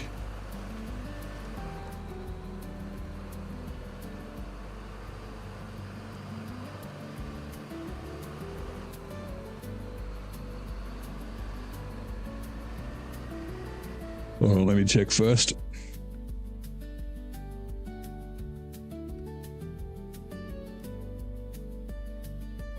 I think I have the metal rolls here, but I don't remember, so I might just grab them just in case. Yeah. Just, you know, there's no point. Come on.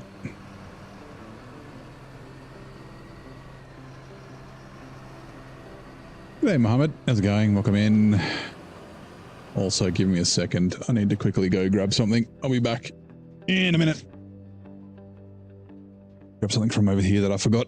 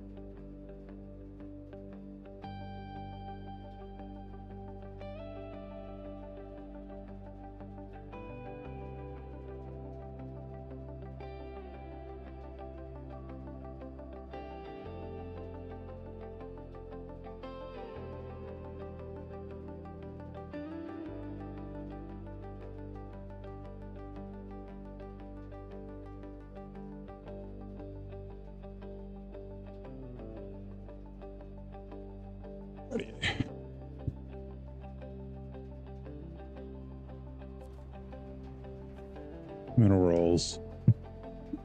Loading platform. Radio. Oh, get the mic fixed.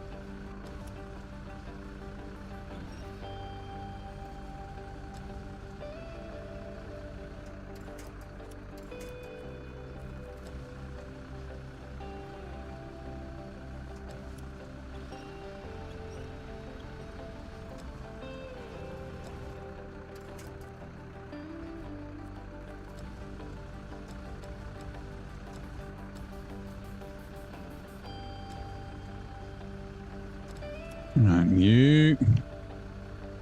I'll just check the contract, see if there's any more that we need.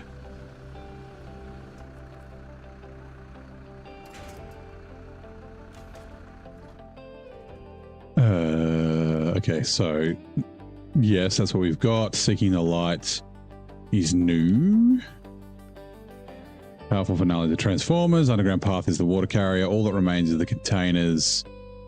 The cargo containers, yes, we've got those already. Okay, and then Forestry Services, Forest Watch, solar panels, service spare parts, which, yeah, okay, cool. Yeah, we're good. It would be nice if at least one thing, heavy cranes, would allow a low saddle or something too. Heavy cranes. Just park Nicholas for use of super long heavy, yeah.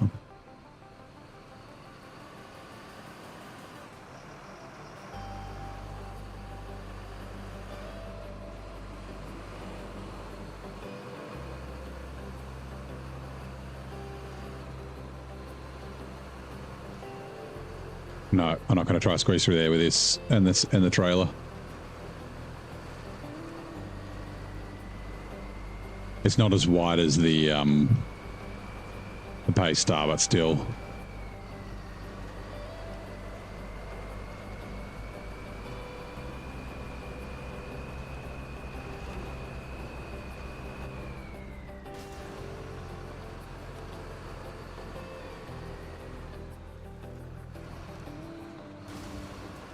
Fuck.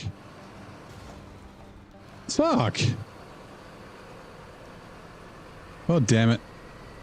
I don't have anything here with a tire either. Son of a bitch.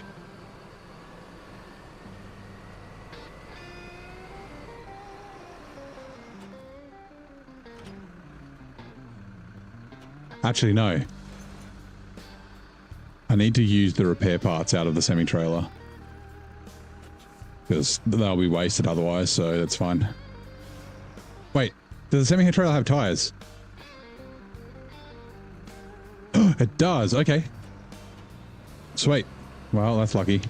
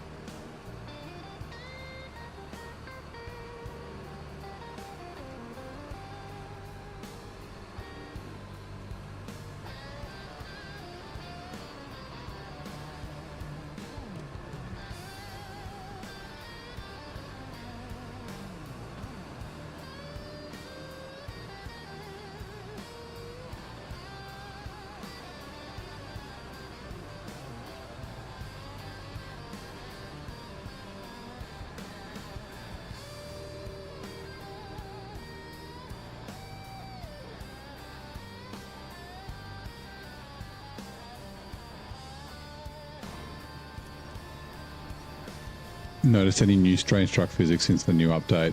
No, you're talking about since the Mercedes release? Not that I can specifically think of. What have you sort of seen? Anything weird?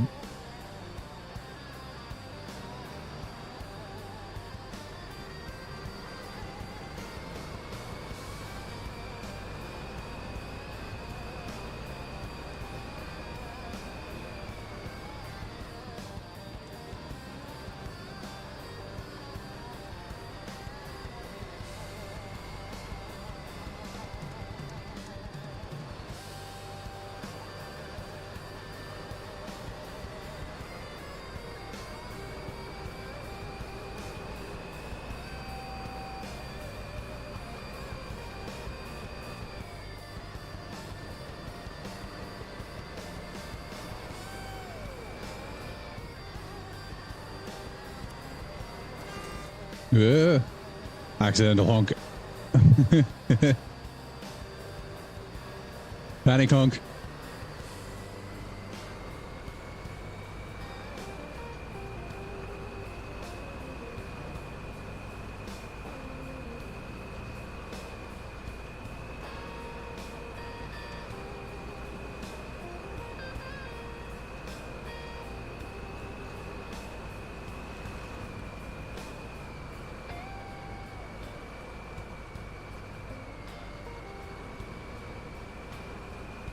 All right, sweet.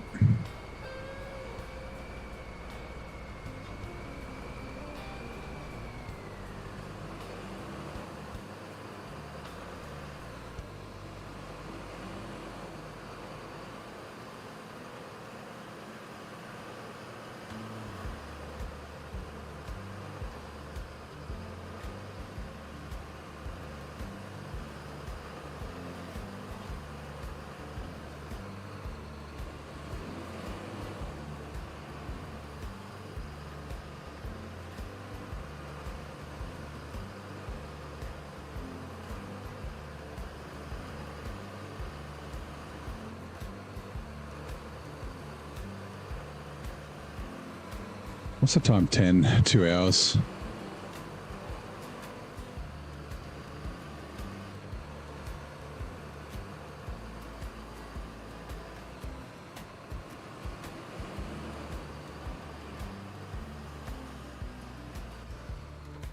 Oh god. What truck is this? This is the Mercedes-Benz Zetros. It's pretty good. It likes high gear. It's good in high gear. It does kind of get stuck in mud a little bit. Like if you let the tires break loose, it'll sink in the mud, and then you do diff lock and winching and stuff. But yeah, no, it's a good truck. I enjoy it. It's a truck you kind of have to drive. Like you need to preload your lows and that sort of thing when you need it. Like it's not like overpowered or anything, which is always nice.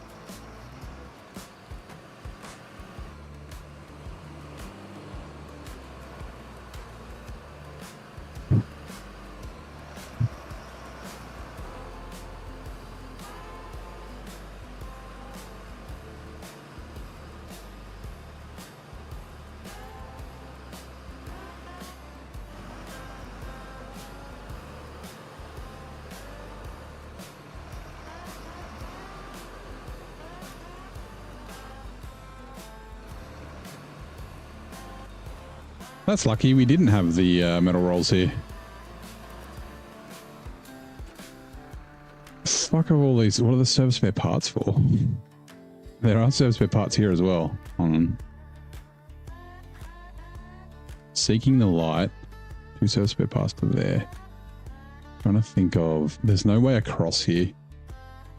We can go around that way. I guess we could do seeking the light. That's probably the best way. Yeah, okay, we'll do seeking the light first. So 2 service spare parts, and then steel cover needs the 4 wooden planks.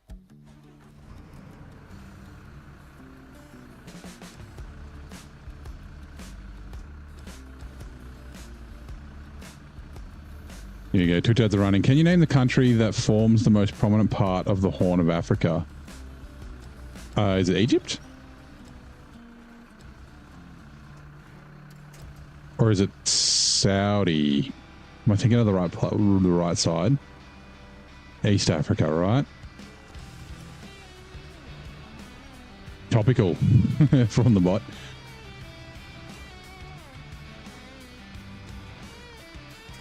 Yeah, it'd be Saudi Arabia, right? On the Horn. The prominent part. No, isn't Ethiopia like more towards like the base, not the tip of the Horn of Africa?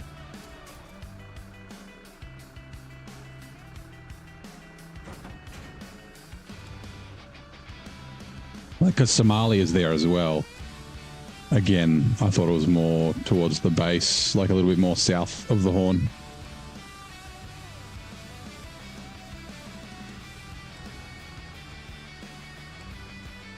Somalia or Ethiopia, yeah, okay.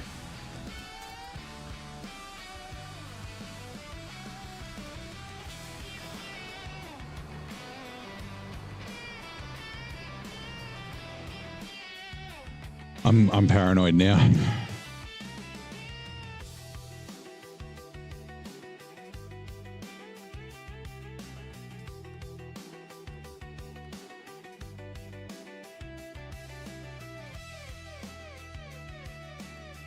Fuck's sake.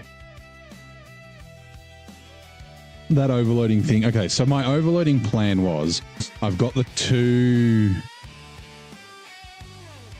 cargo containers on the 7 slot trailer right here. So I could put one of the 3-slot generators on it, and then on the 6th slot I could get the other 3-slot generator, and then get the 2. Oh, I guess we still could get the 2 empty containers and overload them. Yeah, so I have to drive the cabins first. No, the cargo containers first up to there. And okay, yeah, no, we can still do it. I think the Horn of South Africa. Yeah, no, it's East Africa, right? All right, I think I'm good. Here we go. Somalia, okay, is a country that primarily makes up the Horn of Africa, jutting out into the Indian Ocean and shaping the region's distinctive geographic feature. I was wrong.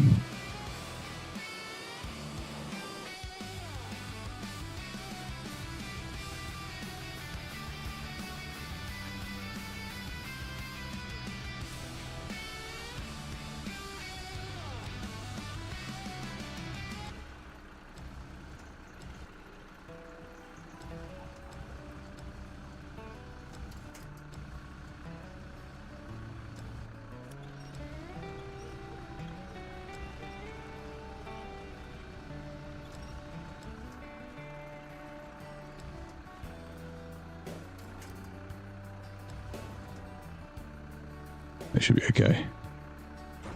Whoops. Oh, damn it. That's not what I was supposed to do. Shit. Okay, fine.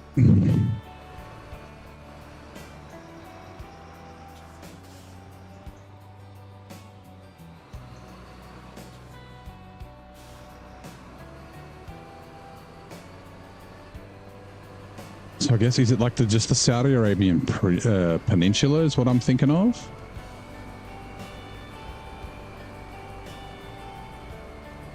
I'm gonna have to look it up. Oh, the part of Africa that I'm thinking of.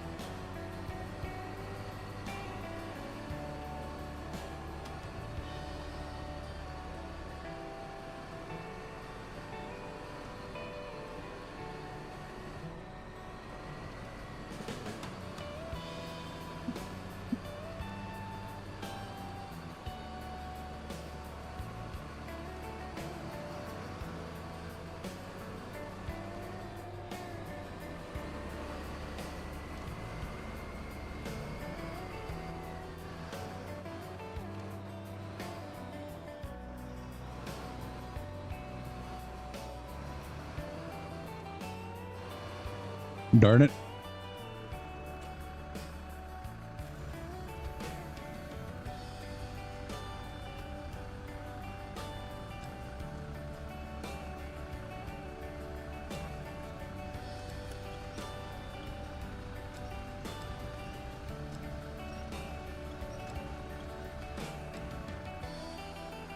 Kind of my fault for accidentally unpacking. It's fine. He says as it falls off immediately. Oh my god.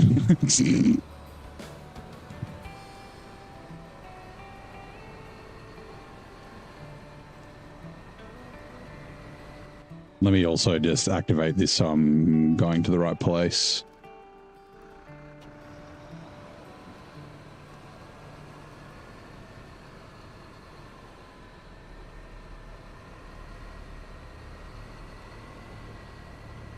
Yep, there it goes.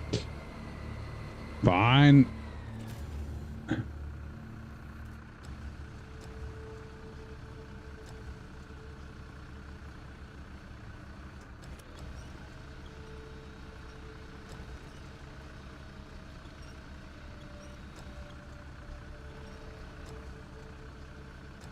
No, I was going to make it a hat, but my rule is it has to be in this trailer.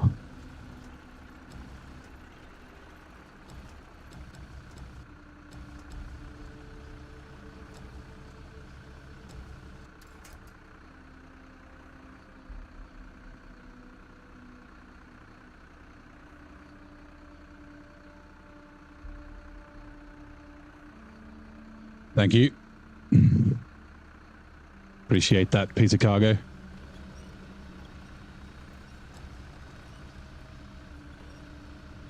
Saudi Arabia, Rankata, Dubai, the other Strait of Hormuz in the Middle East. Yeah, I thought, isn't the Horn of Africa the other side of the Strait of Hormuz?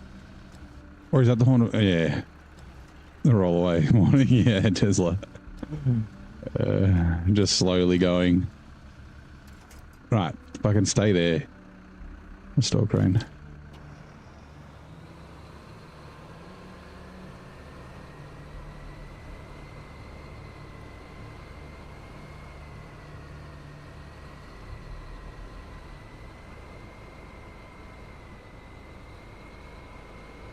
Actually, yeah, no, I am thinking of the wrong spot.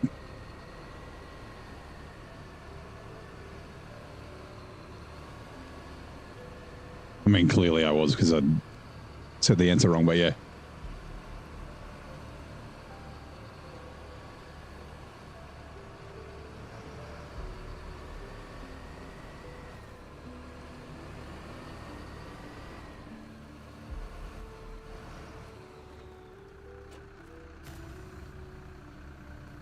Right, we just need to pull some shit out so we can pack.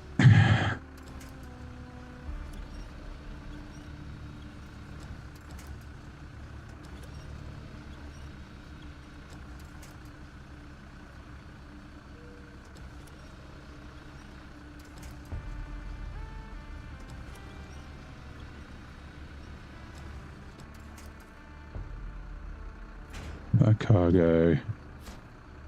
Deliver. Oh, animation. Cool. Waters the Red Sea. Yemen is below. Across the sea. Africa side. East Djibouti. Yep. 321,000. Nice.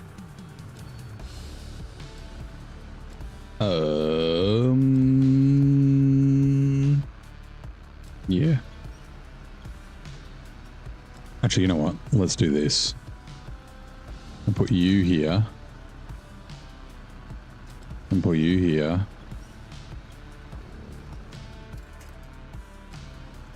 And then put you here.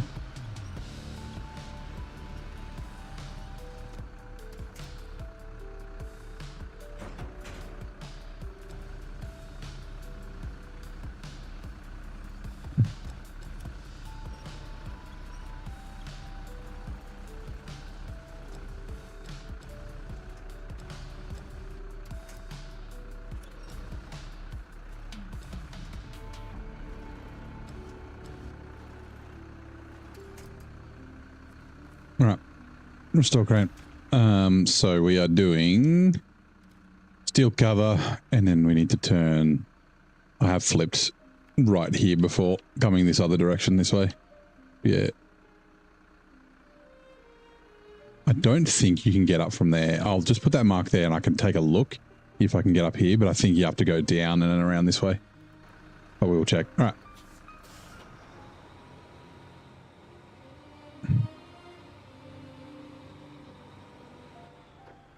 She's heavy. You can do it. Reverse. Also seems to do tagger things.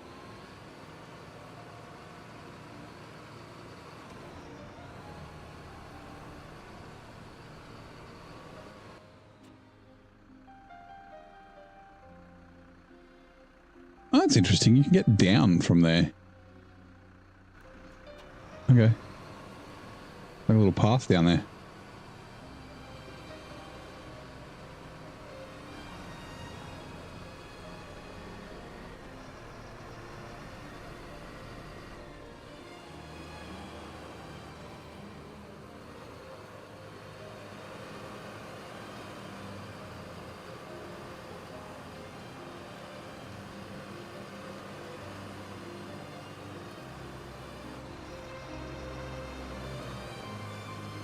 It's that old music.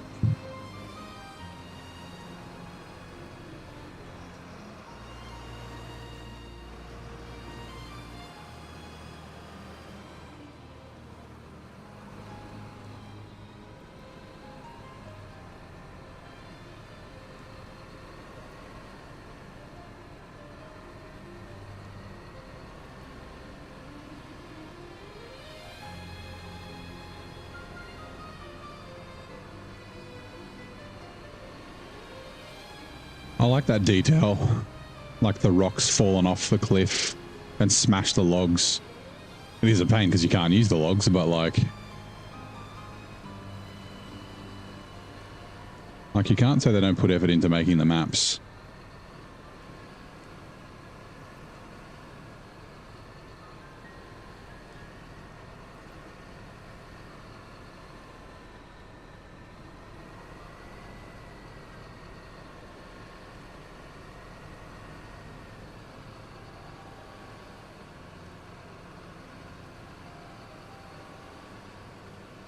Did I play Expeditions? No, I do have Expeditions. I bought it when I was on sale. And I'd like to play it, I just haven't got around to it. Apparently it's a lot better than it was when it first released. You wish there was more dynamic evolution if you were with the maps. Some maps have the cliffs breaking. And yeah, me too. I've said the same thing. I said the same thing before Roadcraft came out. But like kind of Roadcraft stuff, right? Like when the first time I played Michigan back in 2020... when we did, like when you do the pumps on Smithfield Dam, no, not Smithfield Dam, sorry, on Black River, I was like, oh, maybe the swamps won't be so bad now that we've done the pumps, because that's what it says. They want to like clear the swamps, but it doesn't do anything. Like that would be cool. Things like that.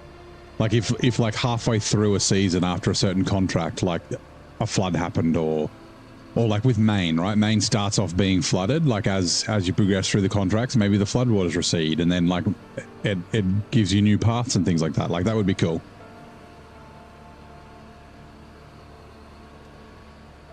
Fingers crossed for a SnowRunner 2 in 2077.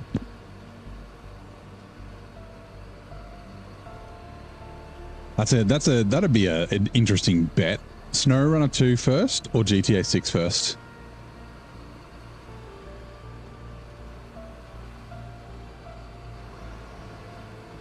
Like GTA 6 is going to be like 2030, right? There's no way it's going to be November 2027.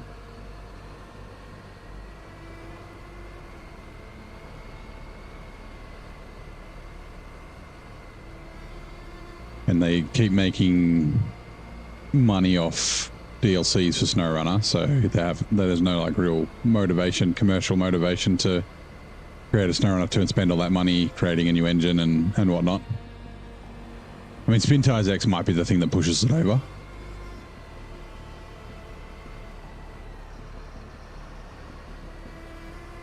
But nearly everything GTA will release first. It's in the works. It's going to happen. You don't know. SnowRunner. Yeah.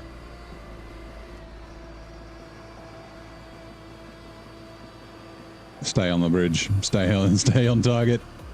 Stay on target.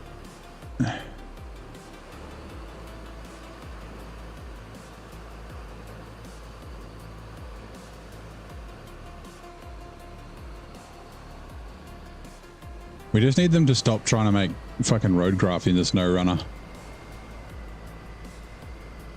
That might make them more likely to make a SnowRunner 2. They keep trying to revive it. It's dead. It's dead, Jim.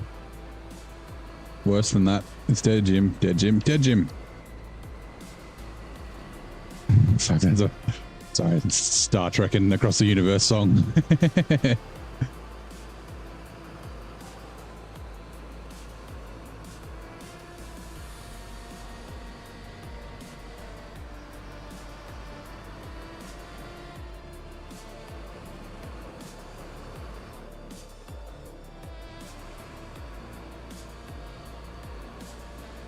I am going the right way, right? Yeah, it just fucking takes forever.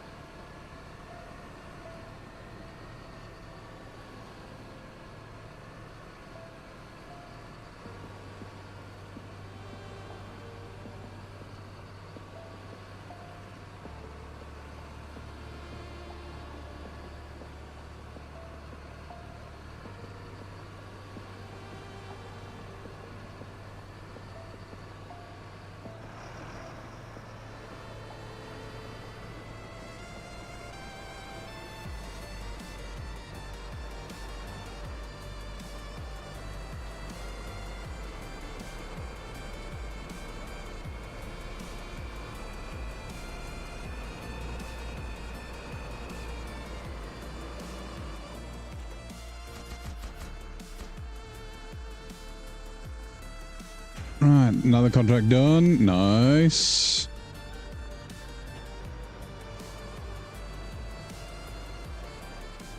I can't remember if we can drive down here or not. I think we can.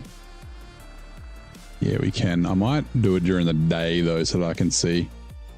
Go off there, and then yeah, fucking back around this way. Yeah. All right, 5600. All right, we'll go past the fuel station, and we'll chuck fuel in the add-on, but we won't chuck fuel in the truck, and we'll see if it makes it to the port with a full. It had like a full tank of fuel from the gateway to the port. I don't know if it. I think it might, maybe, or it might get stuck in the swamp. Like, I might get close. Actually, where does this go? Sorry. No. Underground path. Yeah, it goes. Okay, this goes to near the port. We got to go this way and then to there. We'll see if it makes it to the accident site. The port's just here. Lingon's on the starboard bow, starboard, yep. It's life, Jim, but not as we know it. Not as we know it. Not as we know it. Such an awesome song.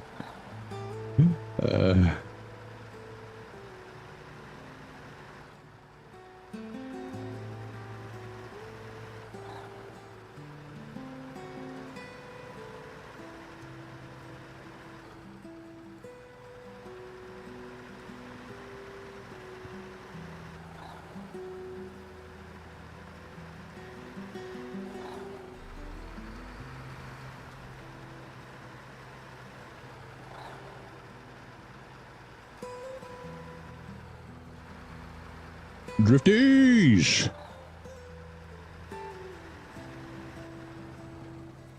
Right. Expand fuel tank, but not the truck.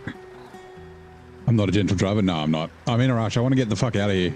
I hate this region. I've been here for way too long. I've been here for like 50 hours longer than I should have.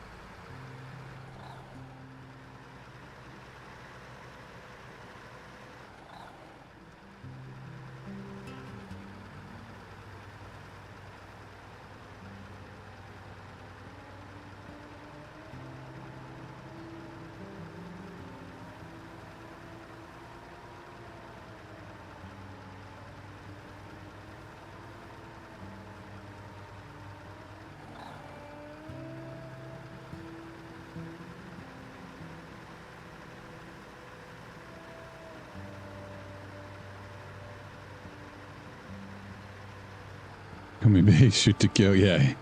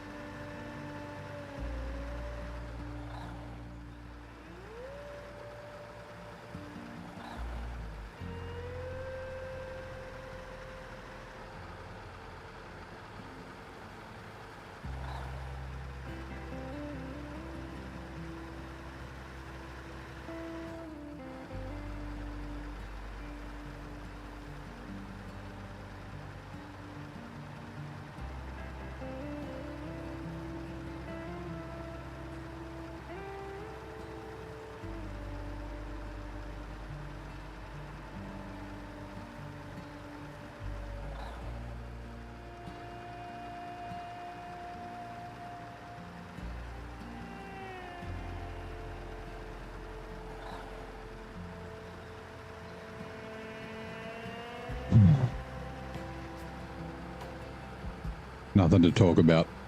Just driving down this road again.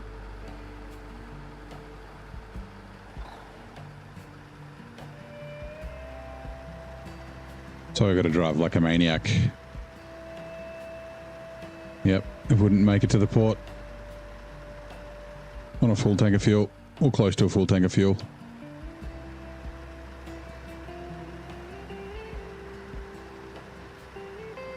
So yeah, you can't even drive all the way across the map without running out of fuel in this thing. Yeah. So 300k in brutal mode. Yeah, I mean, I had 300k at the start of this. We were down to $500. 30 April release of Bus Bound. Bus Sim from Saber. It's not actually from Saber. Saber's the publisher, but they're not the developer. I probably won't play it. It looks kind of interesting, I guess. But yeah, it's being developed by someone else.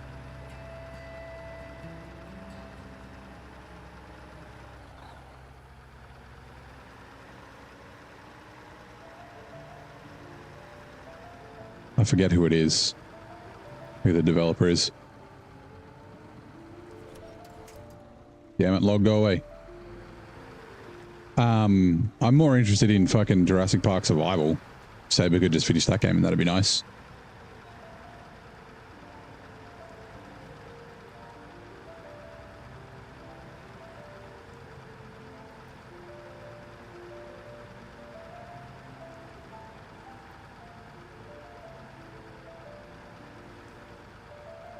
This is the first time I've driven through here in this direction, in this playthrough.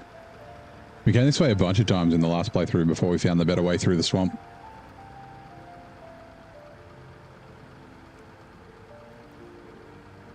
The other time was with the big blue trailer and the elephant yesterday.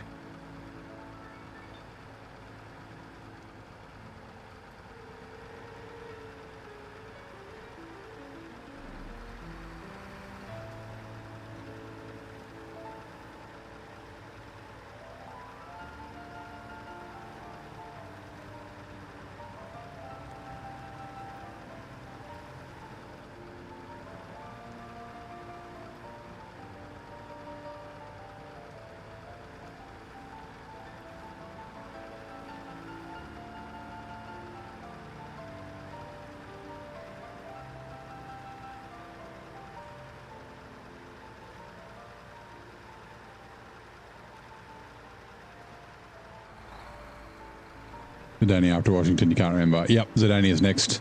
And then whatever season 18 is after that. I was saying, like, if I finish Zidania, then I might just do the new season in brutal mode, but I might, I don't know. I don't want to do it twice in a row, though, unless it, I mean, it could be really good. But like, of course, brutal mode, I play the game differently to hard mode, right? Like, I don't overload and things like that. Jesus, that was loud, sorry. $56,000, nice. Yeah, because of that, like, I kind of want to play it in both. But yeah. Which Planet Truck should I play in? So I'm thinking of breaking out the Azul 64131 again, because I haven't used it very much, and I haven't used it for ages. And then we'll obviously be using the Lebowski and Squeak Scalaris, little bitch. I was thinking about maybe the Mercedes, but nah, I think I've used them enough here. Potentially, I don't know, is the Plaid available there? I could use the Buddy. Maybe. And then, yeah, I think I'm going to scout with the Marshall, because I haven't used it since the update. Since I got the crawl suspension and whatnot. I'm just going to leave this here for now. Right, so... did that? What did that unlock? Production front lines, the 2 card containers, right? And then to unlock anything else, Forest Watch. It needs to be done after all that remains. Fuck me. Okay, production front lines. Right, so we need the C500. And we need...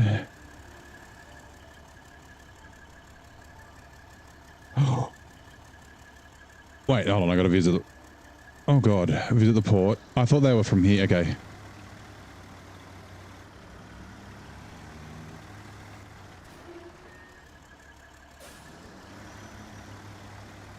Hold on.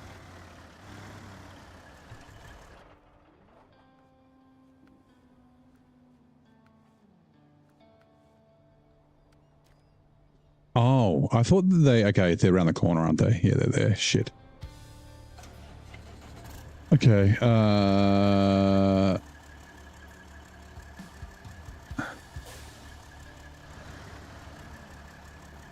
the other way. Turn the other way. Nope, I'm doing the wrong thing.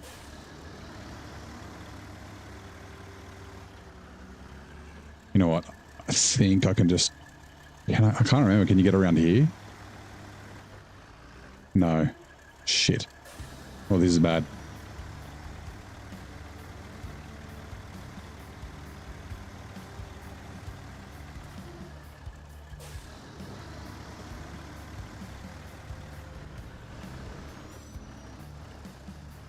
Fuck off.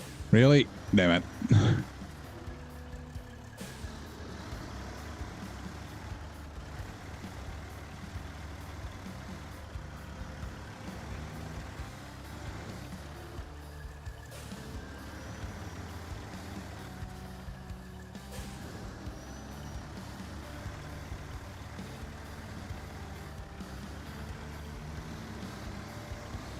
Actually, you know what? Hold on. Bring the 5600 TS.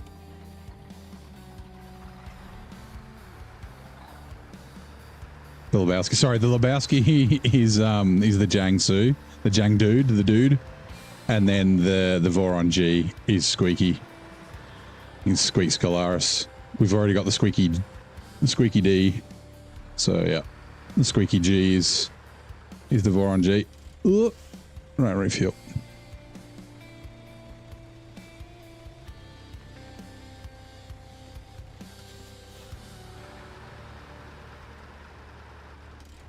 Right, change track.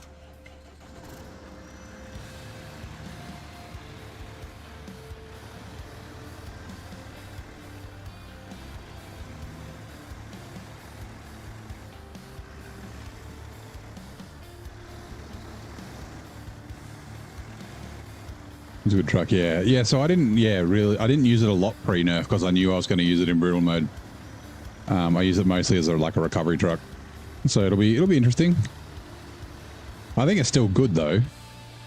Just not as amazingly good as it was.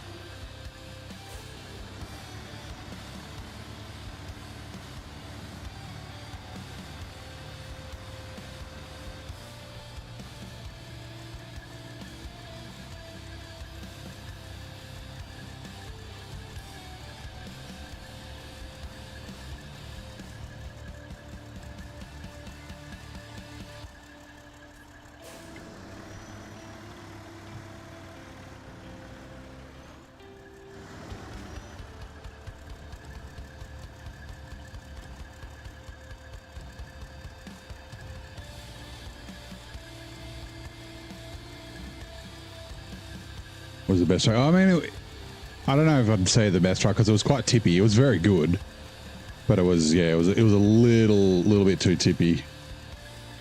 Restore crane.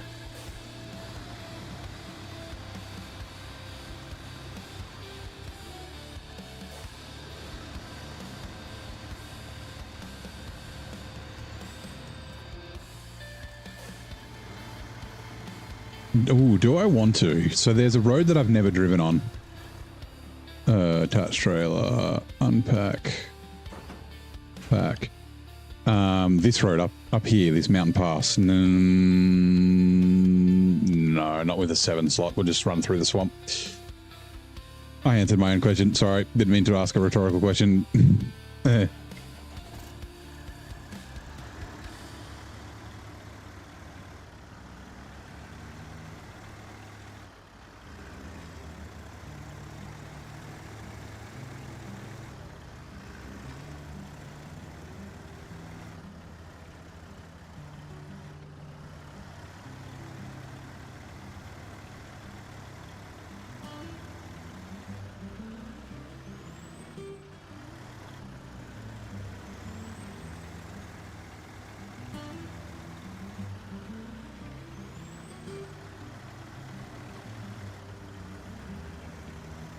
Get groceries, BRBs. Have a good one if you're off when you get back. No worries, mate. Yeah, probably run for another hour and 15 minutes. What am I going to do tomorrow? Because I don't think we won't have enough time to finish tonight, but we won't have enough time for a full episode tomorrow. I don't know if I want to go straight to Zidonia. Maybe we'll look at, I don't know. We'll see. Yeah, like I said, I'm thinking of a streamathon on Saturday, but part of me is like, maybe not. I don't know if I have it in me to stream for 16 hours.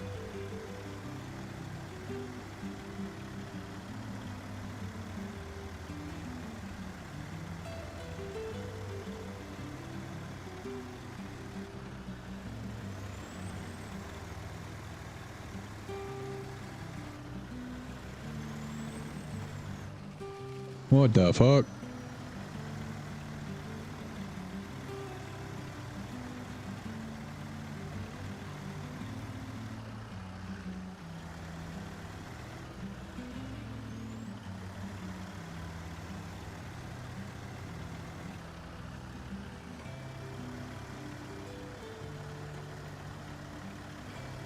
Just stay in first, please.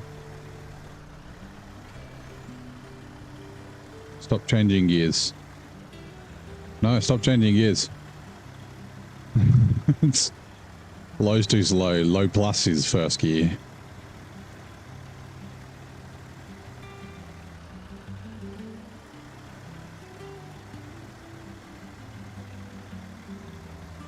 It's easy to spot Ontario and you're loving it. Nice. Ontario is good. Just the water. You'll find it. But yeah, I'm glad you're enjoying it, mate.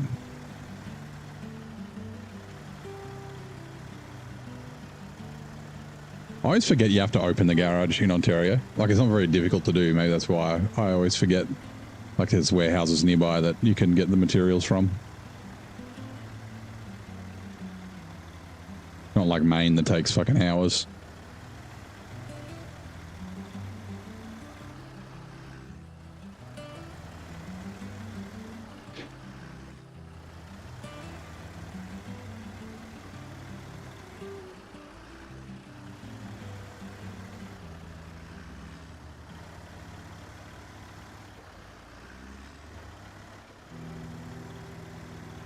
Have I played ETS?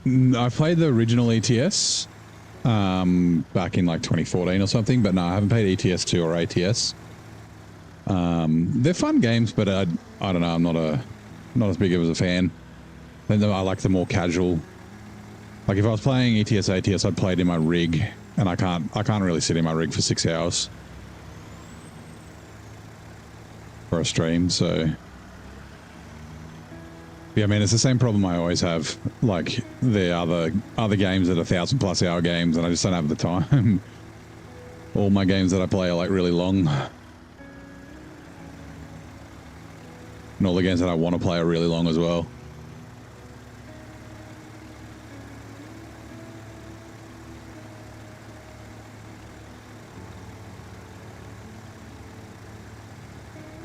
SnowRunner on a steep sale. Yeah, I mean, so SnowRunner, it's always on sale, which is good. So I'd never buy it when it wasn't. Like, it's not open-ended like ETS, ATS, and the focus is like obviously off-road. It's a little bit more arcadey. Like, I'd call it a simcade. Like, it does good mud simulation and things like that, but the trucks don't really feel realistic. Like, the game plays really well on controller. It plays pretty decent on keyboard, and it's okay with a wheel. But yeah, like if you buy SnowRunner, the base game will get you like 130, 150 hours before you finish everything 100%, and then you can always play again.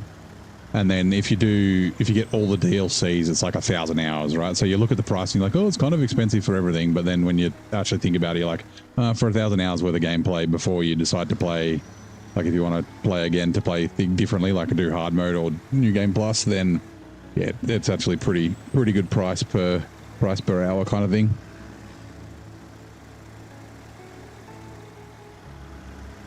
Yeah, it's like a little more casual than Euro Truck. An American truck. Whoa! That I hit that pole last time too. In the same way that same tire on, what was it on? It was like the Pinnacle or something. Right, we're going near a repair place, so.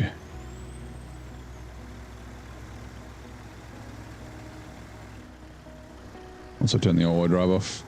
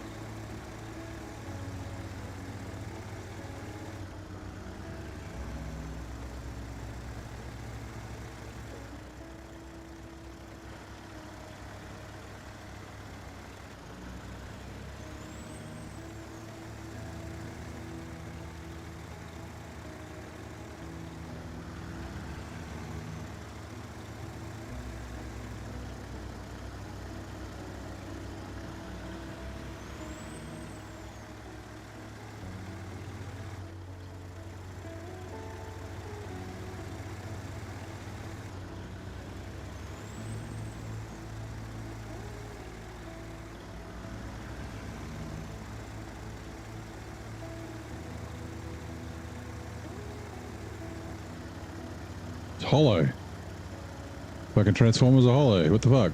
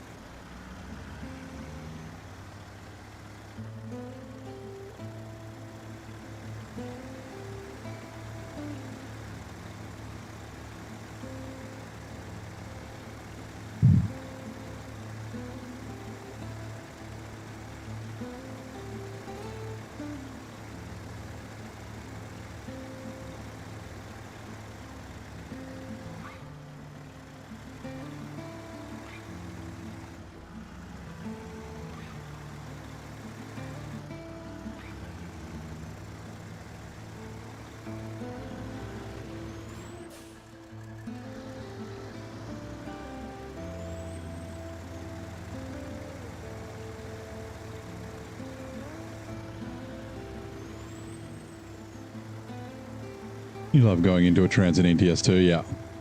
That happens in this as well. I've been a bit quiet in a bit of a trance, just cruising along. I'm sure it has more progression. Yeah, I mean, so the progression in SnowRunner is all about like money. I mean, I guess, yeah, similar thing, right? Like ETS is, you know, money to buy, start your company and buy trucks and things like that. Similar with this. There's a lot of money in the game though, like, whoop, just blow up a tire.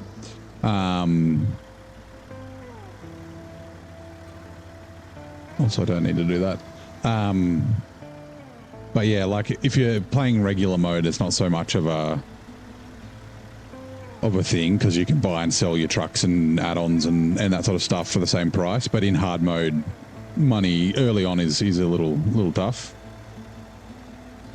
But yeah, it's not like there's not like a sense of achievement. The sense of achievement is completing the contracts and tasks. Like, you know, I've been doing all the contracts and that sort of stuff, and the tasks in the region. Like that's the, I guess the progression part of it. Now, hold on, where is? Damn it, it's all the way up there. Okay, that's fun. We'll just run with the busted tire for a little while. Hey, Fire, how's it going? Good morning. Or is it afternoon? Are you waking up late?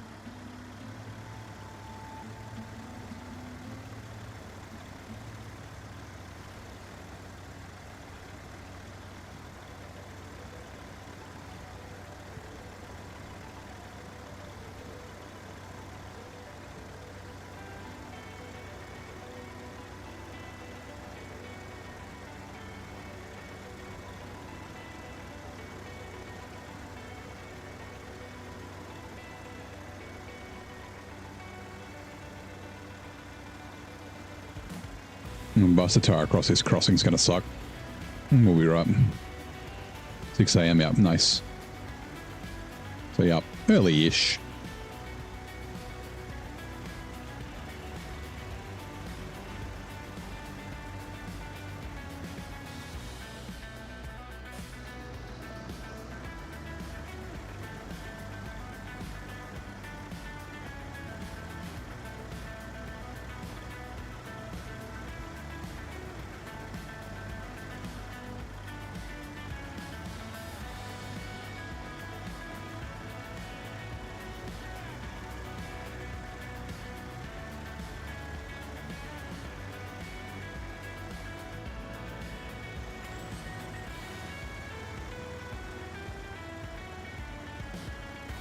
We just need to reach that tree if we can. Currently cooking. Nice. What are you cooking? What's for breakfast?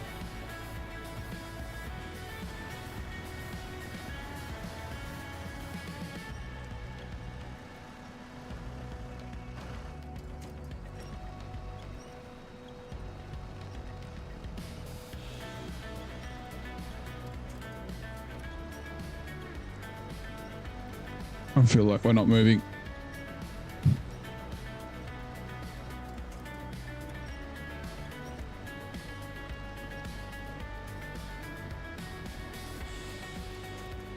Hey, there we go. That's what I wanted. I guess we'll go around to the left.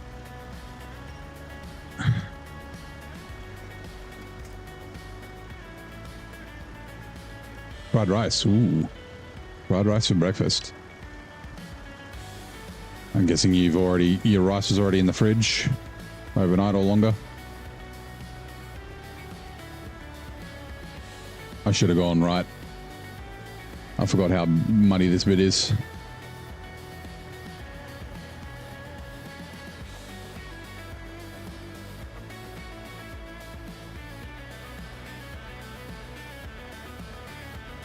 Oh my God.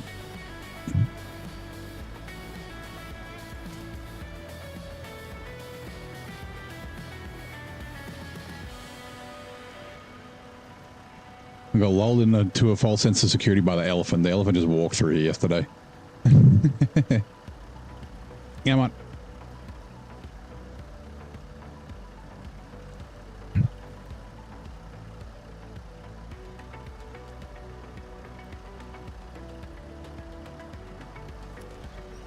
The heavy trailer and the busted tire does not help. I'm also being lazy. I could... Yeah, fuck it.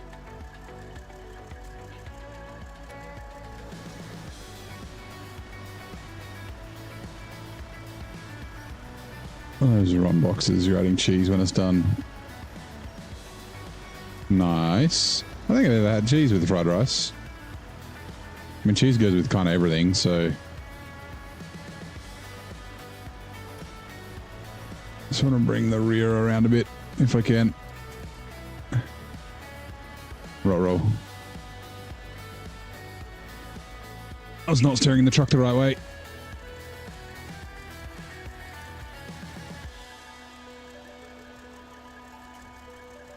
What? Oh, disconnected.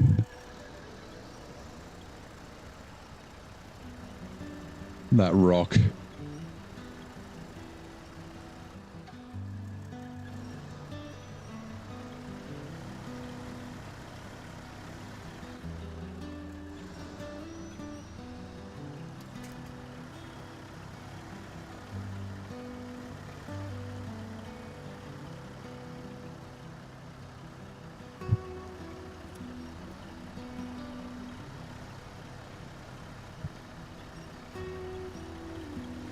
Cheese, mashed potatoes, fried rice. Nice. That is the C500. Well, this is the C500.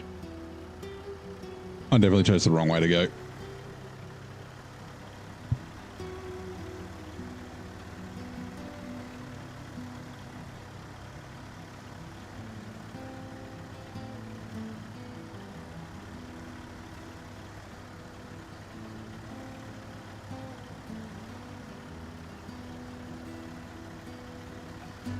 What trailer mod is this? This is the TWM Anaheim.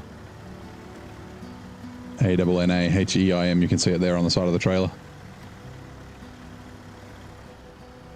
It's like the Anaheim B double or something like that. But yeah, if you just search TW Anaheim, you'll find it.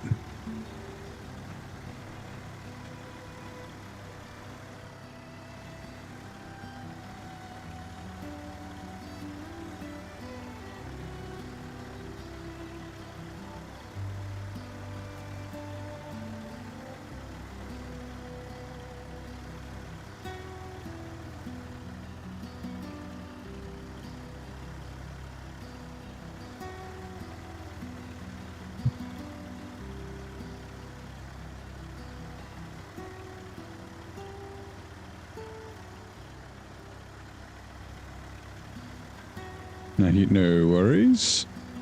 It's pretty good. It's a bit of a pain to reverse. It's kind of heavy too. All TWM's trailers are quite heavy because they're made to be used with these like crazy powered mod trucks.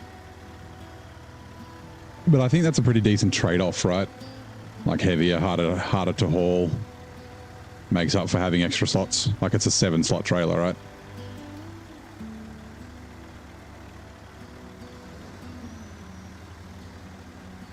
How long going? It's not that long. It's only 7 slots. Not as long as the 8-slot trailer. Whoops, bonk.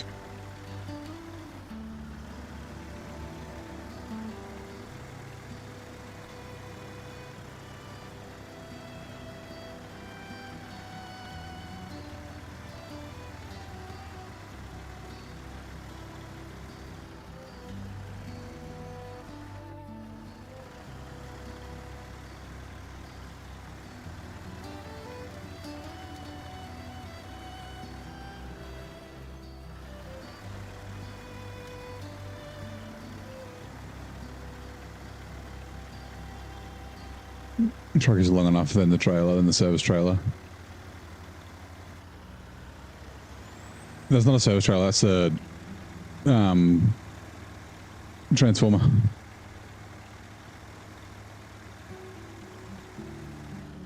Yeah, it's a B double. 4-slot, 3-slot. It does look a bit like it, doesn't it? It's almost a 4-slot, right? It's like 3.5 slots on the back. Certainly did that in the Lake and Smithfield Dam. Try to get curtain side trailer out. 30k, yeah, right. Yeah, it looks like almost like a big service trailer.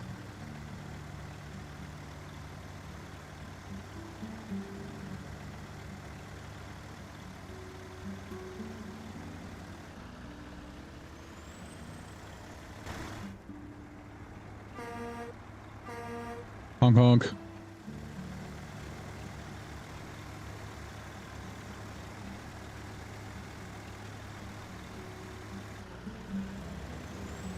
Oh, Kenny. What's wrong with the Kenny cab? Does it look a little bit old, I guess? Got a CD player. Also, hold on.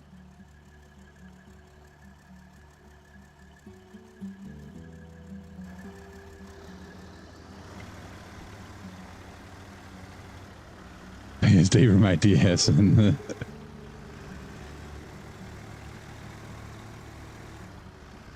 Right, these should just complete when I deliver these because the trailer's in the right spot. Nice.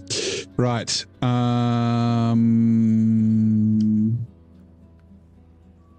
that remains. Nice. Empty containers too. So we need to grab. Where are we? The Zetros. All right. Like I said, I was going to drive down this in the daytime.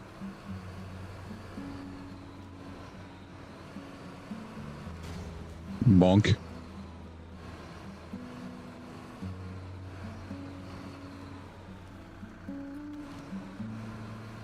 Alright, there we go. Take over the ADS and Kenny's push W9 on his ass. You have to use the modded dash. Oh, you know, it doesn't work properly, the taco. Or it's just hard to read.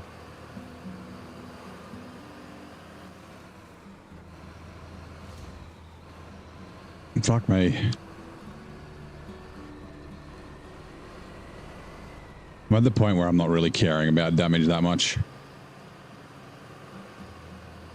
Like, I've got repairs on the roof and stuff. It's going to bite me in the ass when I have to get everything back to the garage, but like, yeah. I just don't care.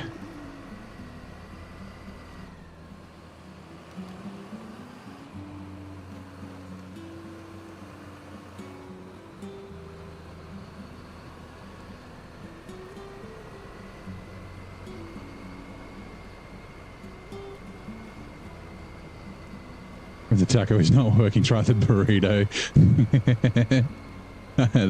I like that.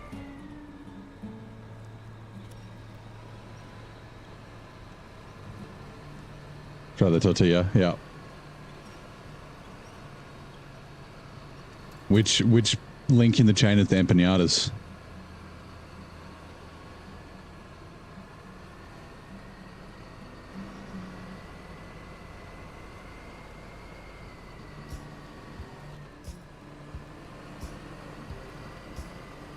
Are they before or after the quesadillas? Quesadillas. What? White person taco night.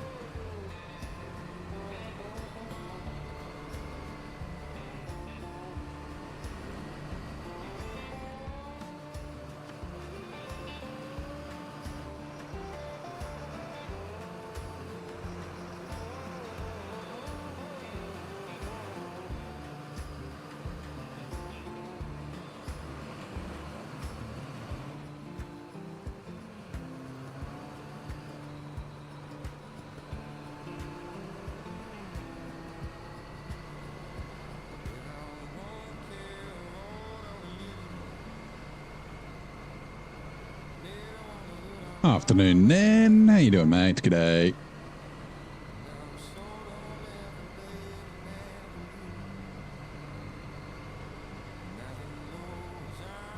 Happy Thursday. How's your Thursday going, bud?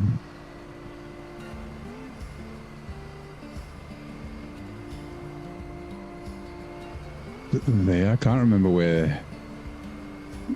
Might be here. There's a bit of a bump. It's fine. Quesadillas, yeah. Sorry, we're talking about the taco in the Kenworth, and how in the W990 it's not very good in ETS, ATS, and oh wait, you know that, yeah. So I was saying, when are the empanadas, like, where in the chain are the empanadas? Are they before or after the quesadillas?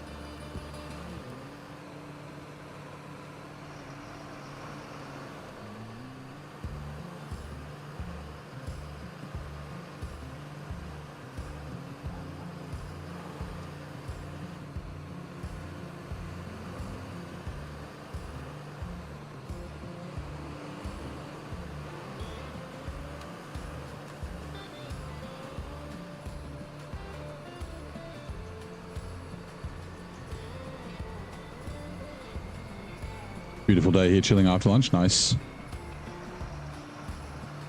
What'd you have for lunch? More food, Doc.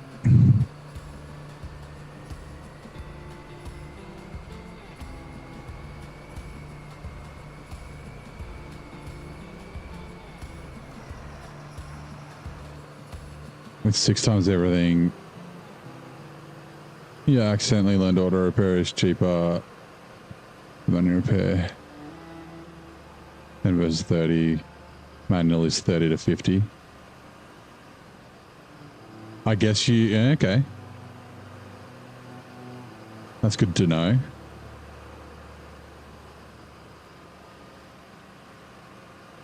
This means you need to get it back to the garage. Mixed salad, nice.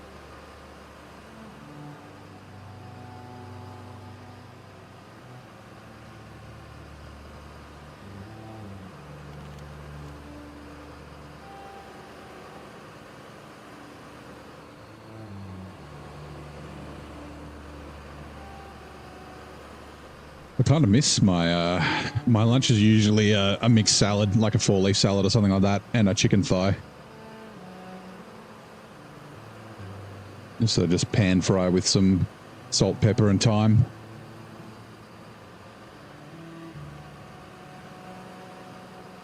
Kind of miss that. A little bit of balsamic vinegar, a little bit of cheddar. Which has now running. The Queen of Crime, famed for creating Hercule Poirot and Miss Marple, concluded her own life story in which year? Ooh. Her name's on the fucking tip of my tongue. Agatha Christie.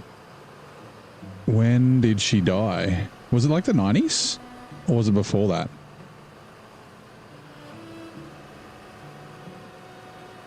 So Murder on the Orient Express, Death on the Nile, like those books and movies as well. Movies, Kenneth Branagh is the director, and he plays Poirot. He's Gilderoy Lockhart in Harry Potter, in the Chamber of Secrets.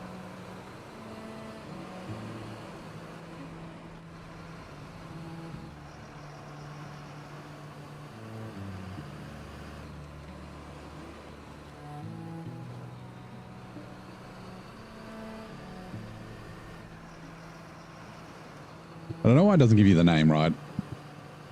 The bot does do that for a bunch of things. Like, it's like there's no reason why it shouldn't give you the name of, like, say, when did Agatha Christie die? You can still do that. You know, the Queen of Crime, famed for creating Hercule Poirot and Miss Marple, concluded her own life story in which year? Which year did, you know, Agatha Christie die?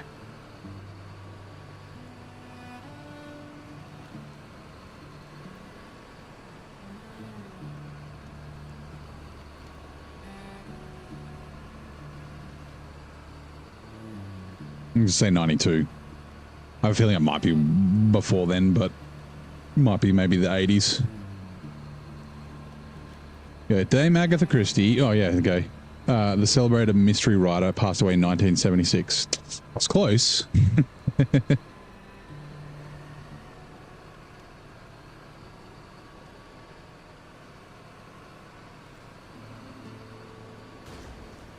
The fuck was that?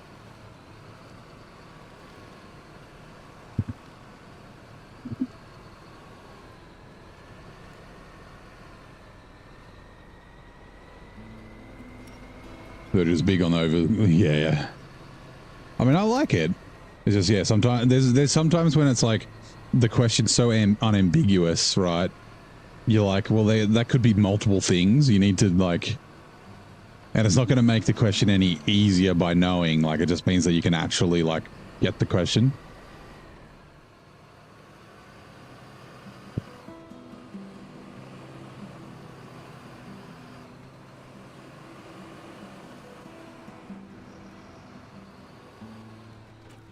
Right, refuel. Expand a fuel tank. Trailer. Pay start. Benz.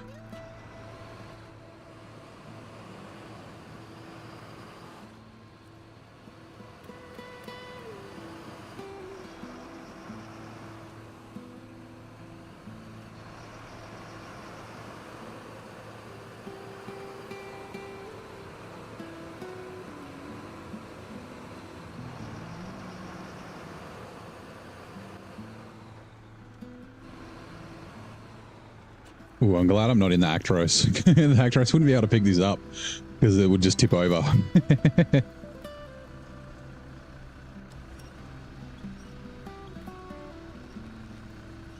Dr. Whoever, you have arrived. Welcome. Careful. Nope. Damn it.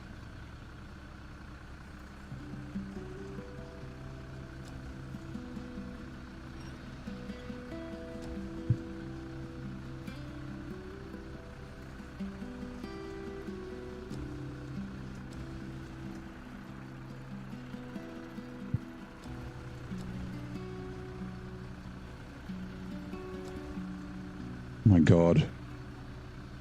I was going to have a rule that I had to lift these with a heavy crane, but if I was anywhere else, then yes, but not here.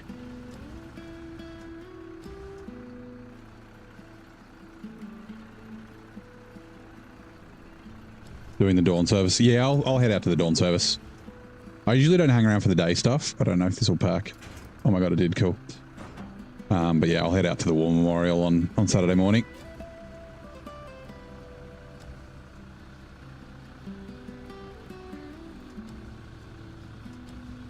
See if Dad wants to go as well. Shit.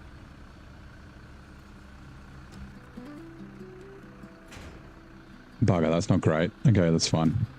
Just makes things a little more complicated, but whatever. What time? I have to check what time the service starts. I think it's like 6:30, right? Or 6 o'clock? Arrived an hour early last year.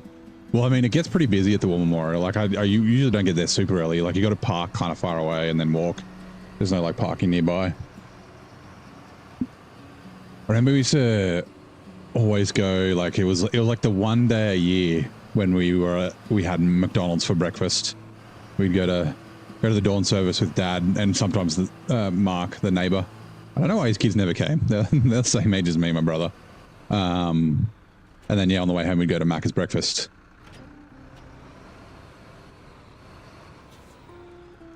Over to 4:55, so 5 a.m. Yeah, I mean, there'd be people there then, but... Oh, hold on. Let's, get the crane out first.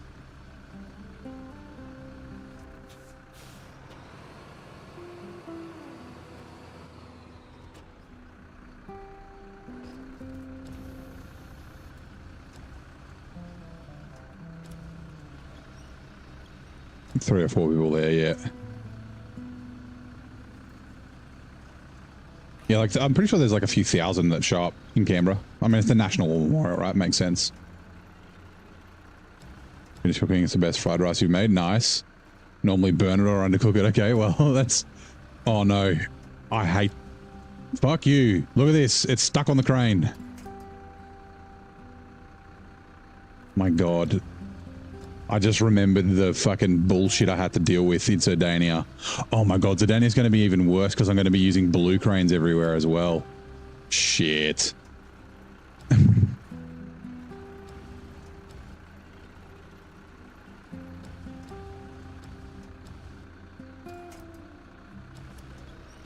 These don't fit in this trailer very well either. Alright, restore crane. Actually, no, keep the crane and we'll do this. I'm just going to pack this and then grab the other one.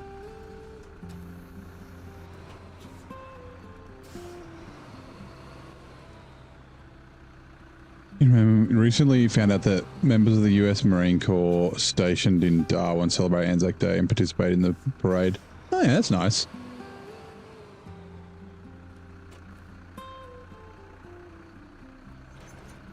Back trailer. We've got, like, obviously the US Embassy and stuff here, so there's Marines. I'm pretty sure there's Marines here. There's definitely Army people here at Defense and that sort of stuff. Department of Defense. And so the people at the Embassy, and I assume probably the people at Defense, they get to celebrate the Australian public holidays and the US public holidays. Which I always thought was kind of cool.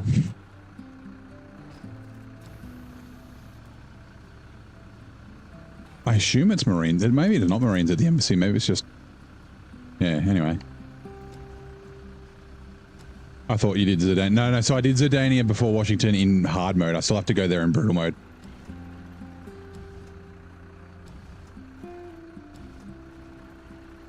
Using the US Embassy. You mean the biggest embassy in Australia? I don't know, maybe.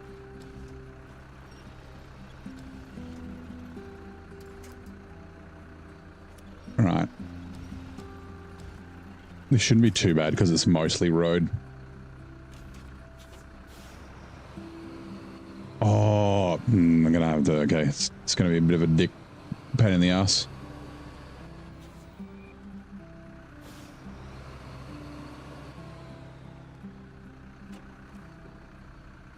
Dash trailer. Right. Hopefully it doesn't fall off. I just remembered they're really shittily weighted as well. They're like, the orange bar on the top is like 3/4 of the weight. So there's a good chance it's going to fucking flip off. I only just remembered that.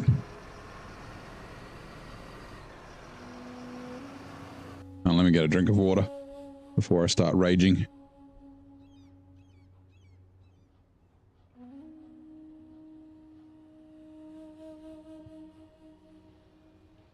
You remember visiting Canberra and it was so cold in the morning when you woke up? Yeah, we do get cold.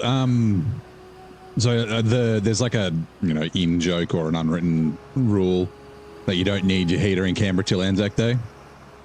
I'd preface it with you don't need your heater consistently till Anzac Day. But yeah, usually like Anzac Day weekend, like this time of end of April is like when it gets pretty cold at night. So it's been like, yeah, there it goes. Fuck. It's been like 3-4 degrees at night sort of thing. We had -1 over the weekend. But yeah, like this time of year I actually really like. It's getting towards the cold parts, but like when it's cold at night, you get these really like nice clear mornings with no clouds or anything like that. And then the day's still kind of warm, like it's like low to mid 20s. So and like the sunshine's really nice. But yeah, you just kind of get used to it, right? Like depending on what you do, you're not necessarily affected by the cold that much, right? So like for me, it's like I get around in not shorts, but I'll wear shorts, like shorts and a hoodie a fair bit. Like I'll go to my parents and like I won't be wearing shoes. Like I've got slippers there in my parents' place, but like it's like I have to like and I might just wear a light hoodie, not a jacket very often, because it's like I walk from my front door to the car, which is cold, but then I'm in the car and it has a heater, and then I walk from in the car to like, you know, either the shop that has heating, or the mall that has heating, or the restaurant that has heating, or like, you know what I mean? Like, but then obviously if you're outside and working in the cold or you're doing stuff outside, then that's when you sort of need to rug up. You get very used to, you just get very used to it. Like, it's not like it's like snowy cold like you get in places in the US and Europe and that sort of thing. We do get like -8 and things like that in like overnight sometimes, and then we do get days where it doesn't make, sometimes you get it where it doesn't quite make it to positive, but not very often. But like we often get days where it doesn't make it to double digits in Celsius. But yeah. Angel Gaming, how are you? I'm doing very good. How are you? Happy Thursday. What's the freedom unit? So 32 degrees in freedom units is 0 degrees Celsius. So yeah. So it'd be like, you know, 35 or something like that would be 2 or 3 degrees. Unlock the yeah, rug up. Yeah, so it just sort of depends what you have. Like obviously I've got jackets and stuff like that, but like it's not super often that I'm out in the cold where I really need it. Unless it's like a really cold, windy, like shitty windy day, then a jacket's nice to get to the car.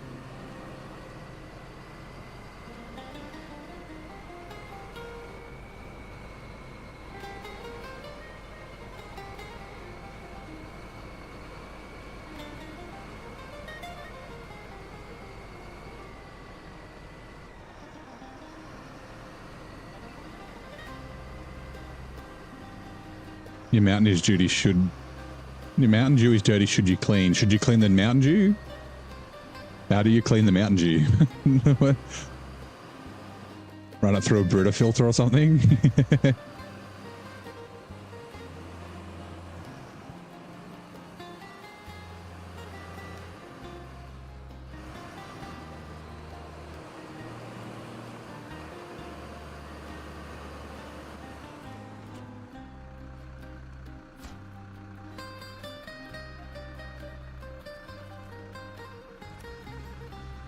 Just extra flavoring, yeah. Depends on what sort of dirty it is.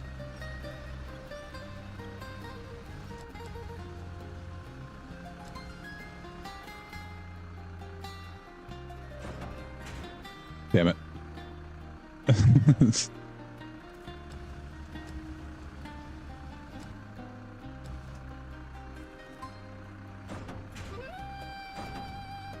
I don't know if... I think this might be too tall to pack.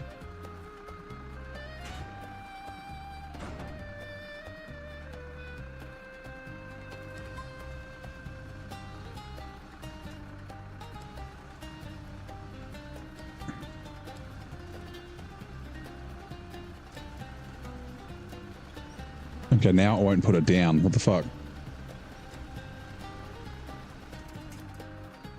Oh, I'm not in crane mode, that's why.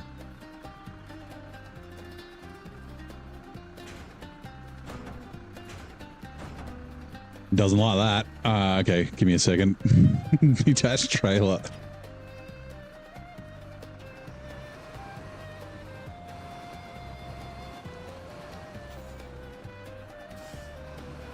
More subscribers. Yeah, we're getting up to 3,000.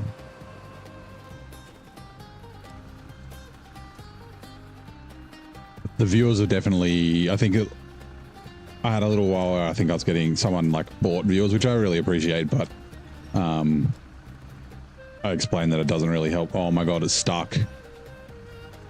Oh, fuck you. Fuck you, container. Oh my, okay, it's out. It's out. My God. So the container was stuck in the no, it still is. I think it's stuck in the transformer. I hate these containers with a fucking passion. They're like the worst designed fucking cargo. Oh my God.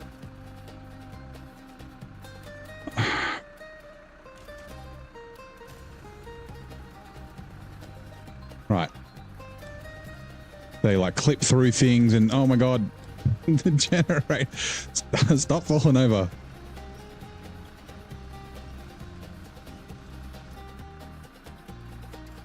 Stay there.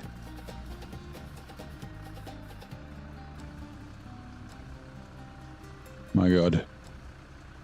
This is fine, yeah. But yeah, like, yeah, we're back to sort of normal with the viewer count, which is, it's all right. Like, we had like 3,000 one day. It was crazy.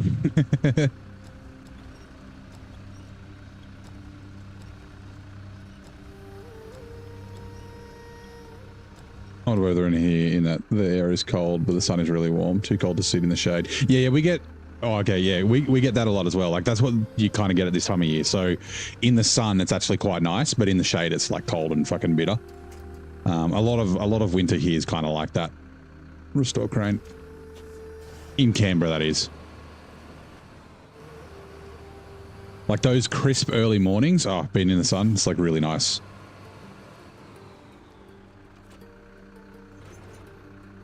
Please pack. Okay, good. Stage complete.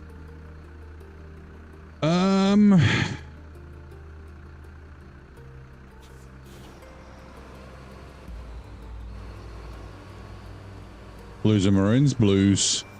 I was born in New South Wales. Also ACT, you know, surrounded by New South Wales. Actually costs, you know, the algorithm sees you high and sees you lost hundreds of viewers and stops. Potentially, yeah. So, I mean, it kind of damages the channel in that, like I said, I appreciate the sentiment. I mean, it might not have been the case. Like, I started streaming on Shorts and it kind of was like linked in with that. So maybe I was just being served up by the algorithm, but like, so the accounts that, like the bot accounts essentially that are being used for the purchased views, they don't like necessarily watch what your viewers would normally watch. So what happens is you start getting served up to like people who like fucking watch cooking videos, and then like the people that watch cooking videos don't watch your shit, and then it just like makes the algorithm do weird things. But yeah, like, but yeah, also I guess like when your viewers drop off, the algorithm might just assume that you're not popular anymore and then stop serving you to people. So yeah, that's all right. That's fine. Like I said, it might not have been, but I think it felt like it kind of was. Although they did, like, I'd do raids, right? I'd raid other people after, or redirects as it's called in YouTube, and they'd hang around. So maybe it was legit. I don't know. Maybe I'm just boring. But it like coincided when I started going like streaming to YouTube Shorts at the same time, and then and like when I looked at it, most of my viewers were from Shorts as well.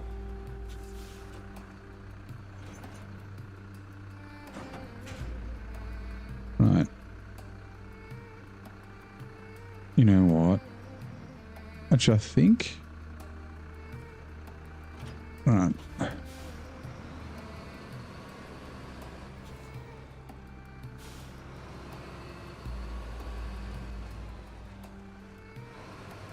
Please don't knock the trailer over.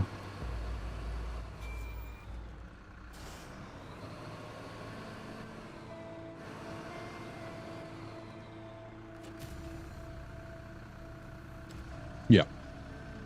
Yeah, so like it's like a temporary thing. Like you'll get a little bit of extra money. I mean, I assume you probably don't get as much money as you'd get buying the views, right? Otherwise, everyone would just buy views and it'd be a free money making machine. But yeah, you get like a little bit of extra money from the extra viewership and things like that. But like ultimately, it just stops your content being served to people who would probably want to watch it. You know what? I don't want to fuck around. We're just gonna use it as a hat. Put the Voron with the crane, get it stuck in water, canal, and the crane legs out. You managed to get unstuck. The rusty mobile crane. Oh, in Roadcraft. The cranes in Roadcraft are actually useful. Well, the ones in SnowRunner are useful-ish, but not for vehicle recoveries. Australia is building a refinery. Are we? Or are they just reopening one of the ones that's already closed? Like we've already got 2. We used to have 8, I think, 8 refineries, and then we got 2 remaining. It's a whole thing, right? Attached trailer. Essentially, like it was either 8 or 11 refineries that we used to have, and there's like apparently there's 2 different types of crude oil. There's sweet and is it sweet and heavy or something? We've got the sweet crude oil, which is harder to refine, and just from a bunch of confluence of different events, sort of just led to us not really having an oil industry here anymore. Like all things that like were made sense at the time and that sort of thing. And it's not like mismanagement or anything like that, but like it's cheaper for us to send our fuel to like Singapore, where they have the fucking mega refineries that do like 1 million barrels a day and that sort of stuff that want our good crude oil, than it is to actually refine it here.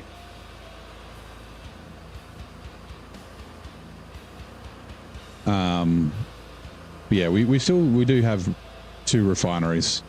But yeah, most of our fuel is our oil is exported and then sold back to us, which sounds counterintuitive, but yeah, it's still cheaper to do that than to refine it ourselves. Apparently. Right, it was going up and down a lot. Okay.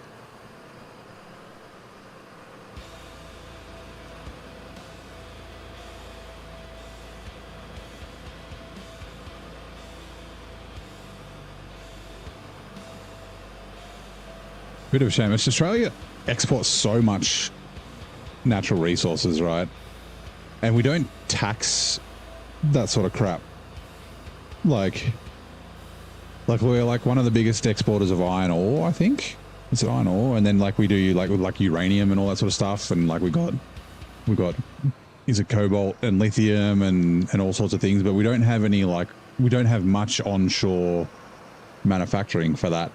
I think there's a couple of new smelters in South Australia and WA that they're like opening potentially. I don't know for sure. Don't quote me on that. But yeah, like we've got we're afraid like, oh, if we tax the big oil companies and the big mining companies for like, you know, taking our stuff to other countries, then they'll leave.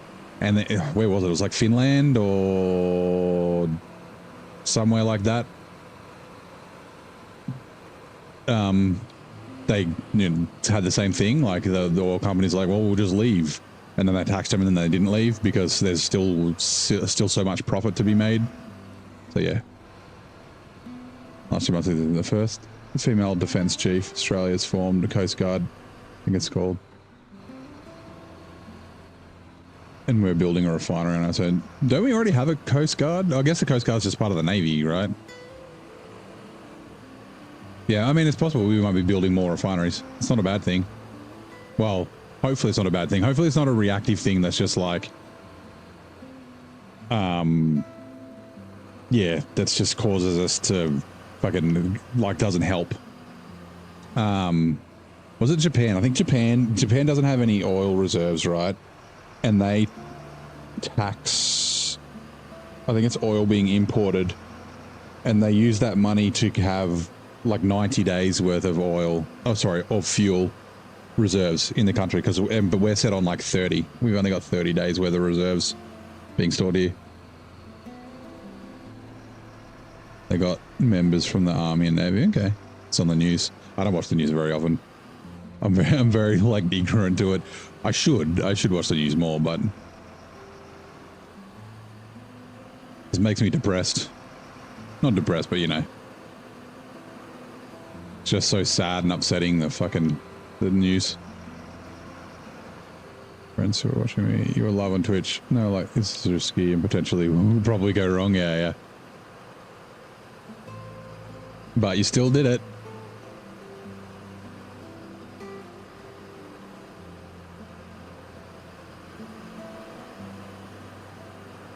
But did you die? Is it... If you didn't die, it's fine.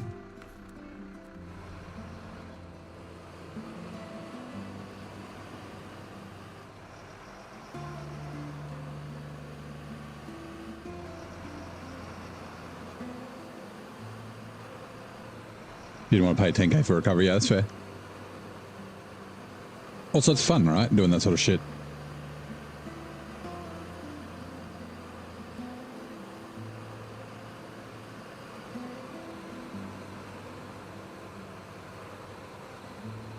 Current unstable geopolitical situation is making a lot of countries review their energy management. Yeah, and so they should, right?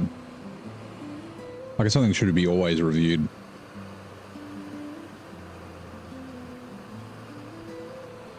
The problem is, right, it's not just like energy management, like bushfires are a great example. We had massive bushfires a few years ago, right? I remember like years ago, they were talking about wanting to build like a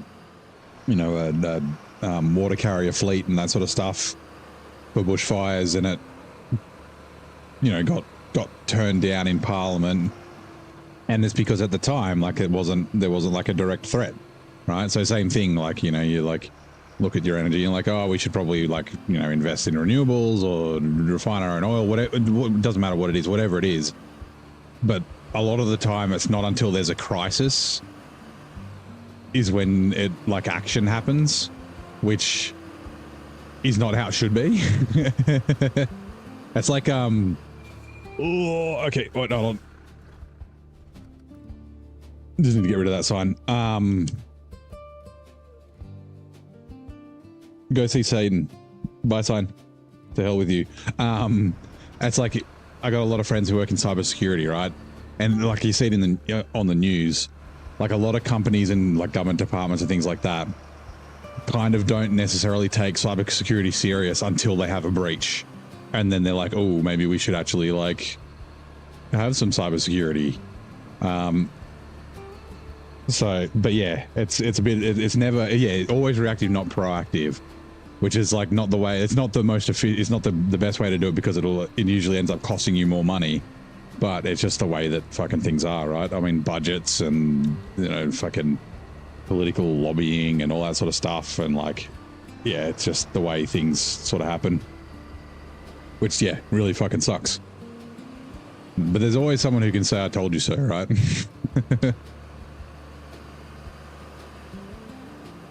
Hindsight's 2020.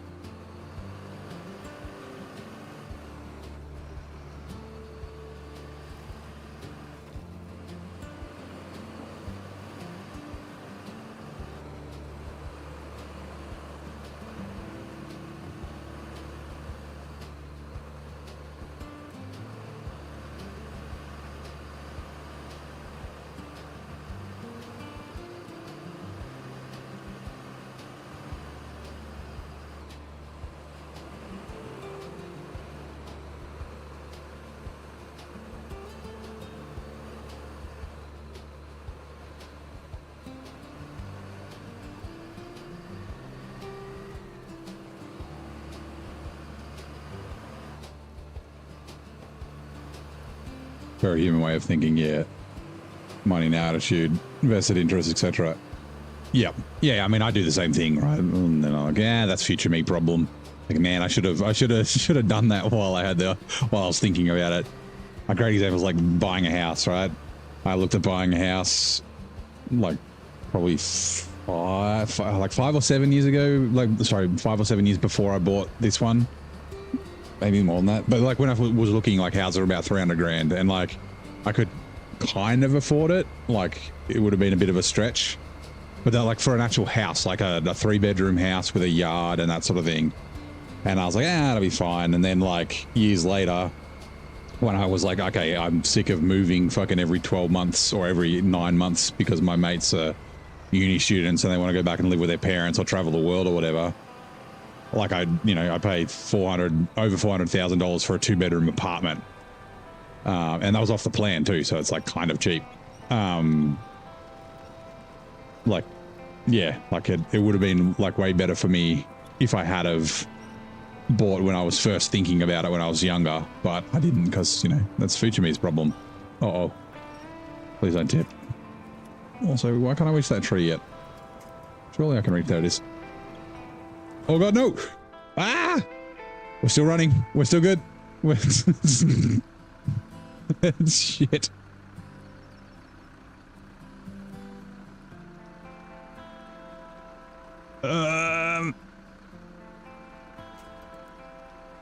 Oh god. It doesn't count.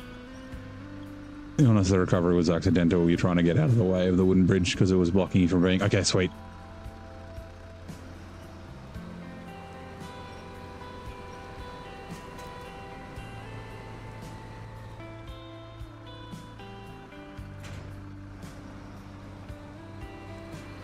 Actually, you know what? Let's do that. Yeah, it's not that, like, house is a pretty extreme example, but like the finger painting the mud out of the window. My truck didn't turn off. Doesn't count as a tip, as a flip. It's only when the truck stalls.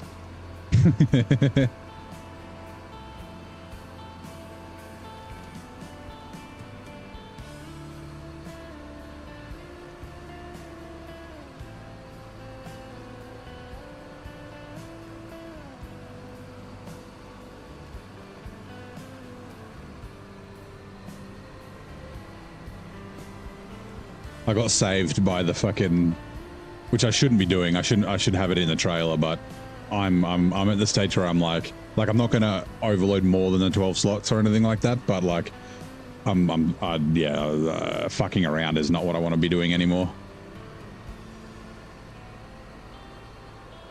Damn it, you flipped.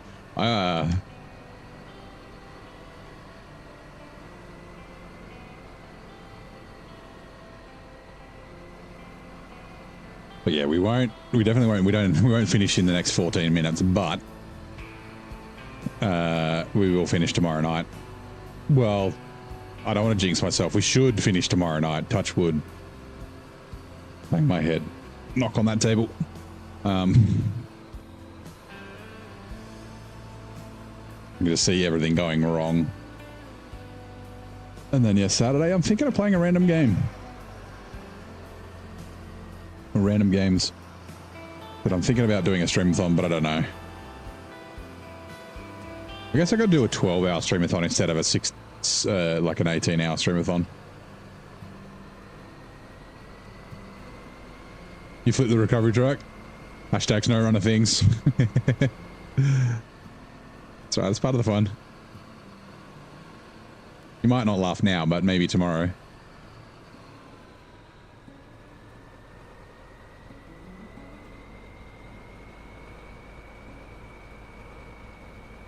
Come on, you heavy bastard.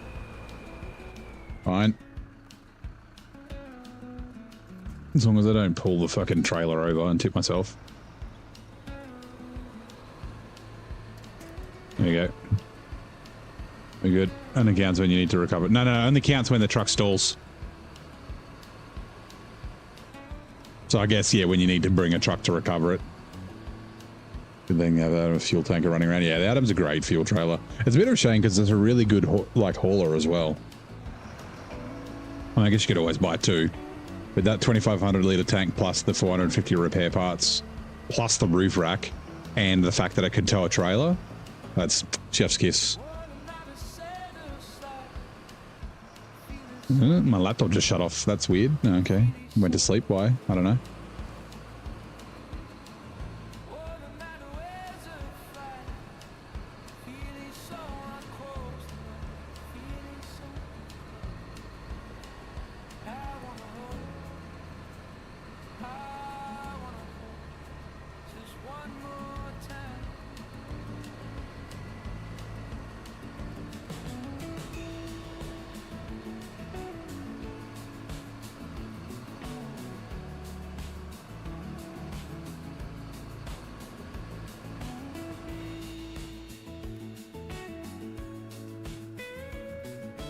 Oh, fuck, I still need to do Forest Watch.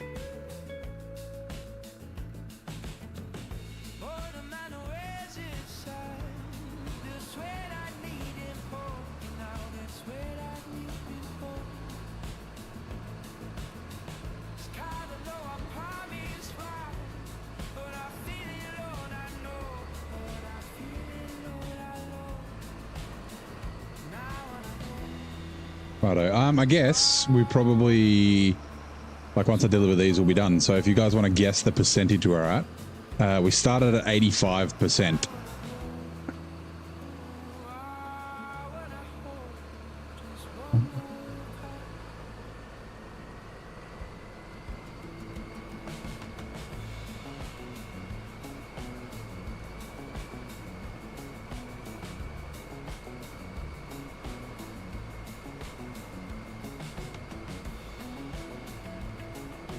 $93, nice, from Fire. I'll give my guess after you guys all guess.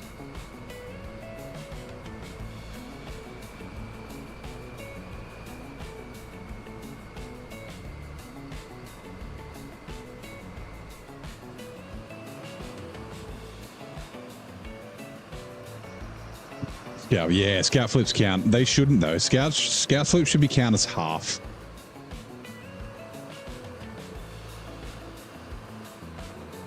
$94 from Nen, $95 from Mick, $91 from Lightfoot.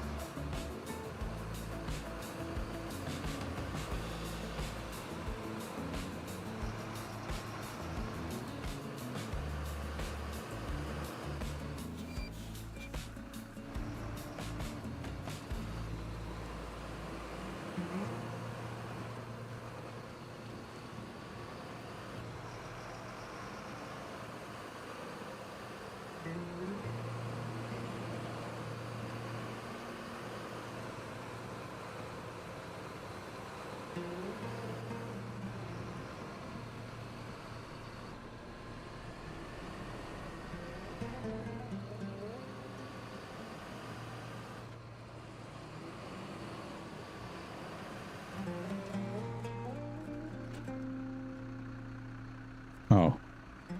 I was like, what? I was wondering why there was no arrow.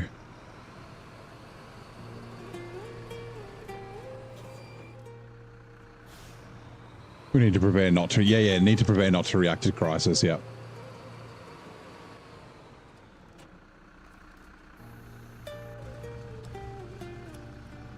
Yeah, I think it's just a very human thing, right? As Nen said, like,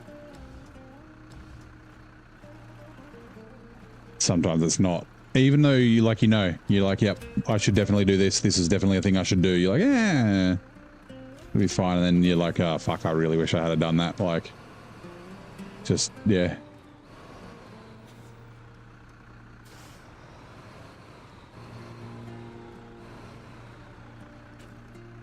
Dash trailer. Unpack. Unpack.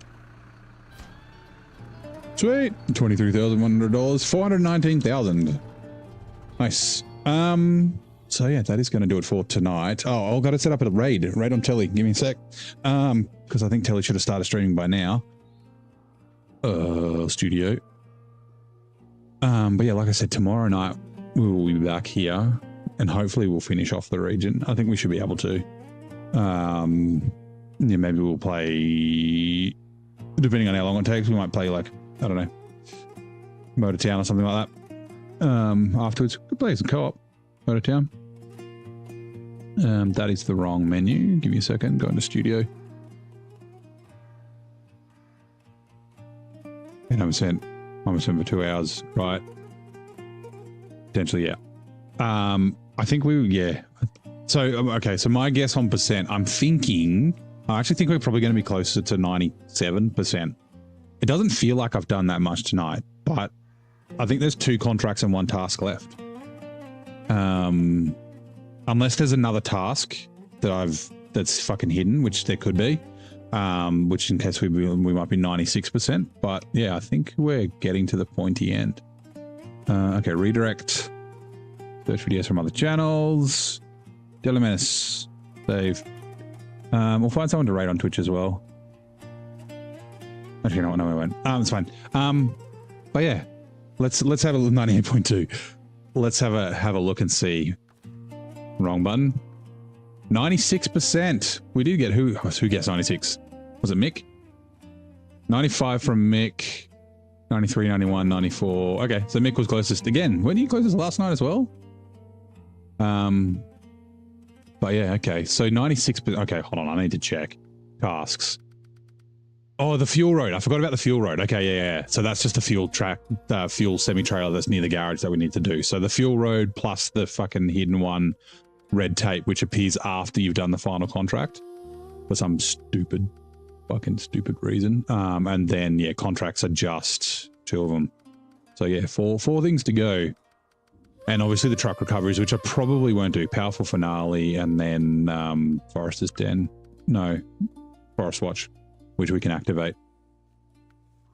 This one. Sweet. We'll probably do this with the C500. But yeah, thank you very much for coming to hang out. Like I said, I've got a raid set up on telly. He's, I think he's in Zidane. No, he's in... Ooh, where is he? He's in Quebec still, or did he finish Quebec? But yeah, hang out for that. Say good day. But yeah, thank you very much for coming to hang out, and I'll see you next time.